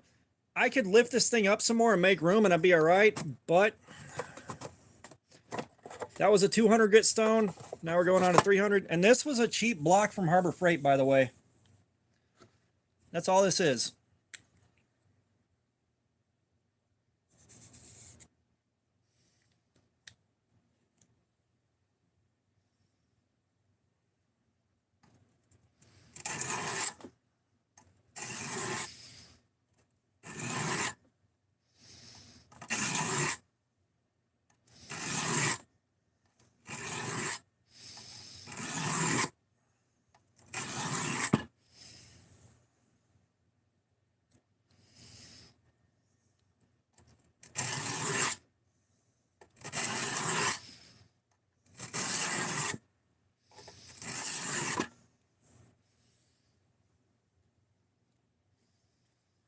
Oh yeah. So the worst I cut myself is that right there. Um, a group that I hang out with was having a camp out, and basically it started Friday night, and I got there Saturday morning, and no one had built a fire, so I took it upon myself to build a fire, and it was actually this right here, the Cold Steel Bowie machete, that did it. I was just trying to chop up some firewood, and it skipped off of the piece of wood that I was cutting and swung around and caught me right there in the wrist. And I saw a bone before it filled with red. That's absolutely the worst I've cut myself. And a friend of mine just slapped a maxi pad on it. We taped it up, and I went back to building the fire.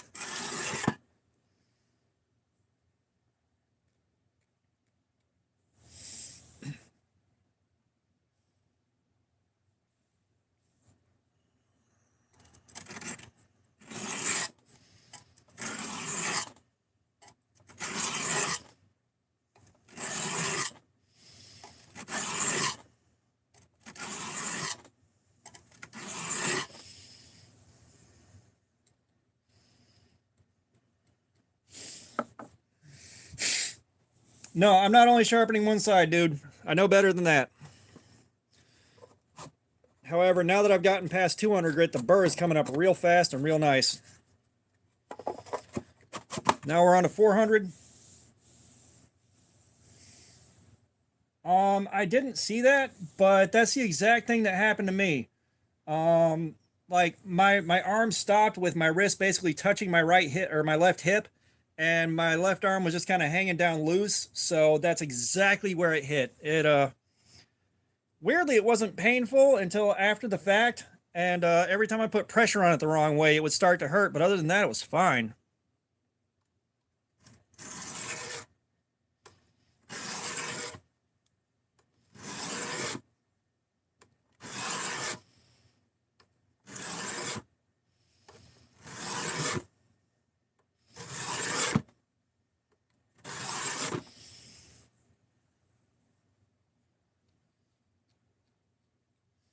Oh, I should have gotten stitches, but I didn't.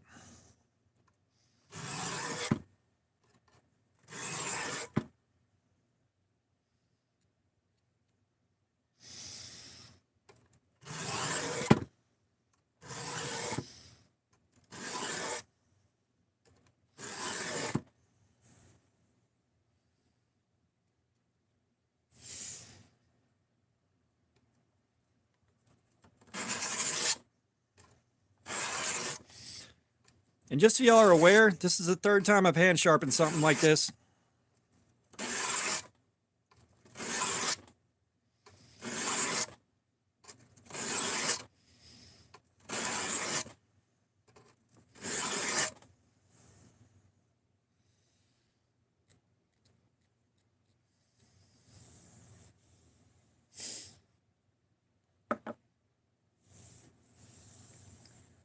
Were you that guy that was standing there at the counter and just stabbed himself in the stomach?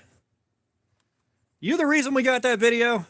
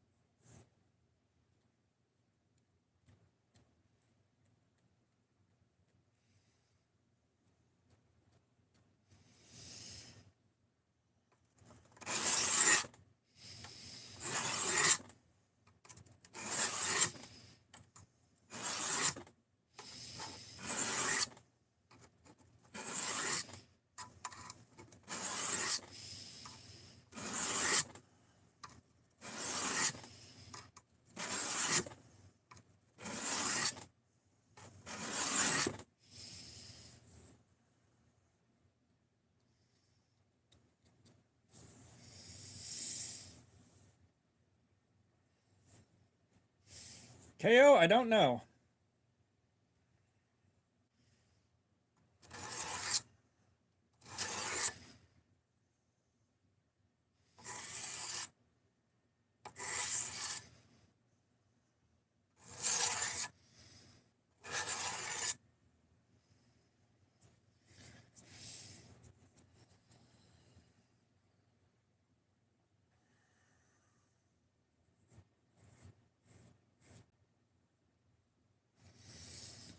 Okay, so that is a 600 grit finish right there. I've gotten the burr up nicely on every single pass.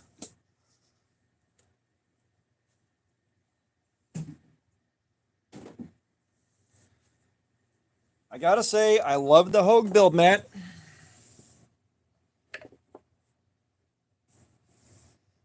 Oh my God. Yeah, you went on the bad cut story. Jesus Christ.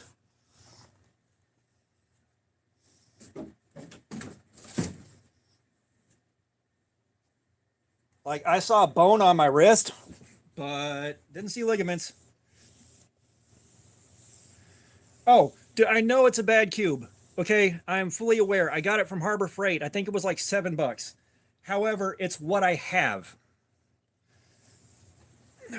Let's see if we're shaving with this thing.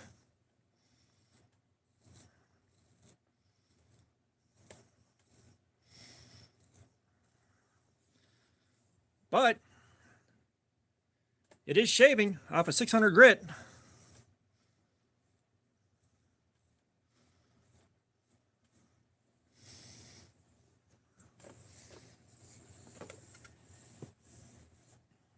Jason Beecher, man, I appreciate you being here. Yeah, okay. So I can pull shaving off a 600 grit and then move on to my strops, and this thing will be fantastic again. So let's do that. I'm actually pumped about this. This was good. That's part of why I'm trying to find Outdoors 55 a blade show. I just want to say, hey man, I started hand sharpening.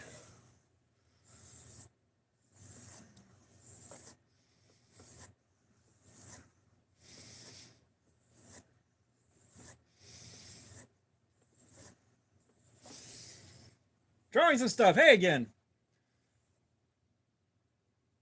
But yeah, so, and if you're new here, these 5 strops are loaded with a progression of microns on diamond paste.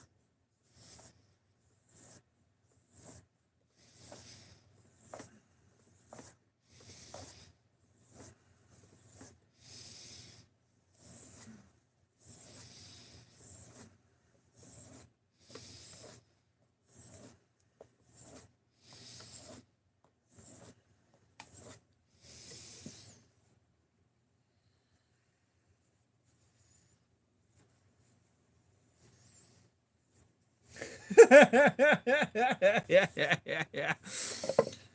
Sorry, he's a huge Quentin Tarantino fan.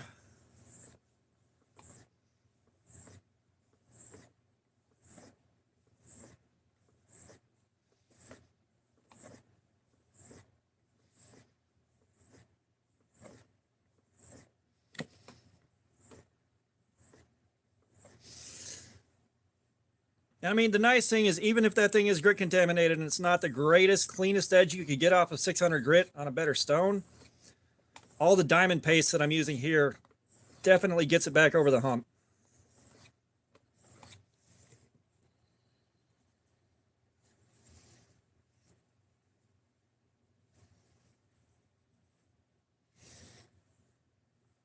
And we're getting shiny. We're getting shiny.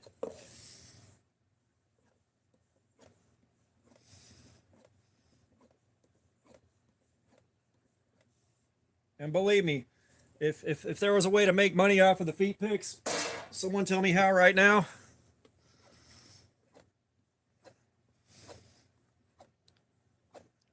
Because I don't care that much about feet. I think it would be fucking hilarious if someone asked how I make money and I said feet picks.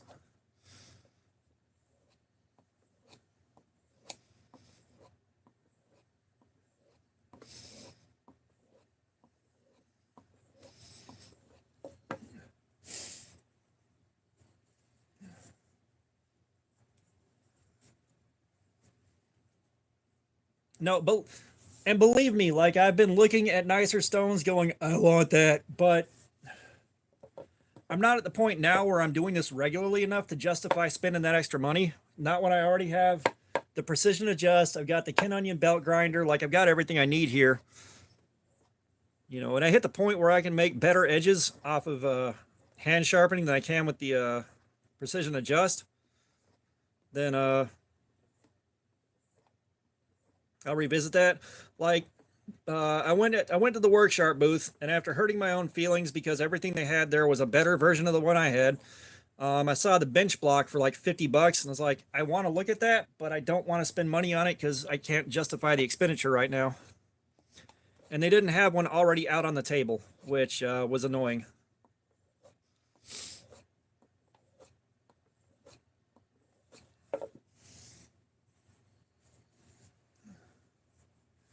Oh, Belle Delphine, that's who.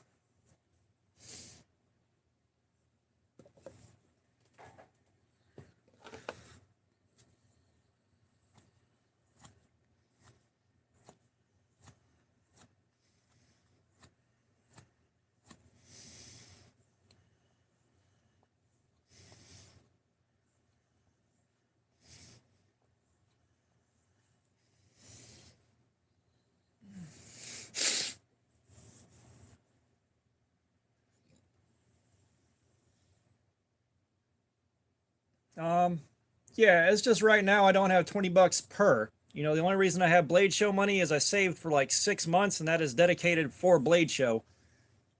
You know, I'm coming home with enough knives to make content for a good few weeks off of comparatively a little bit of money. You know, like I went in there with 300 bucks, and mission one was to find a prototype, preferably a Devo. I got that.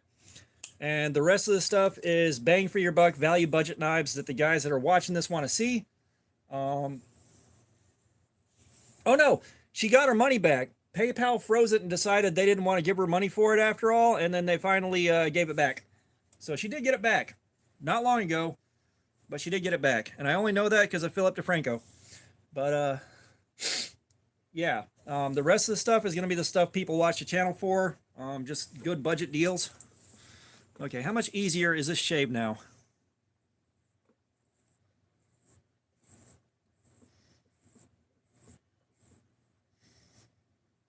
Sweet baby Jesus, that took no pressure at all.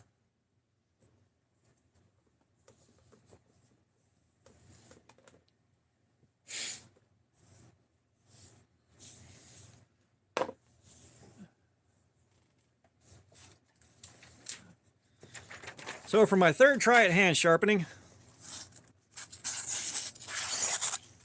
it's actually better than factory.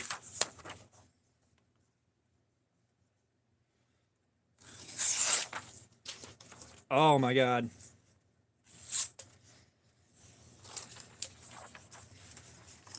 And it's kind of hard to show on camera, but the edge does not look too crappy or malformed.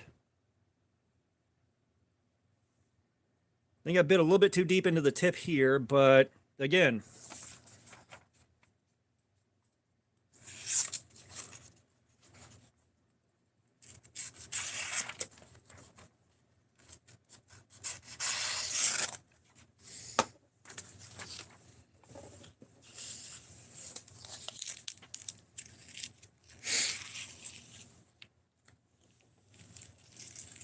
yeah, I mean, people will buy weird crap. Like, I know someone sold a sole on eBay one time.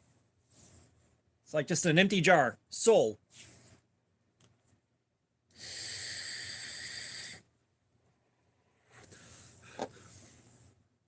So I'm real happy with how this turned out.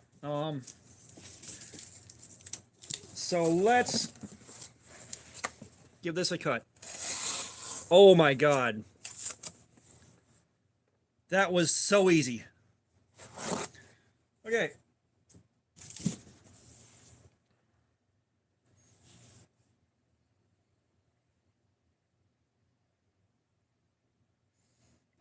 I believe you have people asking you that. Unfortunately, if you're female and on the internet, you're going to get a lot of disgusting questions and a lot of disgusting behavior. Whenever I have female friends that get divorced, More than once I've been like, I'm so sorry for what's about to happen to you online.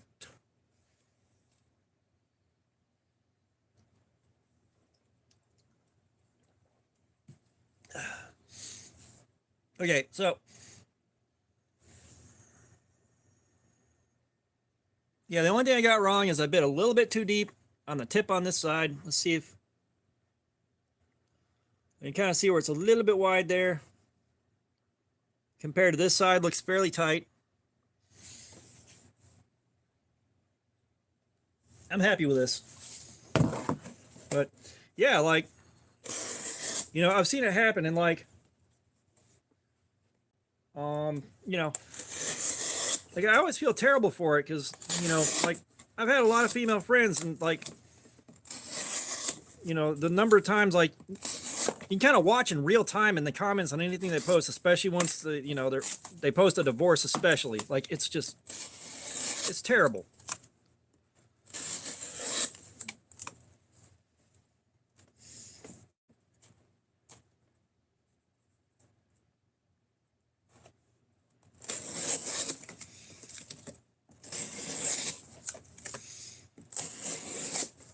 You know, I'm not trying to be Mr. Sensitive either. It's just, you know, like I've raised two daughters, like I've been married twice. I know how I wouldn't want those people being treated, you know?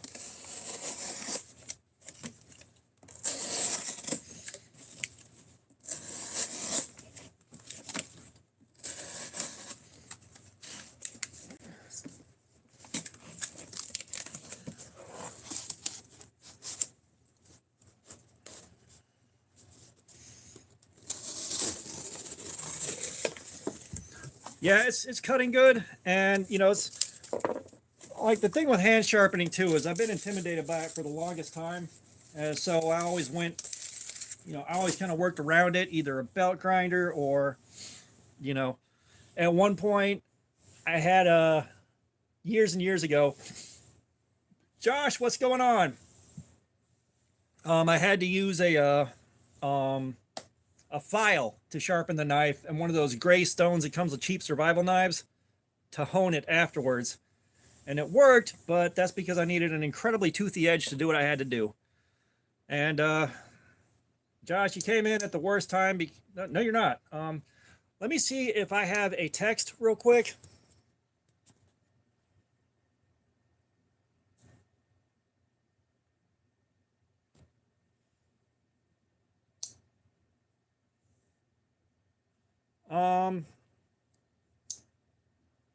All right. So yeah, I think I'm gonna have to go ahead and get this one wrapped up because I got to wake up early tomorrow. Um, and we'll go with that. I thought I was gonna be able to wake up around 9:30 or 10 tomorrow morning, but I got to wake up I guess around 7.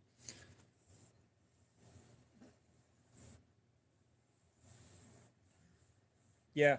Well, I mean, I'm investing the time in it, and fortunately, after watching enough videos, I had a foundation of some knowledge to go off of.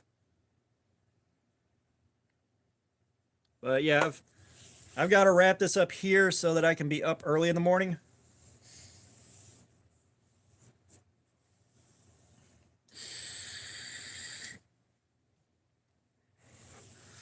So I tell you what, we still have a ton of cardboard. It's all Frito-Lay boxes now, but we can get ourselves one more good live stream in before I'm off vacation. EDC and Lace, I appreciate you being here. KO, I appreciate you. Robo, I appreciate you. Everybody that's here, I appreciate your time. Y'all have a fantastic night, and I will announce when the next live stream is when I get a decision. 8:30. Okay, so I'll plan for 8:30. Yeah, I got to be up at 7 to give myself time to get ready and get adjusted. So yeah, all y'all have a good night. Thank you so much, and I will see you on the next stream.